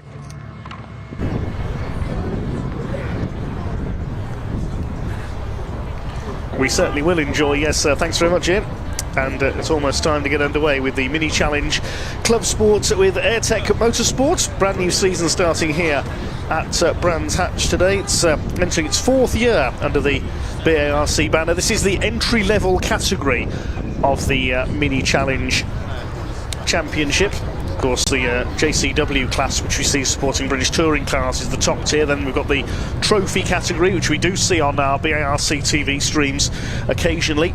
But this is the Clubsport division. We've got 3 classes out there, R56, R53 and the less powerful Coopers. The Coopers start separately from the back of the field. The R56 and R53 classes will start mixed in together. And it's the man who was on top in the R56 class, Ollie Wilmot, the man based at Wengen in Switzerland, works in the skiing industry, who will start on pole position. He was joined by his father Colin on the grid this year. He's in the Cooper class, so we'll see him a little bit further down the order. It was Ollie Wilmot and Freddie Hewitt who pretty much divided the wins up between them last season. They will start on the front row here. We will also see, we've already heard from Andy Langley. We mentioned there's that unique Clubman estate out there, the only one in this championship. We'll start alongside the first of the cars from Crafted Motorsports. DJ Paul Sawyer will start on the second row of the grid. That's by far his best qualifying effort in his couple of seasons racing so far. I'll give you the full grid in just a moment as the cars make their way out onto the Brands Hatch Indy circuit. It's got one car being recovered from our qualifying session previously there, Lee Clue's Audi TT, unfortunately breaking down during that session, so hopefully he can repair that for tomorrow. It was Rod Burley who was quickest, I can tell you, in the qualifying session for the Classic and Modern Motorsport Club that we just had. But here is the grid for Mini Challenge Clubsport with Airtech Motorsports. Ollie Wilmot and Freddie Hewitt on the front row of the grid. Then we've got Andy Langley and Paul Sawyer. Paul Sawyer is the quickest of the R53 class cars, so he leads his class with the white numbers on the graphics there. Row 3, 231 Steve Webb alongside 77 Adrian Lingy. Row 4 is Ian Trundley, number 41, alongside treble 7 John Wyatt. A new colour scheme for John this year because he's joined Crafted Motorsport. You used to see him in his black and gold livery car. Row 5, number 16 Ben Trundley, second of the R53 class, and 219 alongside him is Chris Johnson. Moving on back, row 6 we have number 7, which is James Dudley alongside 10 of David Gibbons, and row 7 469 Lauren Fletcher alongside 55 Simon Sinfield. Then there's a gap of a couple of rows and we get the Cooper class, the less powerful machines. It was Daniel Truman, number 19, who dominated that class last season, and he starts on pole this time around with number 20 Jacob Heap, the ex-junior saloon car racer, starts alongside him. We move to row 11 is number 23 Daniel Butcher Lord alongside 53 Neil Clark, that's the Union flag liveried car. Row 12 we've got 33 Jacob Baldry, another ex-junior saloon car man, alongside number 14 Chris Aram. Row 13 is Colin Wilmot, our Ponsitter Ollie's father, alongside 28 David Taylor, all the way from Dundee down to Kent as we've just heard, and Anthony Greenhouse, David's teammate, number 35, completes the grid lineup. So a standing start, a 15-minute race. Well, this mixture of R56, R53 and Coopers. Listen for the whine of the supercharger from some of these cars as they go by. Cars just moving off on their pre-race green flag. The sun is now out here at Brands Hatch. It is still very blustery out there. Storm Dave hitting the UK this weekend, as we mentioned earlier. It's mainly up in the northern half of the UK.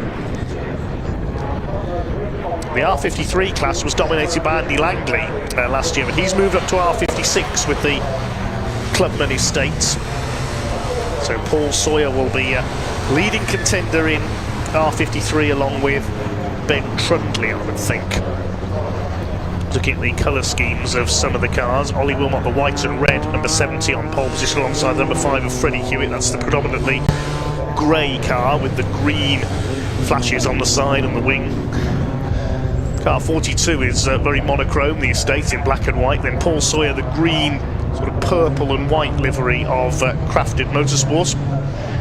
The Radio 1 disc jockey, his best qualifying effort so far. 231 is next, that's Steve Webb, the black and red car there, alongside the predominantly silver machine of Adrian Lingy, number 77. Then on row 4 we've got number 41 Ian Trundley. He's in a dark grey and green car, the livery of Norfolk Cars, BMW Mini Specialists, alongside treble 7 John Wyatt, teammate of Paul Sawyer for Crafted Motorsport this year. That car's got gold wheels though, so you can pick him out. Completing the top 10 on this grid, Ben Trundley, number 16. He's in a navy blue and pink livery. That's another Norfolk Cars machine, and Chris Johnson in orange and purple completes the top 10 on the grid. Right at the back there is number 35, that's Anthony Greenhouse at the back of the Coopers in the navy blue car. Leading Cooper Daniel Truman in white, green and red, the number 19. You'll see the less powerful Cooper class lining up with that gap behind the quicker R56 and R53 grid. So are we going to see the status quo continue from last year then, with Ollie Wilmot and Freddie Hewitt pulling away at the front of the field? We'll find out over the next 15 minutes from now. Watch for Andy Langley. Will the longer roof help the aero on that Clubman estate? One of only a couple we've seen race in the UK. Revs rising then, and we're underway. Cooper's already in the back of the R56, R53 grid, further back. Fair bit of overlapping going on there. They're all away cleanly though, down towards Paddock Hill Bend for the first time. We'll pick up who has got the lead, just like Freddie Hewitt. Yes, Freddie Hewitt has taken the lead from Ollie Wilmot. Andy Langley is in third place. They barrel their way into Druids for the first time. Still all okay. One of the crafted cars just running out wide there, the purple, green and white livery, but it is Freddie Hewitt who has the early advantage over Ollie Wilmot. Battle is going to be joined, I'm sure, between those two at the front of the field. Somebody a bit slow there in the midfield. That's the number 10 car of David Gibbons. So he's dropped back a few places towards the tail of the field. The rest of them stream their way through. There's Chris Johnson, number 219, had a lot of mechanical issues with that car last season. So they come around to complete the opening lap. Then it's side by side between the two leaders. Ollie Wilmot, I think, had his nose in front, yes, according to TSL timing, just had his nose in front at the line, trying to go around the outside into Paddock Hill Bend. That's a brave move, and he's done it. Oh, superb from Ollie Wilmot. That's the overtaking move of the weekend so far. And look at Langley at the inside now in the estate. He's side by side with Freddie Hewitt. Didn't get the best of runs off the end of lap one, Freddie Hewitt. He's going to hold second place. He's got the inside line for Graham Hill Bend. Those three have pulled clear already of the rest of the field. Steve Webb is up into fourth place with the red headlamp covers there, just ahead of Paul Sawyer. He leads the R53 class. Behind him is Adrian Lingy and the number 41 of Ian Trundley, as they come around to complete the second lap in his first race of the season, the first of three this weekend for the Mini Challenge Clubsport division with AirTech Motorsports. Up across the line they come. Here's a battle further back in the field. This is number 14 of Chris Aram. This is the second in the Cooper class behind Daniel Truman, who leads them at the moment, I think. And zipping around the outside there is one of the quicker R53 cars. That's the number 10, I think, recovering from that slow start, possibly David Gibbons. It's a fair few cars with a similar livery in there, with the green, purple and white of Crafted Motorsport, so a bit tricky to pick out the numbers on some of them, so apologies for any misidentifications. There's a battle coming out of Graham Hill Bend. This is the 41 on the tail of Paul Sawyer. This is Ian Trundley on the attack on Paul Sawyer. The slightly more powerful R56 up the inside takes the place away. Adrian Lingy, number 77, in behind the professional DJ now.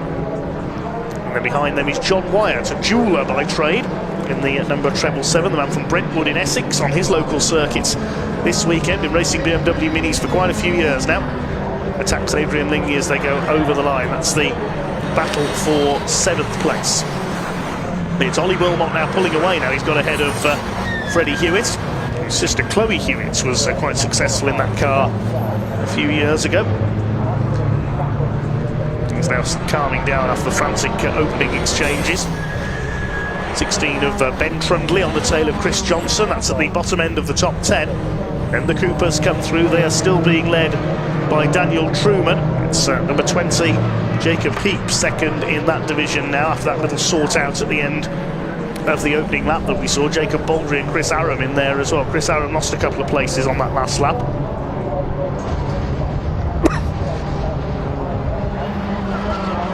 Excuse me.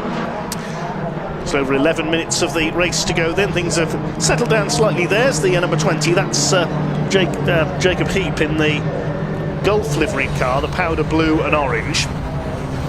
Daniel Butcher-Lord closing up on Chris Aram in the Cooper class fights further. That leaves the slightly less powerful cars towards the back of the field. Steve Webb under fire there for 4th place from Ian Trundley in the Norfolk cars, number 41. There's Ben Trundley on the tail of Chris Johnson as they come out of Druids. Here are the leaders. Still Ollie Wilmot who leads the way from Freddie Hewitt. Andy Langley in 3rd place. Could be a move being made here for 4th. Ian Trundley has a look now. Steve Webb able to hold him off. Through Surtees, then onto McLaren. Then round Clearways and to Clark Curve to complete their 5th lap. Fastest lap of the race is with Ollie Wilmot, 55.714 seconds. Leads by 1.8 seconds now over Freddie Hewitt.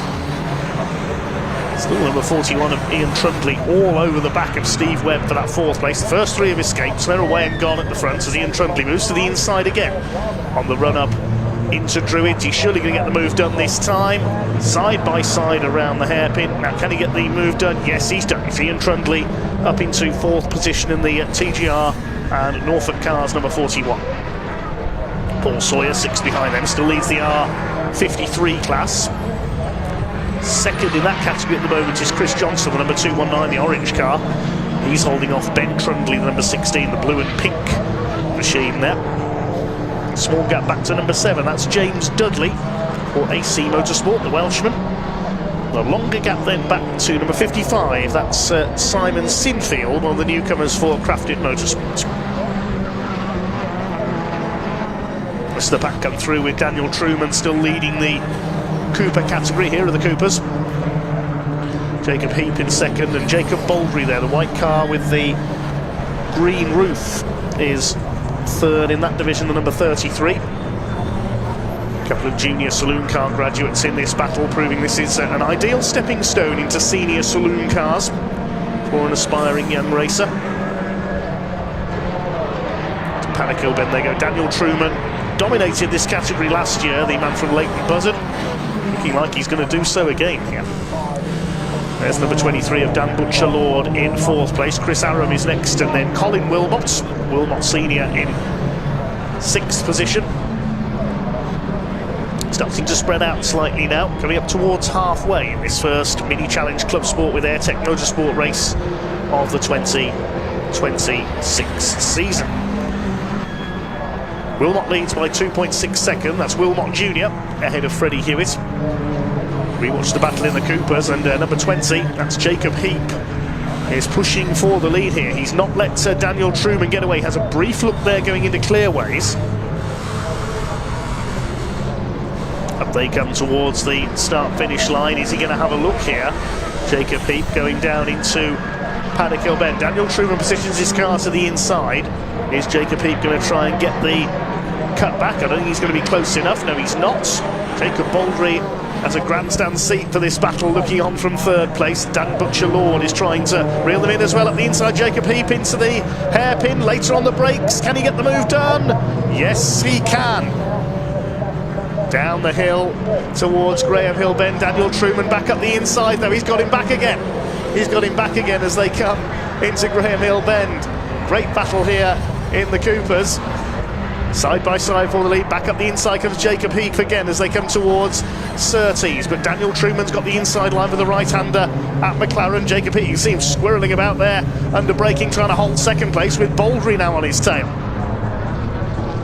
This is brilliant stuff in the Cooper category. And these 3 are only fighting for 13th place overall. The overall lead's up to 4 seconds now. Ollie Wilmot over Freddie Hewitt.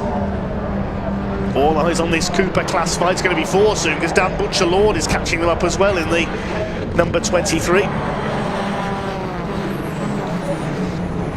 It's a 3-way fight behind them as well. Chris Aram being reeled in by the number 10, that is, of David Gibbons, we saw make a slow start in his R53. Just behind them as well is Colin Wilmot in the 12.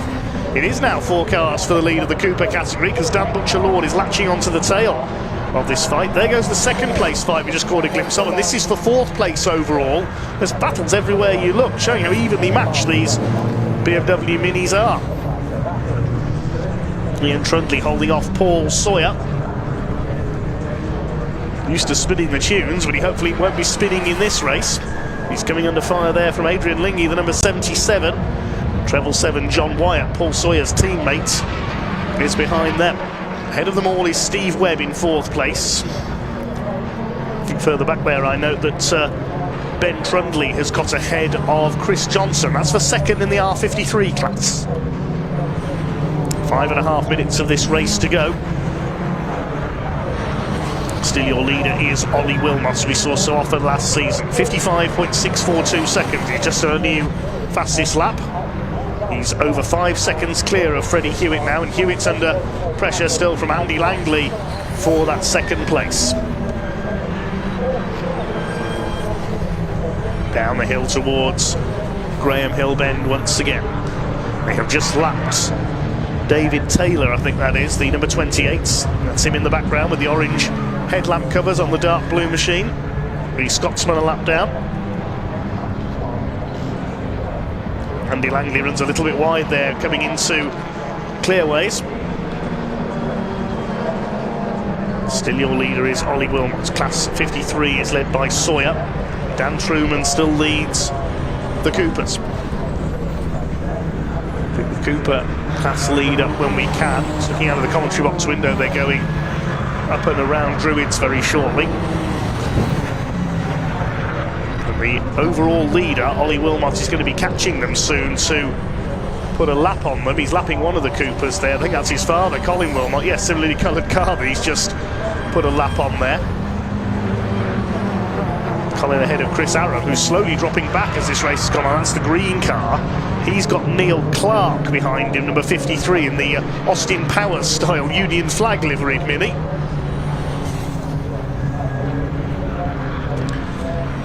Just under 4 minutes of this race to go now. All 23 cars still running. Here's the Cooper battle. It's still Jacob Heap unable to dislodge Daniel Truman from the lead of this race. Now Ollie Wilmot's coming up to lap them. There's the overall leader up on the curb there through Paddock Hill Bend. He's closing up on Jacob Baldry. They need to be looking in their mirrors here. Jacob Heap didn't see that Ollie Wilmot was there. These three having their own race, of course. And Ollie Wilmot's got to negotiate his way through them. He slices down the inside into Graham Hill Bend. He's got through. Briefly, Jacob Baldry dropped back there because of the leader coming through. But now has Jacob Heap got a run here into Surtees as a result of all that place swapping? Yes, he has. They come up to Surtees side by side. But again, Daniel Truman's got the inside line for the right-hander into clearways. And Baldry up the inside. He hasn't dropped back at all. He's going for second place on the inside of the number 20, the Gulf livery powder blue and orange car of Jacob Heap. Dan Butcher-Lord thinks I'll have a bit of this as well. It's 4 cars for the lead in the Coopers again. Baldry up the inside. Yes, he's got second position. Second in category, that is. Wilmot's away and gone. Leads by nearly 6 seconds now over Freddie Hewitt in second. Hewitt's pulled clear of Andy Langley back in third place in the estate car as well.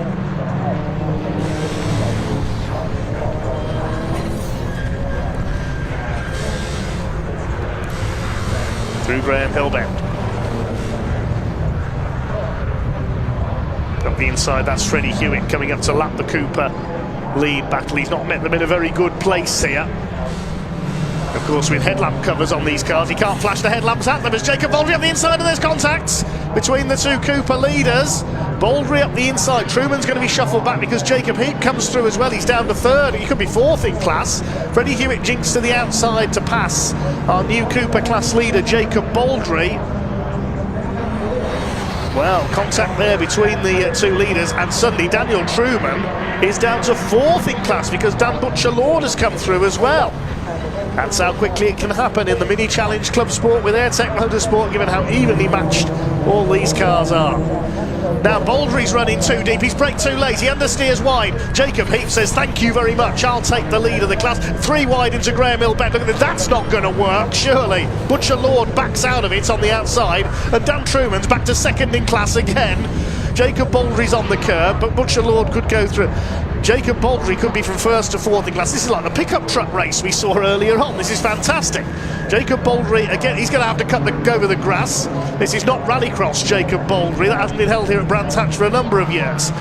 There is a very successful championship in rallycross for BMW Minis, so they do work well on dual surfaces. But this is not rallycross today. Jacob Heap then has got clear of these three who are still squabbling. Truman's back up to second in class. Baldry third, and Butcher-Lord about to back out into Graham Hill Bend is fourth. I think we're into the last lap of the race now. We've been so busy concentrating on the Cooper class battle, which is absolutely brilliant. I've lost track of where our overall leader, Ollie Wilmot, is. So Wilmot's going to take the win, surely. There he is. He's on the Cooper straight, lapping a few back markers. He's over 8 seconds clear of Freddie Hewitt now. Now, is it going to be checkered flag this time? We might get one more lap out of this if we're lucky.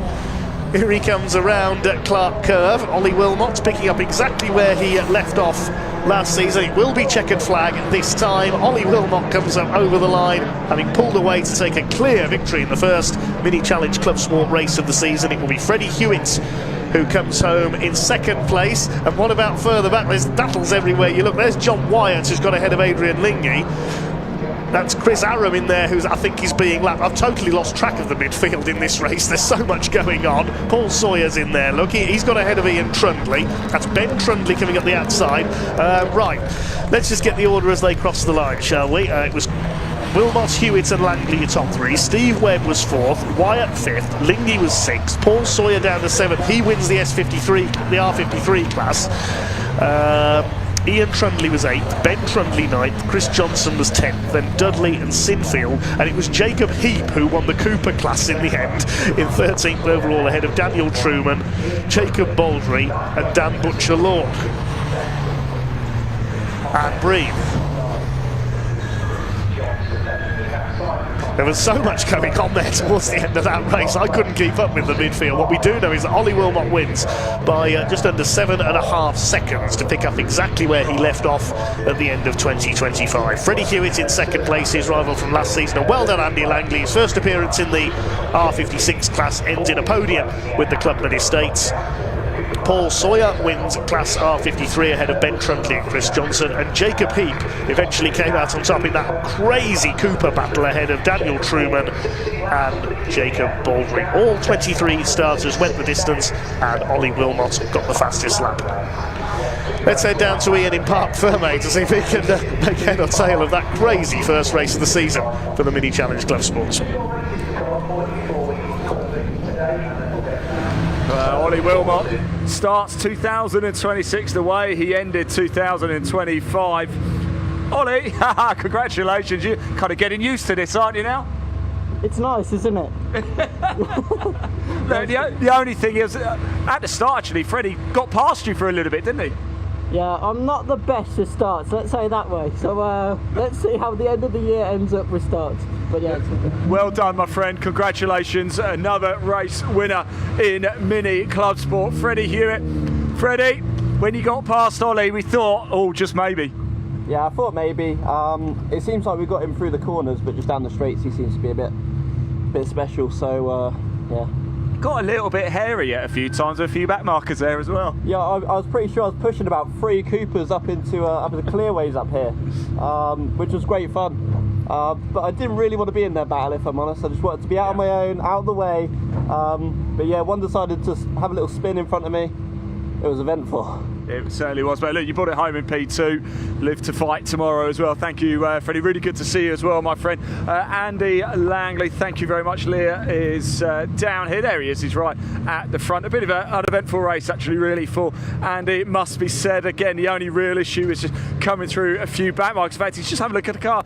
Andy, everything all right with the car? No, we came together with a back marker, unfortunately. I was going to say, it looked quite hectic with traffic out there. Yeah, that was the only real thing, wasn't it? Yeah, I was chasing Freddie down. He looked like he was struggling.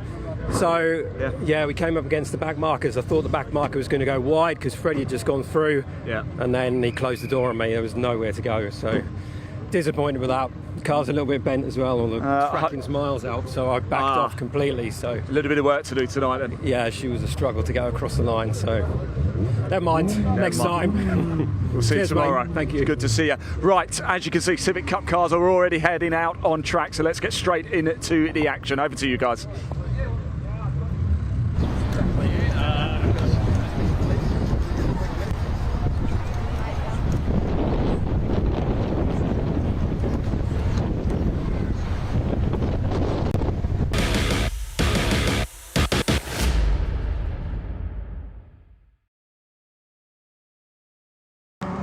Well, here we go, everybody. Time for the second race of the day for the Civic Cup. Dan Pettis is here, and I'm delighted to see you, Dan, because I was a little bit worried you might not make it out for this race after the retirement from race 1. Yeah, no, we're all right. We got it done in the end. It was just a broke drive shaft, which is a little bit of a shame on a new car, a new shaft, you know, but it's racing and these things happen. Listen, you've been involved in the Civic Cup for a few seasons now. What keeps bringing you back?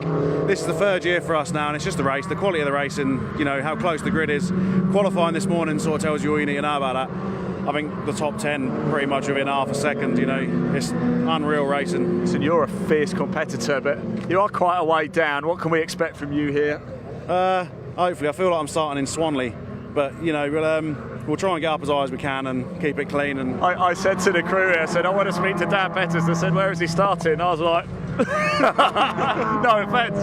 Yeah, no, it's not ideal, but these things happen. You say, I control It's good for us because we get plenty of entertainment from you here. Hopefully, I'll do my best. So, mate, great to see you, mate. Thanks for talking to us. Really do appreciate it. There's Mr. Roddle. I do just want to jump through and say, no, I've got Ben. I saw that little eye roll there. I know how love to come talk to us. You've been involved in the Civic Cup, got your own team, of course, for quite some time. What keeps bringing you back? They're great racing. They're brilliant looking cars, as everyone knows, and yeah, they sound great, and everyone who drives one. You'll never see anyone get out of one and say they don't love them. Are you going to make your own guest appearance in your own car this season? Oh, not a chance. I'd love to, but I'm never going to race customers for a start. It never goes well, and I get just as much enjoyment watching my customers do well. Like Jake here in qualifying had his best qualifying, he was doing well, but fortunately a damper broke in the race, but he'll be flying through today. But yeah, it's good.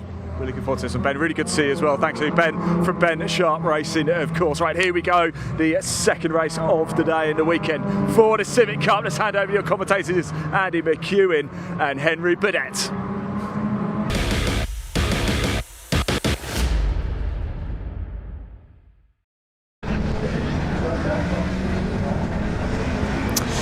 Thank you, Ian. Well, just like magic, the drivers that he was just talking to are already being released onto their green flag lap ahead of the second race of the weekend for the Civic Cup, and this one features the partially reversed grid. So the top 10 finishers from race 1 are inverted to give us this grid, and that means it's a David Walsh pole position with Harry England alongside in his FN2. Wilf Butler, one to watch. Can he get a podium on his debut weekend?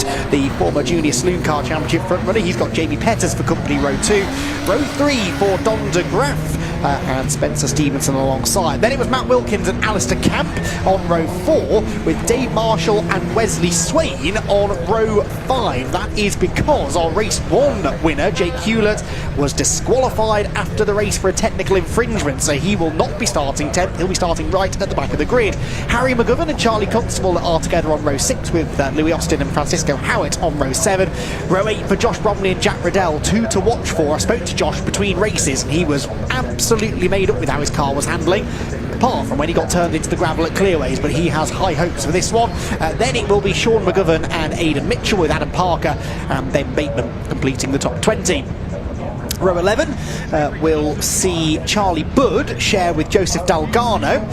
Then it will be Anthony Gannon and William Butt with Freddie Ingram and Mark Hughes on row 13. Row 14, Adam Kirkland and Dan Petters getting into some of the retirees from the race earlier on. Jake Renshaw running top 6 when he went off at Graham Hill Bend. He's one to watch from the 15th row alongside Callum Enstone. Callum had a spin, I seem to recall, up at Druids.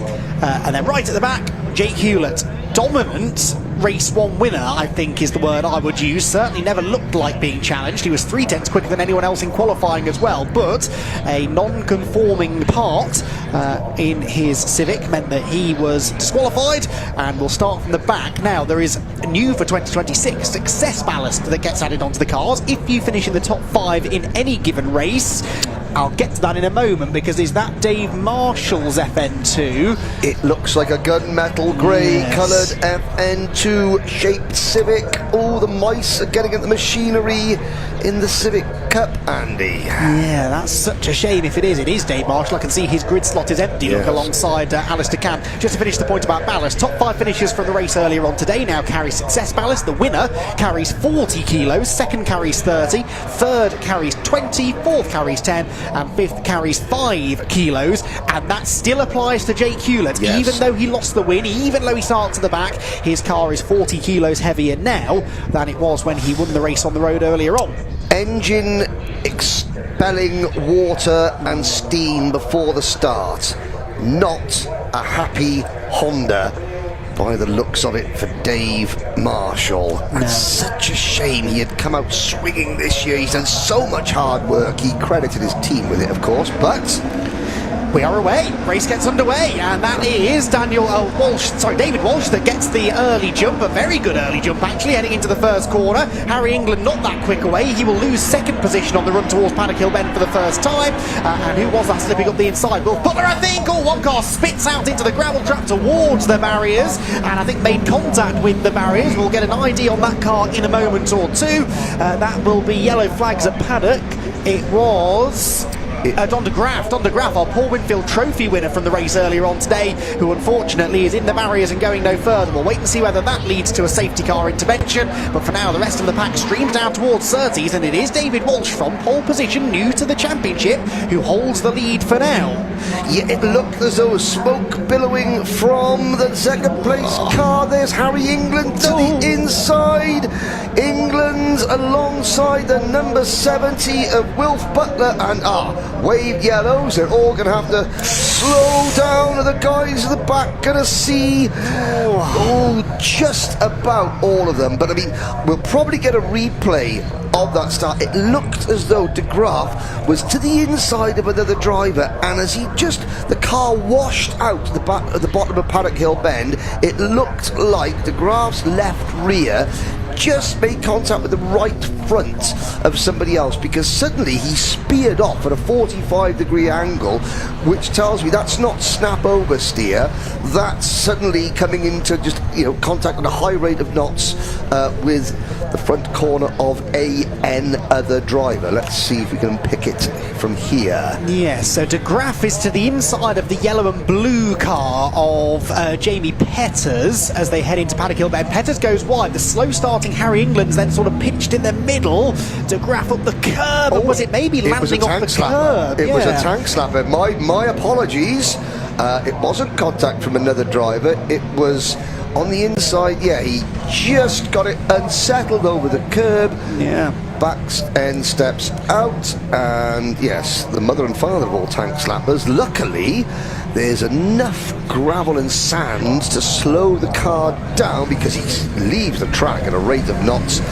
Yeah, he gives the tyre barriers a nice little side swipe, but luckily Motorsport Vision thought to put some nice big black rubber foam barriers there that just saved, I think, the Motion Motorsport team from an even longer night than is already facing them. Yes, definitely. Those recticile barriers have saved many a racing car over the years, and hopefully Don de Graaf's car not too badly damaged. The highs and lows of Motorsport, though, debuted in the championship earlier on this morning and picked himself up a class win. Yes. Now he's in the gravel trap with potentially a little bit of damage, but more to the point, staring down the barrel of a non-finish. So David Walsh then, hugely impressive this from David Walsh, debutant in the championship, held the lead off the line. There's Dave Marshall, he's going nowhere, the bonnet's still up on his FN2, and he was so thrilled with the result from the race earlier on. Sadly, his second race, if it does get going, will do so with him a lap or two down from the pit lane. The team going to work, though, on the car.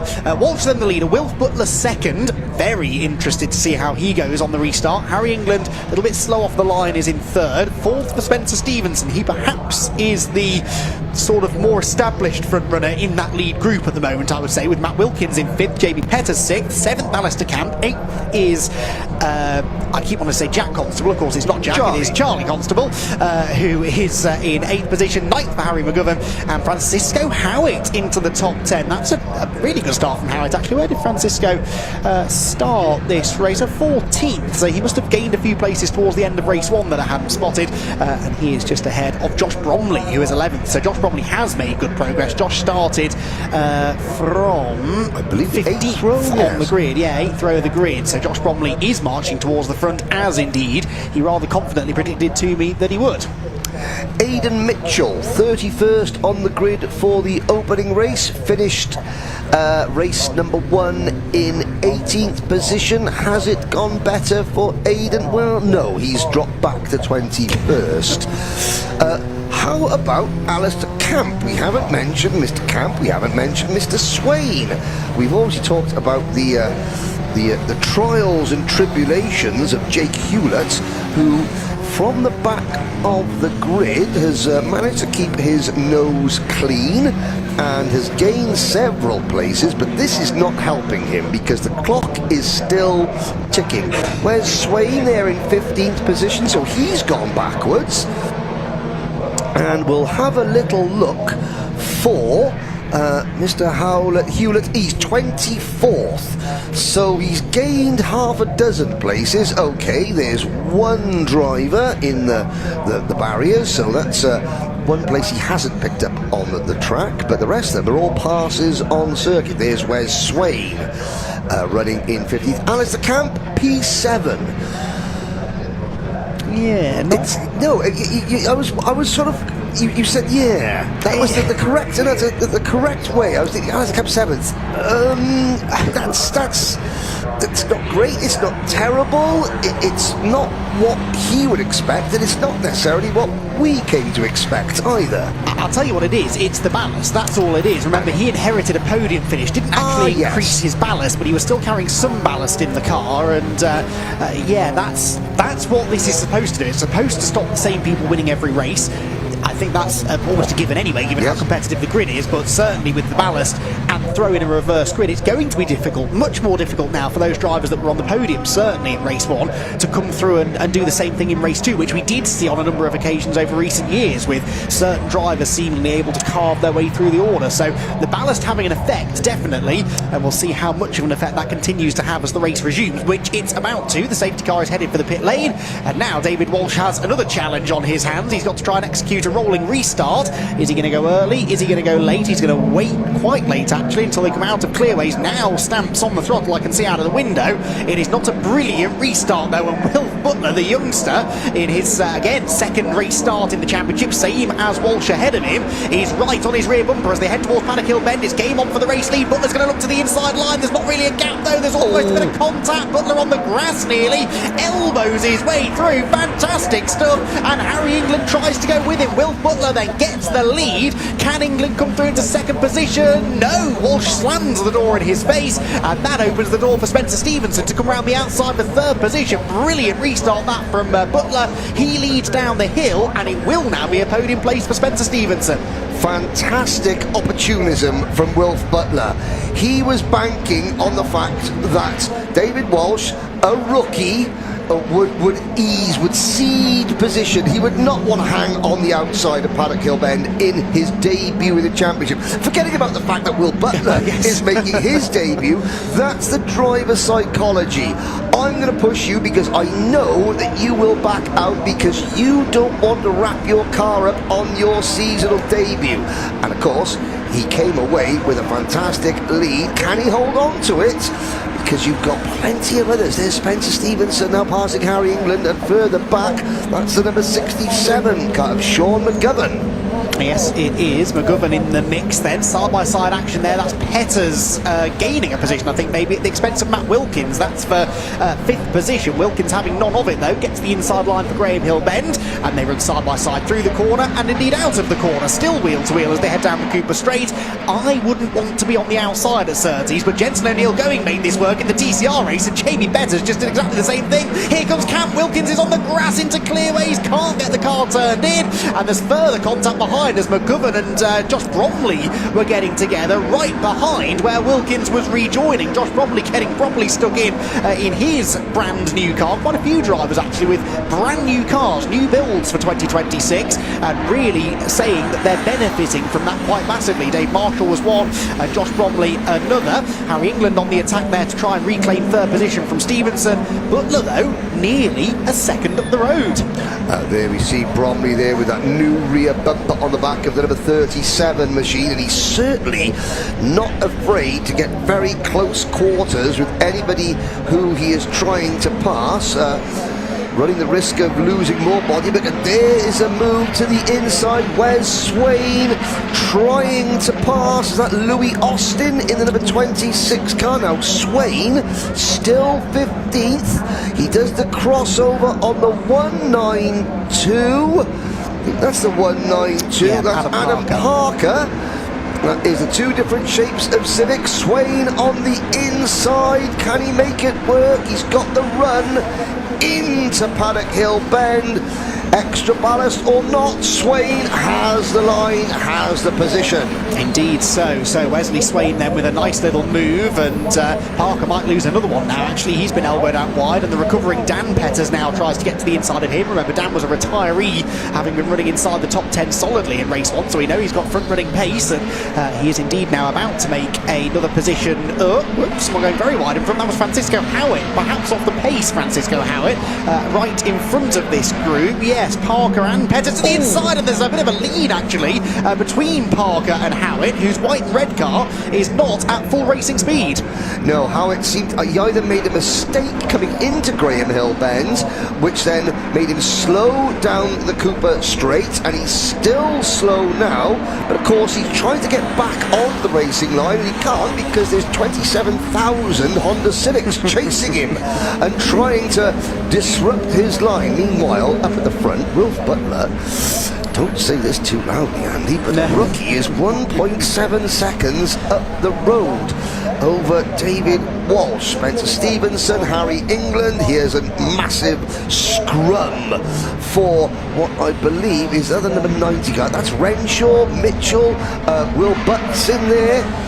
And what a great thing. Will Butts, he's still racing. New windshield, issues to try and get here, but the green fronted car, the Welsh Dragon from the valleys of South Wales, there is Will Butts. And yeah, he just wants a clean weekend, so he's not bringing the car home in one piece. As Mr. Hewlett now fighting forward. This is going to be interesting. How many positions can Mr. Hewlett pick up? Even though he's a dominant race one winner, you know, the technical exclusion notwithstanding, that's still a very, very fast car with 40 kilos of ballast on it. How does it race? Well, pretty well, although he's not getting to the top 20, so work to be done, although he was certainly trying to do something about that up at Clearways Corner. One of the Petters there gaining some ground. That is Dan, isn't it? So yes, Dan Petters up ahead of Adam Parker and perhaps a couple of others now, so he's continuing to charge towards the front as Will Butt there defends busily, heading down the Cooper Straight. Back with the, well, I hesitate to call them the lead group because it's a lead group of one right now. Will Butler is nearly 2 seconds up, in fact he is now 2 seconds, nearly 2.1 seconds up the road from David Walsh, who's still hanging on nicely in second. Spencer Stevenson struggling really to get within a second of him, and in fact is maybe about to lose third position because Harry England's going round the outside of Spencer Stevenson out of Paddock Hill Bend, and well, he can't quite get it done into Druids, but Stevenson, I'm really mystified as to where the pace has gone really from Spencer Stevenson's car. I had him down as a potential race winner here, but he's barely holding on to third. Does he have a little bit of ballast from 5th or 6th position? I don't think he... 5 kilos. Well, there's, you know, that was my Christmas holiday, so it's quite easy to put 5 kilos on. It's harder to take it off. Correct myself, actually, sorry, he was credited 5th, but of course that was an inherited 5th, so no ballast in that no car, ballast. Well, forget what I said about Christmas dinner. Josh Bromley, meanwhile, just behind that camera shot, you saw Josh Bromley side by side. He was getting into the side of the number 47. Who's that with Bromley? That's Alistair Camp there. Camp, again, with heavier ballast, has not been able to make any progress. He's now fighting back against Bromley, but he's going backwards, Andy. Well, he's probably going backwards shortly. It depends on how him and Josh Bromley get on.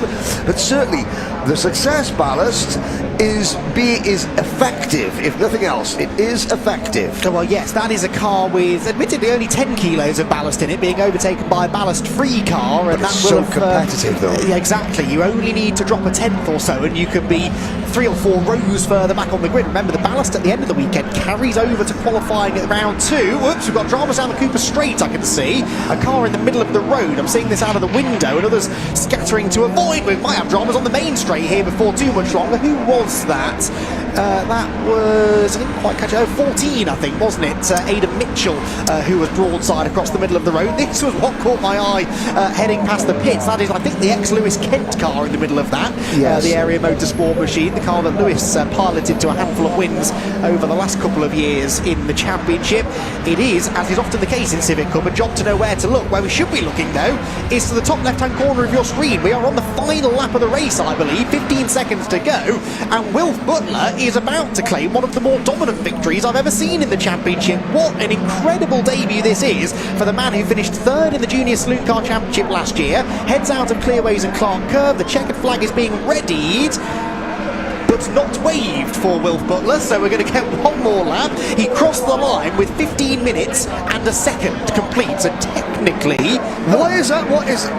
someone's gone off with a paddock bend. Who is that in the gravel? That's not our leader. No, it's not. That was just...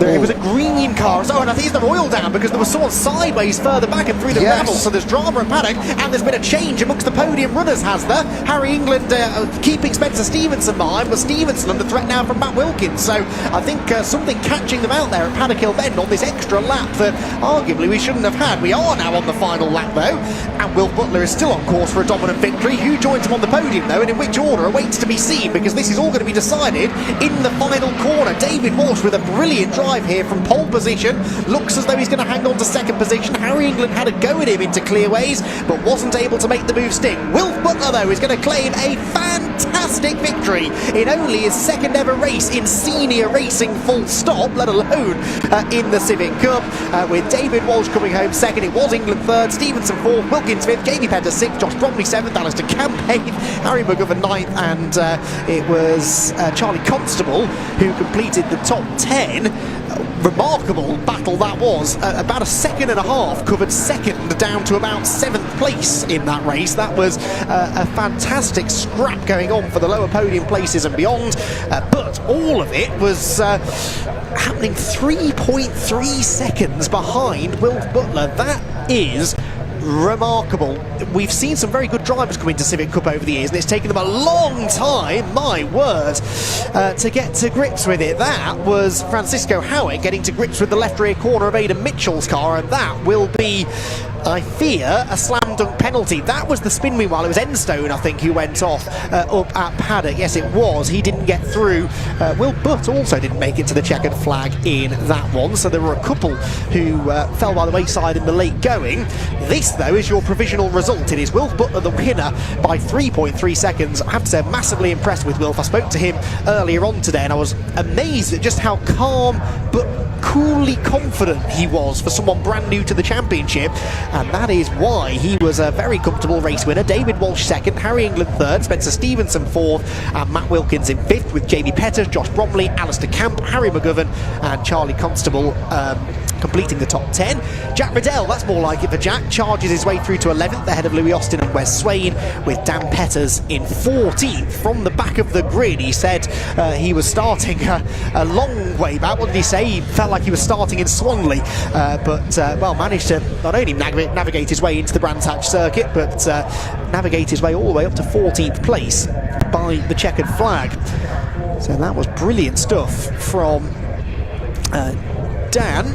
Right, lots to unpack after that one. Let's head down into Parc Ferme, shall we? Ian is the man on the ground. Let's see what our race winner thought of that. Well, I think this has got to be one of the most popular wins I've ever seen. A serial winner, of course, in Junior Saloon Car Championship, and in just your second Civic Cup race, you're on the top step of the podium, wearing the first place hat. How does that feel?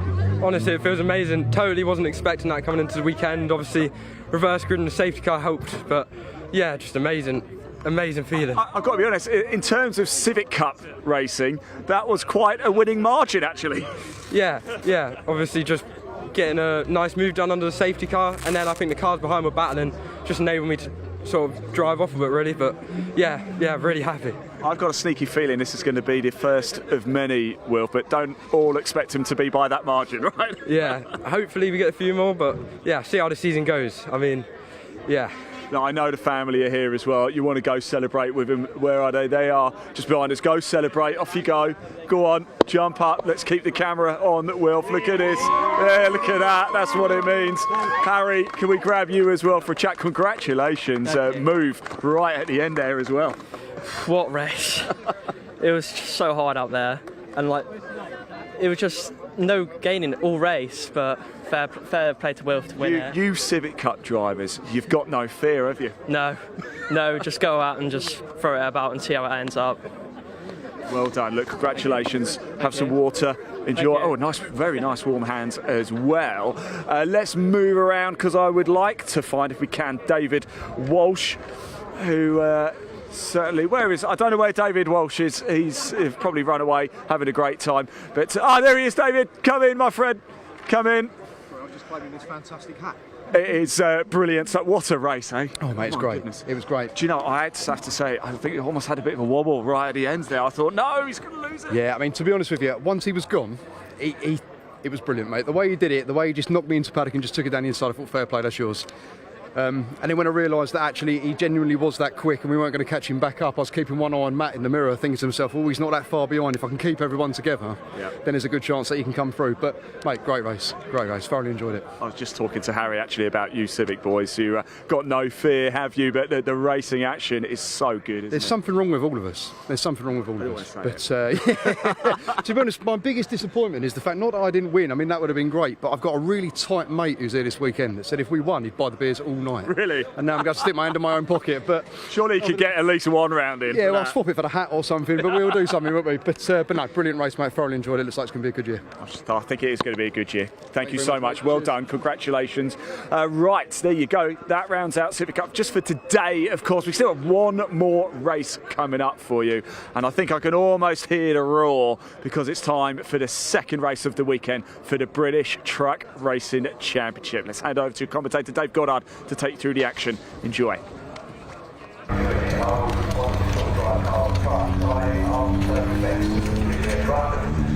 Yes, thanks very much indeed, Ian. Time for our final race of day one here at Brands Hatch, the first day of its centenary season, this circuit. It was back in 1926 that motorcycle grass track racing was first held on this site. They raced anti-clockwise in those days.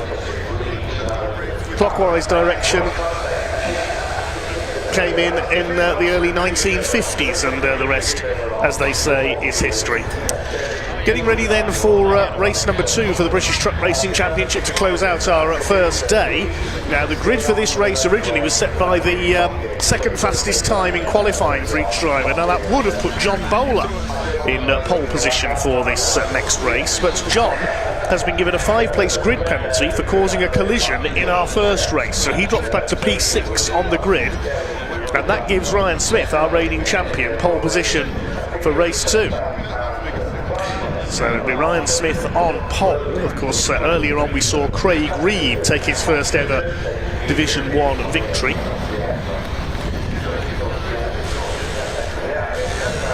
And in Division 2 it was Jake Evans, the number 10.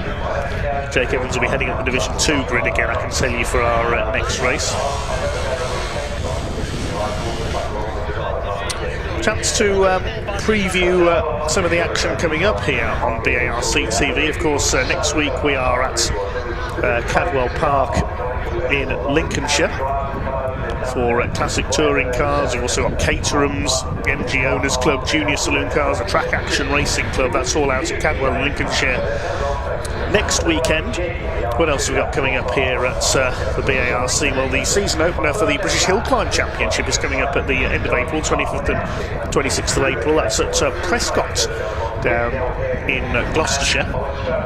And then on the 2nd and 3rd of May, we'll have coverage of Speedfest North up at Croft. TCR UK are back in action at that one, along with Caterham's, Junior Saloons and plenty more besides. Don't forget to subscribe to BARC TV. Do join us if you can't make it trackside to those events we just mentioned. You can follow us on social media as well. Let's take a further preview then of some events that are coming up.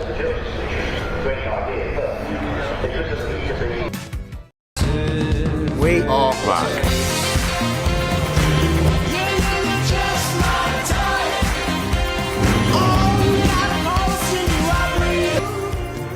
Championship. Delivering edge-of-your-seat racing action for over 40 years, this is a championship like no other. While looking very similar to their road-going counterparts, these monsters are built from the ground up. With over 1,200 brake horsepower and 6,000 Newton meters of torque, these things don't hang about. Weighing in at over 5.5 tons each, these guys spray water on their brakes to stop them exploding during the race. Consisting of 34 races over 7 race weekends at some of the UK's best circuits, including one at Le Mans in France. So that's it, we've got 20 trucks in 2 divisions battling at 100 miles an hour around circuits at the UK and in France. For more information, check out btrc.co.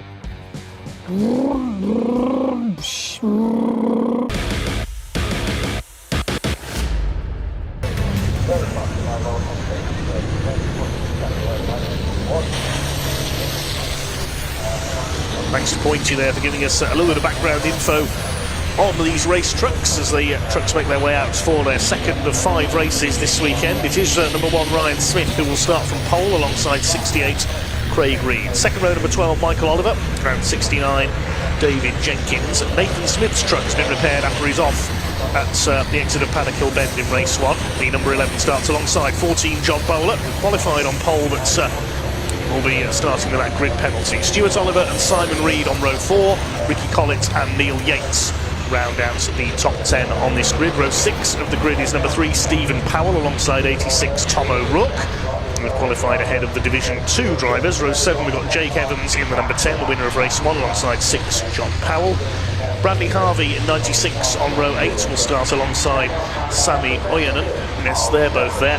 The 9th row we won't have Callum Eason or Archie Handy. Unfortunately, they're non-starters. I think they had problems in testing yesterday. Hopefully we'll see them out tomorrow. Simon Cole, he failed to finish race 1, as did 97 Warren Harvey. Starts at the back of the grid this weekend as a novice. So that completes the grid then. We await the trucks to get into line behind our pace truck. It'll be another 15 minutes of racing. The trucks go on from here. The next month they're at Thruxton down in Hampshire, May the 16th and 17th. Then on June the 20th and 21st they go to South Wales at Pembrey. In July they're at Snetterton. August it's Convoy in the Park, the big meeting at Donington Park. Hopefully we'll see the international entries in action there as well. And then the end of September they go to the Le Mans Bugatti circuit in France to race at their away round. Then they're back here October the 31st and November the 1st at Brands Hatch for the traditional season finale and firework display. See if Ryan Smith over those 7 rounds of the year can make it a record 11 championships and finally defeat Stuart Oliver's record of 10 that he equalled last season. I know he's desperate to try and overhaul the great Stuart Oliver. Stuart, a subdued start to his weekend, back in 7th place in the first race. Ryan Smith had to settle for 4th, but he's on the front row this time in his newly liveried Daimler Freightliner. Returning names to the championship, a couple of new names, several new liveries as well. It's all new for the 2026 British truck racing season. 18 trucks out there on this first day. Hopefully tomorrow we'll be able to have the full 20, as we say. We haven't got Archie Handy with the ex-Paul McCumsky Volvo. We haven't got Callum Eason out for this one. As I say, I believe they had problems in testing yesterday. Callum Eason, the Division 2 runner-up from last year. Hopefully tomorrow we will have the full complement of 20. The MAN pace truck is in position, the GT Tyres liveried machine, to lead them away. Once the circuit is clear, of course, for truck races, the marshals will have to move back off their posts for safety reasons. The circuit just being inspected at the moment by our officials. Once they're happy, the chief clerk of the course this weekend, Dorothea Wota, and the British truck racing clerks of the course, David Cartwright and Bob Lentel, are happy, then we'll be able to get this race underway.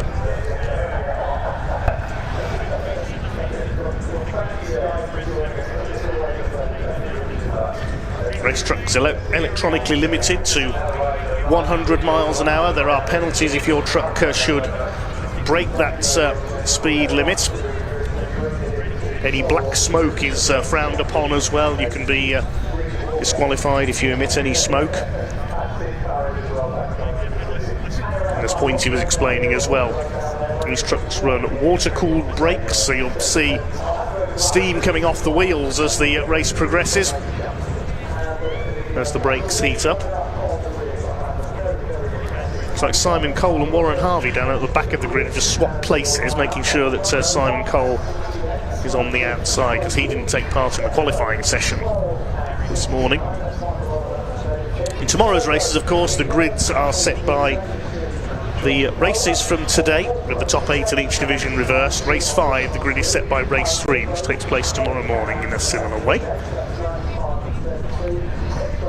I must say a big thank you as well to Steve Bewers and Trackside Recovery, to provide the heavy recovery vehicles, organise the heavy recovery vehicles for our truck races here at Brands Hatch. We saw Mick Gould's huge American Peterbilt in use just before the lunch break, when Nathan Smith's truck ended up in the gravel on Halewood Hill. Just awaiting the all clear then to get this one underway. In fact, the pace truck now rolls away. Time for 15 minutes of truck race action here on the Brands Hatch Indy circuits. It was back in 1985 that the sport debuted here at Brands Hatch with the Lucas Truck Super Prix.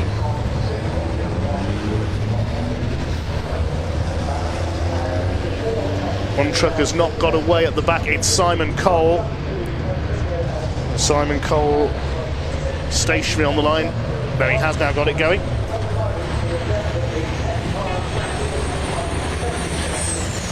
April 1985 that the Lucas Truck Super Prix took place. It was Gaudenzio Mantova at the wheel of a Scania who took the prize on that occasion, the Italian, with Richard Walker, who would go on to be one of Britain's all-time greatest truck racers, in second place. Still around the motorsport scene today, his son Jack Walker-Tully went into car racing a few years ago, and Bent Bos of the Netherlands was third in that Super Prix event. And the likes of motorcycle rivals Steve Parrish and Barry Sheen took part on that occasion, and Slim Borgard as well, the musician turned Formula One driver who sadly passed away a couple of years ago. But these are the current stars, 18 of them on track.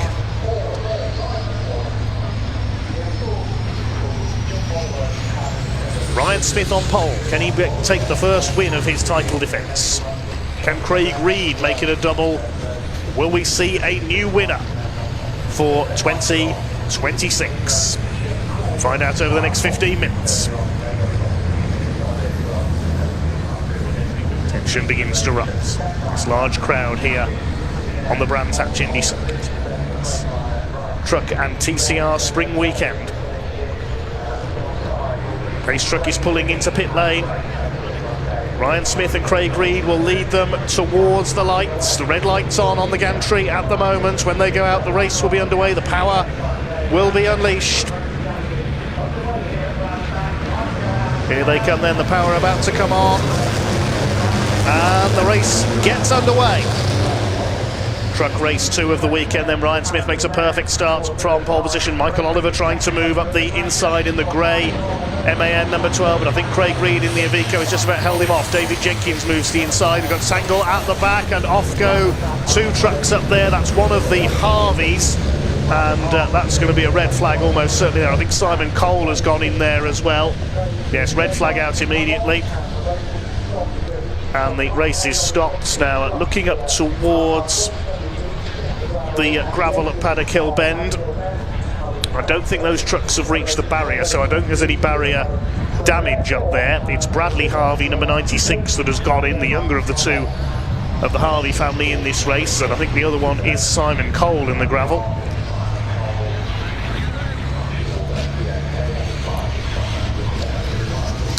So the red flag out immediately on our Second truck race of the weekend, 2 of the Division 2 trucks off at Paddock Hill Bend.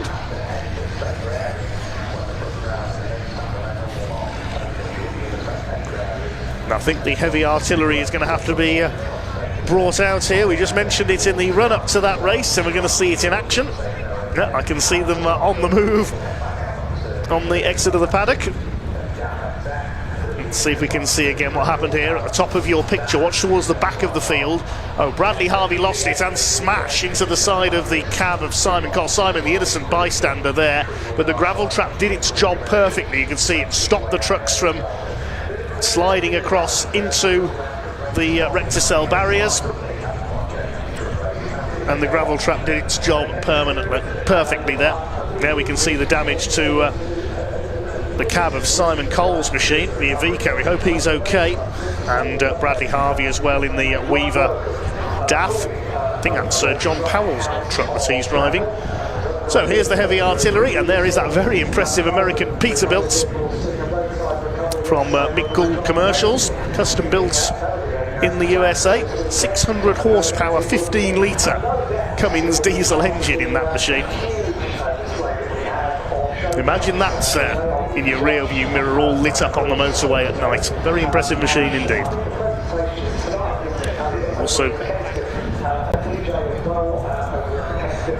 We've also got the DAF XF from NWVA, nice nationwide assistance group.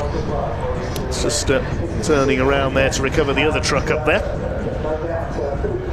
So while the recovery is in progress, we'll catch up with that in a moment. Let's see who Pointy's been talking to.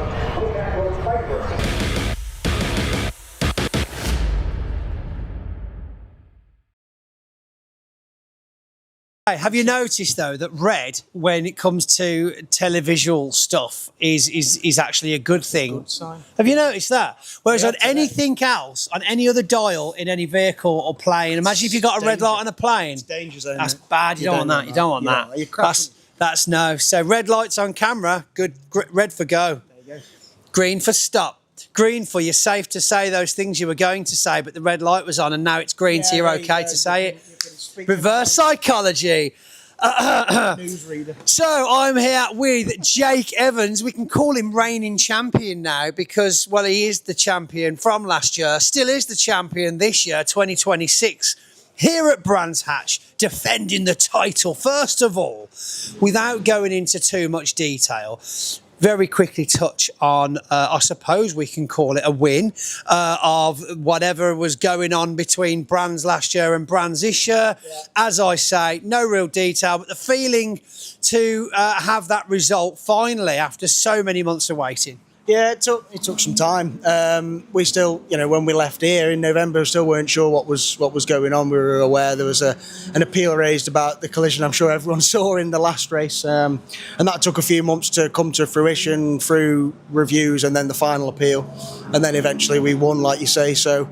Took a few months to get the feeling that you need, that you hope you would leave Brands with. I was going to say, do you think that it kind of tarnished the championship win a little bit for you? And from maybe, let's get inside everyone else's head. Do you think that if it had gone the other way, it would have tarnished their win a little bit as well, just having that battle involved? I don't think there's anything better than, crossing the line and having won. You look back you watch Ryan's, 10 titles, and you see Ryan come in and he knows that they've got the point score. And, usually about 2 races before the end of the week. Mathematically unbeatable, right? And because of events that unfolded earlier in the season, the stack up of points didn't go our way, and the Thruxton round, I harp on about it, was a killer for us because we didn't race at all. So that destroyed all, the championship lead that we had to that point. And then it was a clawback exercise, and which is why it ran so close to the wire. I'd like to call it the underdog experience. Yeah. No, maybe not. But a victory is a victory nonetheless, no matter how it's dressed. That was a little bit of a rhyme there, forgive me. But here we are, as I said, 2026. Weather's all over the place here at Brands Hatch today, but we've got a long year ahead of us. Bit of a mishmash with regards to where we're going to be and when we're going to be there circuit-wise.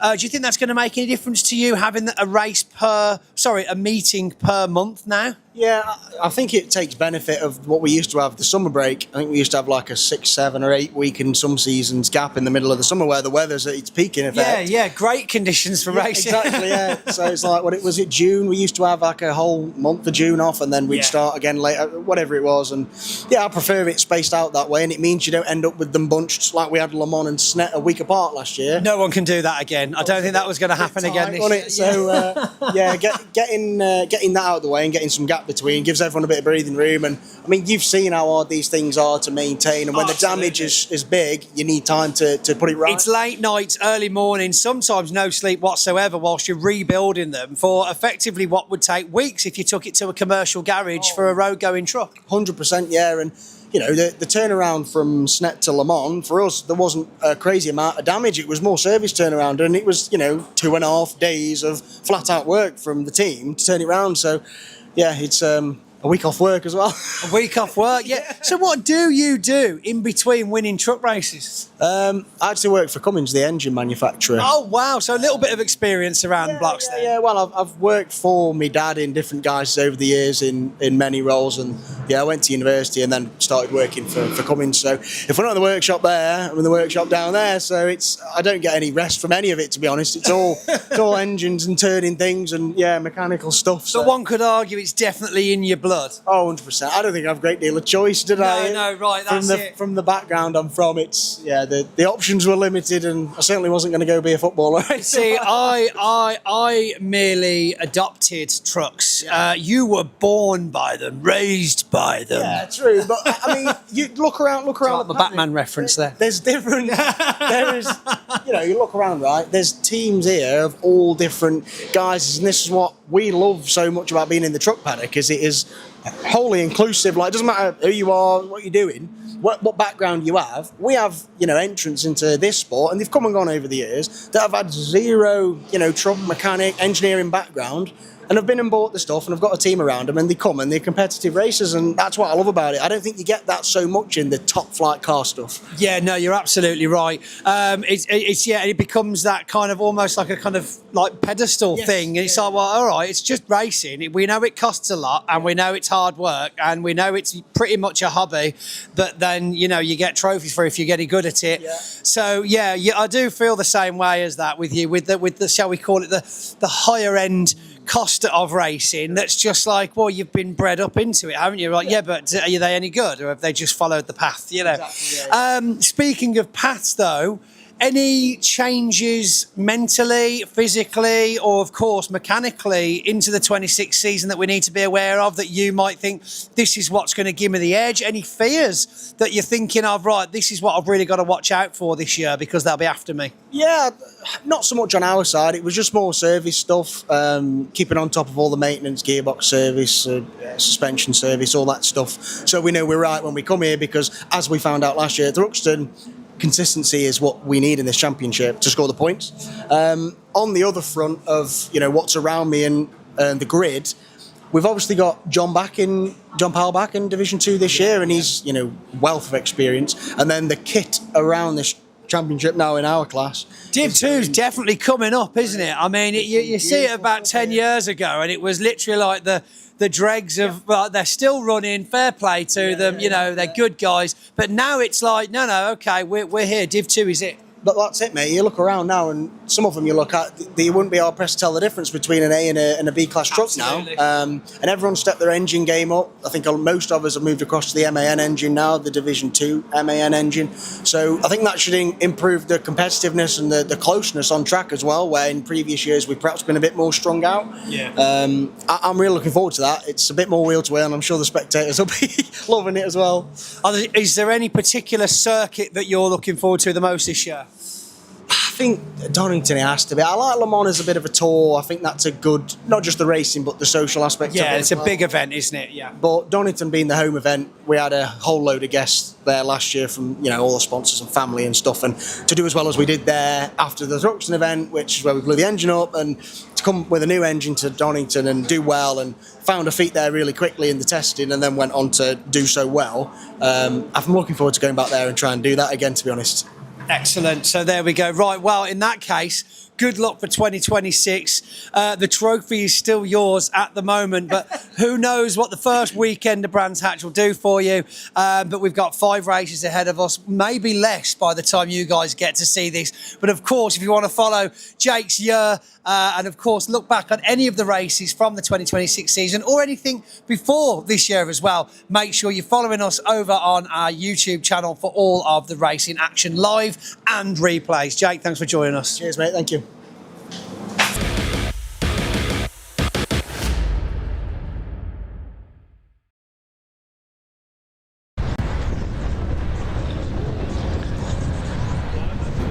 Why was Pointy using a spoon as a microphone during that interview? He is completely mad, that man. But we knew that anyway. Anyway, I'm pleased to report that both trucks are out of the gravel at Paddock Hill Bend. Race 2 of the British Truck Racing Championship this weekend red flagged when Bradley Harvey spun and took Simon Cole with him into the gravel, but the Mick Gould Commercials Peterbilt has recovered them and is now being expertly manoeuvred by Richard Tier, its driver, back into its parking space in the paddock area just behind the race control tower. That is a very impressive feat of reverse parking. I have to say, I can barely reverse park a small hatchback, never mind a gigantic truck that size. You can see Bradley Harvey's truck on the left of your picture there in pit lane with a big chunk missing out of its front corner. And Simon Cole back in pit lane as well. He's not his weekend at all. He had problems in testing yesterday, failed to finish race 1, and now was the innocent bystander really in that incident as Bradley Harvey lost it and took his truck off into the gravel. So it looks like we're down to 16 trucks for the restart with Ryan Smith on pole. Looks like it'll be a full distance according to the TSL timing screen. Full 15-minute race for the trucks as they hadn't completed a lap when the red flags came out. Craig Reed on the front of the grid, who is leading the championship, having won the opening race of the season in the Iveco Stralis. So it's Daimler Freightliner and Iveco on the front row of the grid. 2 MANs on the second row, Michael Oliver and David Jenkins. Let's have a look again at the initial attempt to start our second truck race of the weekend. Watch towards the back of the field coming into Paddock Hill Bend. Bradley Harvey just gets sideways, slides back across, wallop into the side of Simon Cole and into the gravel they went. But the gravel doing its job perfectly, stopping the trucks before they reached the barriers, and meant that there was no costly barrier damage to repair, which would have meant a much longer delay under the red flag. Trucks just needed to be plucked out of the gravel by the recovery vehicles, and they were able to return to the pit lane under their own steam. Looking ahead to tomorrow, we kick off just after 10 AM with the second of our 3 TCR UK Championship races of the weekend. Hopefully all the cars that hit problems in that race of attrition earlier on will be back out. Quite a few with repairs to do overnight. That's followed by the Mini Challenge Clubsport, and then our third truck race of the weekend due off at around 11:15.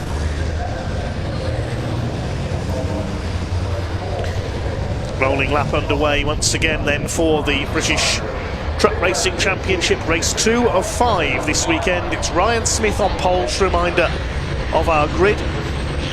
We have Craig Reed alongside. Row 2, Michael Oliver and David Jenkins. The third row, Nathan Smith and John Bowler.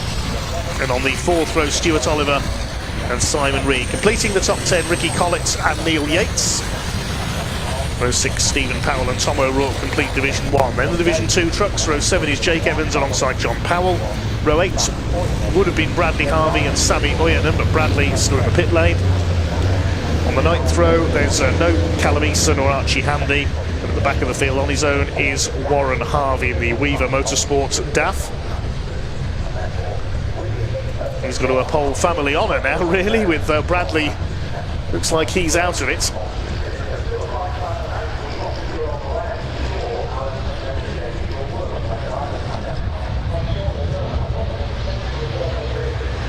So we're down to 4 contenders, unfortunately, in Division 2 by the look of things in this one. Good to see numbers in Division 2 going up for this year, though. It's had a thin couple of years, it has to be said. with a number of Division 2 drivers graduating to Division 1.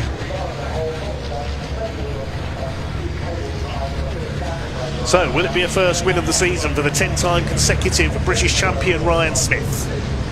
Will we see an improvement from Stuart Oliver? He's back on row 4 in the number 7. Pace truck about to pull into pit road. It'll be Smith and Craig Reed to lead them up towards the red lights. Take 2 with race 2 this weekend. This spring truck and TCR weekend here at Brands Hatch, the final race of day 1. The second attempt about to get underway. Revs begin to rise. And the pack is unleashed. Here we go. Great start by Ryan Smith down towards the first corner. Craig Reed will slot in behind, side by side with third. David Jenkins trying to go around the outside of Michael Oliver. A little bit of a lock-up on the inside from Stephen Powell in the number 3. They've all made it through Paddock Bend cleanly this time, up towards Druitt. Smith who leads. Michael Oliver's on the grass. He lunges at Craig Reed. That was more like stock car racing than truck racing into Druitt. Then Michael Oliver is very eager indeed. He's got through into second, but that's allowed Ryan Smith to charge away at the front of the field. Into Graham Hill Bend. It's Oliver second. Craig Reed is in third position. David Jenkins just ahead of Nathan Smith for fourth. There's the pairing of Neil Yates and Stephen Powell, the NYR Alco livery trucks, new colours for them this season. They bounce their way through. I wonder if Craig Reed has picked up any damage. That's earlier contact with Michael Oliver. We'll wait and see. There's John Bowler. He should have been on pole for this race. Got a 5-place grid penalty for contact in race 1. David Jenkins there holding off Nathan Smith, and Craig Reed has got damage. He's not come through. He's pulling into pit lane. I thought he may have some damage to the front end with that contact with Michael Oliver. And yes, Craig Reed, unfortunately, our race 1 winner, has pulled into the pits. So that's given a big lead to Smith and Michael Oliver. Third is David Jenkins. Nathan Smith going well up there in fourth. No relation, incidentally, to Ryan.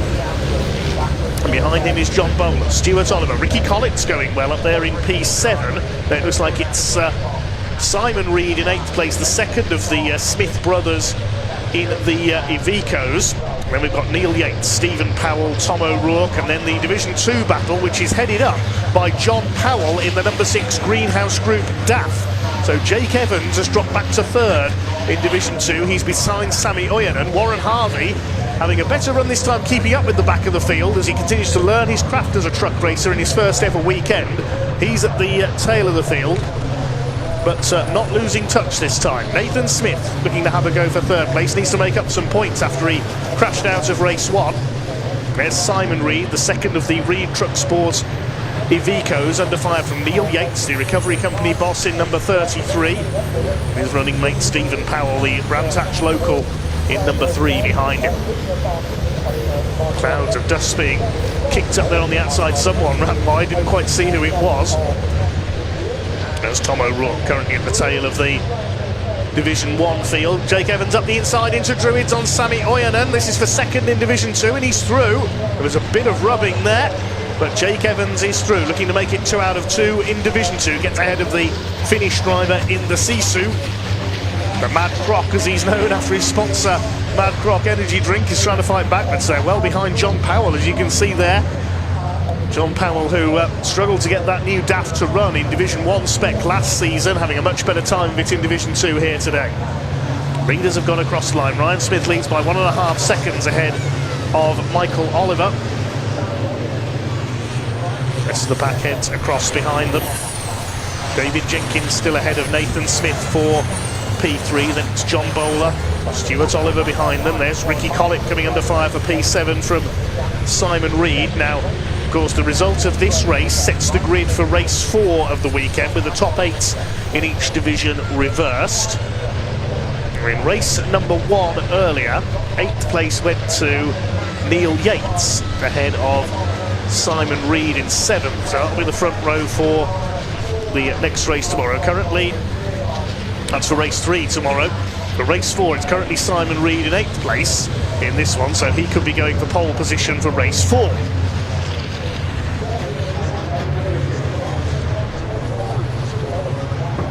Let's have a look again at the opening lap here. This is Michael Oliver and Craig Reed.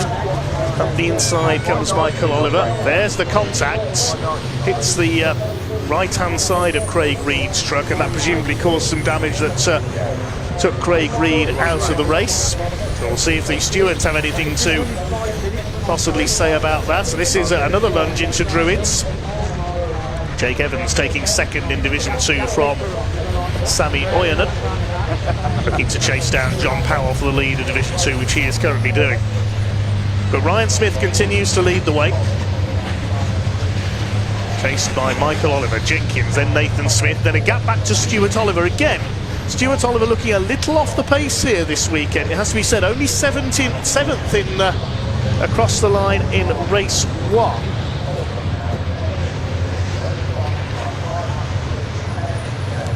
Sorry, 6th across the line in race 1, I apologise, after we lost Nathan Smith. This is the battle for 7th currently in this race. Ricky Collett up against Simon Reed. They're behind John Bowler in the number 14. He's having a strong weekend. Lead gap is now to 1.7 seconds. Nathan Smith in 4th place has just done the fastest lap of the race, 58.703. He only made his debut at Brands Hatch in November 2025 at the wheel of his father David's MAN, the former Division 2 champion of a few years ago. Nathan is certainly a chip off the old block. There he is, the white MAN, the front bumper's flapping, but not slowing Nathan down as he tries to catch our top 3. Almost 75 miles an hour average around the Brands Hatch Indy circuit. Here's the Division 2 battle. The gap is coming down there. What was the gap at the line last time through? Just under a second between John Powell in the number 6, Jake Evans behind him in the number 10 MAN. Through to complete their 6th lap this time. They're behind Tom O'Rourke, Scotsman in the 86 International Navistar. Boss of MV Commercials, long-time partners of the British Truck Racing Championship. Ricky Collett under real pressure now from Simon Reed. This is the battle for P7. Whoever finishes 8th, of course, gets pole position for race 4 of the weekend. Could be Simon Reed who starts on pole. It'll be provisionally Neil Yates for race 3. And the results earlier on.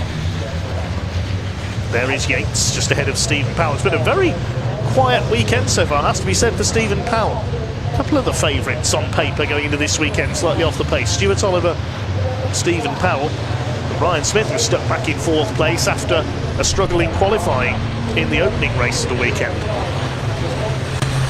There is Ryan Smith out in front this time, 1.8 seconds ahead of Oliver and Jenkins as they try to close up for 2nd place. David Jenkins, incidentally, has now done the fastest lap of the race, 58.609 for the Staffordshire driver in the Digraph and Morris Lubricants MAN. But he's closing on Michael Oliver for 2nd. Still this battle rages on between Simon Reed and Ricky Collett. Reed's got the inside line for Graham Hill Bend. Ricky Collett doesn't give way though and nearly forces Simon to cut the corner on the grass there. This is allowing Neil Yates to close in as well. And Stephen Powell as well, so we could have a 4-way battle for 7th place developing here pretty soon. So this is the main battle at the moment, along with that 2nd place fight between Oliver and Jenkins.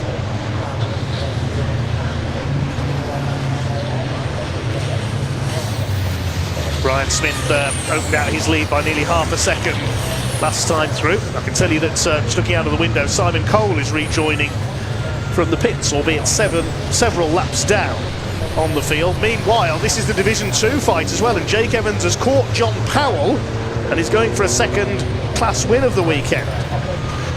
He's gone very high there, going into Paddock Hill Bend, high, wide and handsome, as the late legendary voice of Brands Hatch, Mr. Brian Jones, would have said. Up into Druids. Then down the hill. Oh, that's Ricky Collett. Ricky Collett has spun. He was 7th. Now, did he have contact with Simon Reed? They were very close for several laps. We didn't see what happened there, unfortunately, but Ricky Collett trying to get going again, but looking out of the window, I can tell you he's got a flat right front tyre, so he won't get much further. That's going to be end of game for Ricky Collett, unfortunately. Yep, he's out of the race. This is the Division 2 battle coming through Clearways. Still John Powell hanging on in front for the moment. Let's have a look again, see if we can see in the background. No, he just spins out there. I don't think Simon Reed was near him. But he has a front puncher. That's end of race for Ricky Collett. So that's given Simon Reed 7th, Neil Yates 8th. Is he going to luck in and get pole position for race number 4, I wonder? Meantime, here's the battle for 2nd. Mike Oliver with David Jenkins still on his tail. Nathan Smith is still in P4. Jenkins still has the fastest lap of the race. So Stuart Oliver is still 5th. John Bowler 6th. Everybody else moves up a spot.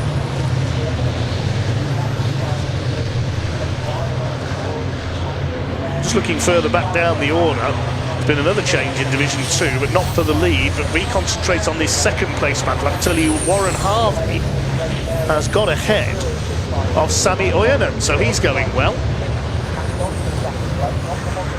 We concentrate on 2nd place for now because David Jenkins is all over Michael Oliver for the runner-up spot. This, of course, is playing into the hands of Ryan Smith, the champion, getting away at the front of the field. Nathan Smith just looking. Oh, we've had a tangle, and that's Oyanen and Warren Harvey. So what must have happened there is Oyanen's tried to get the place back again. I said that Warren had got ahead of the Finn, but they've tangled. That's at Clearways, and that's there's 4 minutes left on the clock. That is almost certainly going to be a red flag if Sami Oyanen can't get going again. Warren Harvey's got going, and that's such a shame. He was going so well, and Sami Oyanen trying to dig the Mad Croc Sisu out of the gravel. You can see what happened. Yeah, Oyanen had got back ahead, and it was Warren Harvey back up the inside. And Oyanen, I don't think he knew he was there, turns in and wallop. That is big contact. And into the gravel they go again. The gravel does its job. That's a shame. They were having a good battle, those two. So Sami Oyanen still in the gravel. The race continuing for the moment. I wonder if we might see the red flag come out here with 3.5 minutes to go. Still, your leader is Ryan Smith. We look further back down the order. This is the Division 2 battle now. Simon Cole, who's rejoined for the pits, is several laps down, so he really needs to let John Powell and Jake Evans through here. He lets Powell through at Druids.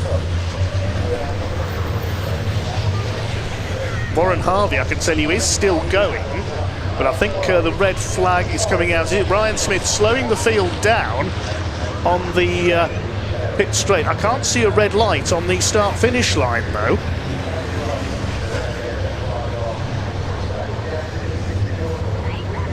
It looks like we may have gone virtual safety car. Yes, that now comes up on the timing screen. I was confused over whether we were going virtual safety car or whether the red flag was coming out there. It took a while for the prompt to come through. Yes, we have gone virtual safety car.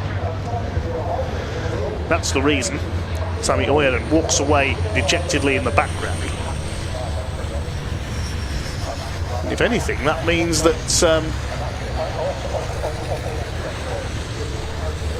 Simon Cole has struck lucky by rejoining from the pits, because if he does enough laps to be classified, he'll get points in Division 2. But out of luck, Jake Evans, because under the virtual safety car, he can't pass Simon Cole to lap him, and it's let John Powell increase his lead again. We've got 2 minutes left on the clock. Now, is the race going to finish under virtual safety car, or virtual safety truck, you might say? And in fact, the red flag is now coming out. With just under 2 minutes to go, so yes, there won't be time left to get Sami Oyanen's truck out of the gravel up there at Clearways. So that will be a win for Ryan Smith. And a win in Division 2 for John Powell.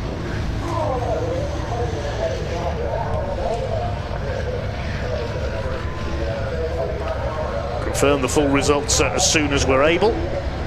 So Ryan Smith picks up the first win of his title defence, looking for his 11th consecutive title this year. The provisional result then, with the red flag coming out, Ryan Smith the winner by 1.7 seconds ahead of Michael Oliver. David Jenkins completes the podium and also gets fastest lap. Nathan Smith a good 4th, with Stuart Oliver 5th. John Bowler completes the top 6 ahead of Simon Reed, and Neil Yates P8 again. So I think that's two pole positions provisionally he's got for tomorrow's first 2 races. Stephen Powell 9th, Tom O'Rourke completing the top 10. And John Powell wins Division 2 ahead of Jake Evans. Warren Harvey did get going again. I think we'll take third in Division 2. We lost Sammy Oyanen, Ricky Collins. Simon Cole was still running at the finish, but several laps down. Craig Reed pulled into the pits, and we lost Bradley Harvey on the first start. Let's head down to Pointy in pit lane.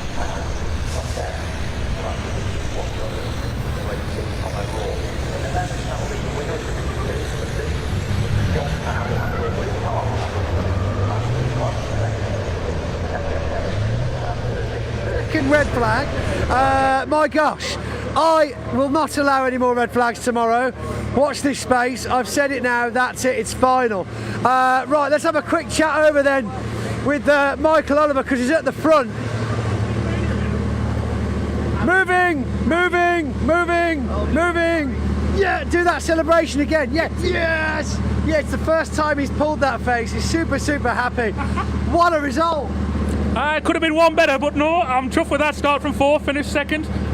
I think I might be leading the championship. Early days though. It's great. It's going to be that all year. I've decided now, okay? We're going to write it down, put it in a sealed envelope, and then we'll come back to it. Brands Hatch Race 2 in November. I know, honestly.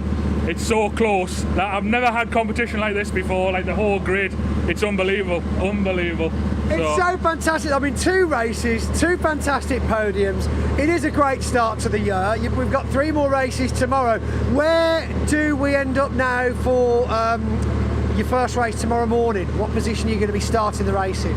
At Brands Hatch. No, yeah, I know that, Jesus. I asked him, you know what, there's a video coming out tomorrow, hopefully, a certain type of bread, and he was the only one that just turned around and called it bread. I was like, great, thanks Michael, thank you. So no, second place. Yeah, so that's reversing the top 8. Aye. So does that make you... Race two tomorrow, that'll put us 7th, but race 1 tomorrow, that'll put us 6th, so... 6th. So a bit of a battle on your hands tomorrow. I'll pass them all though. I'll just pass them all. It's that easy. Where did Ryan Smith start in this race? He started first. Oh, so really didn't gain anybody then in this race? No, you've got to let him have one, haven't you? Yeah. Well, I can hear whistles blowing. Michael, well done, congratulations. Another fantastic bit of silverware. We'll shut this door. Won't get my toes run over just yet, as the trucks now make their way back down to the paddock. They'll be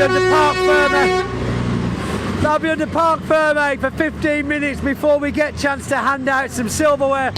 John Bowler checking his emails, not quite got the memo as yet. It's the one on the right, John. That's it. Come on. 3, 2, 1, go. Wow, I'm glad he's not this slow on circuit, ladies and gentlemen. Shall we go and give him a push? I mean, there's just a little bit of traffic. Air brakes haven't released. I can hear an issue with his air brakes, and we've of course got some serious damage over to the left here with Bradley Harvey's 96. I think his air brake solenoid's gone. I can hear something not releasing his air brakes. Ian, come on in, mate. I don't think his air brakes are releasing. I can hear it. He's trying to top up the air, but it's just not happening. So they're going to have to try and squeeze through there or get this one moved. They're stuck. Big smash of Bradley Harvey. Do you think we'll be seeing him tomorrow morning? I hope so. I tell you, I've seen these guys work miracles before, so doable. Engine out, wheels off, everything in pieces on the floor. 3 a.m. in the morning, it's back together again. Although the only thing I will say, if there's a time for this to happen, it's now, at the end of the day. Absolutely. Yeah. Right, Pointy, I think I just want to say thank you to you as ever. Thank you to you as ever. You can keep going if you want. I'll allow you to thank me. Thank you. I'll tell you, e-bike up now, some race, wasn't it? It was interesting. I'd like to get like a checkered flag for the trucks tomorrow. That's my prediction. Top man, 3 races for the trucks tomorrow. So much more action. Civic Cups, TCRs, mini Clubsport. Got Super Saloons in action as well. So much. Thank you to all of you for watching today. If you haven't already, make sure you hit that like button, hit that subscribe button. We're back live tomorrow morning, about 10 o'clock or so-ish. But from Pointy and I, big thank you to Andy McEwen Henry, Bodette and Leah as well, and of course Dave. But I'm going to hand back to Dave. He needs the last word. He is the king. So Dave Goddard, over to you. Go, Dave.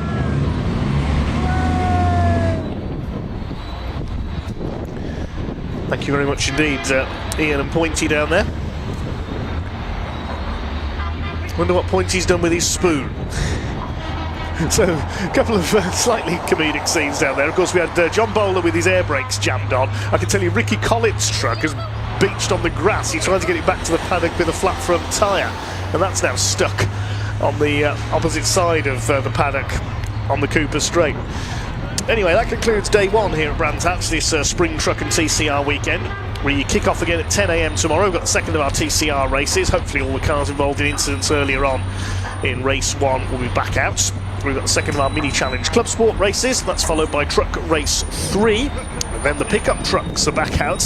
I nearly lost my voice during pickup truck race 1. It was that good. Then we have the Classic and Modern Motorsports Club, Super Saloons and Production Saloons. Rod Burley's Escort starting as favourite there.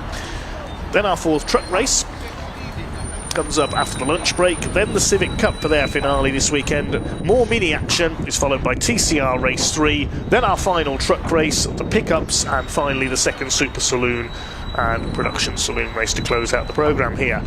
That's at Brands Hatch tomorrow. Well, thanks very much for watching here on day one at Brands Hatch. Don't forget to subscribe, like and set your reminder for the stream going live tomorrow. Give us a follow on all our socials here at the BARC as well. Check out the website barc.net for the full fixture schedule for the 2026 season. That's about all for day one here at Brands Hatch. We'll see you at 10 o'clock tomorrow morning for a full day of race action, but it's goodbye till then.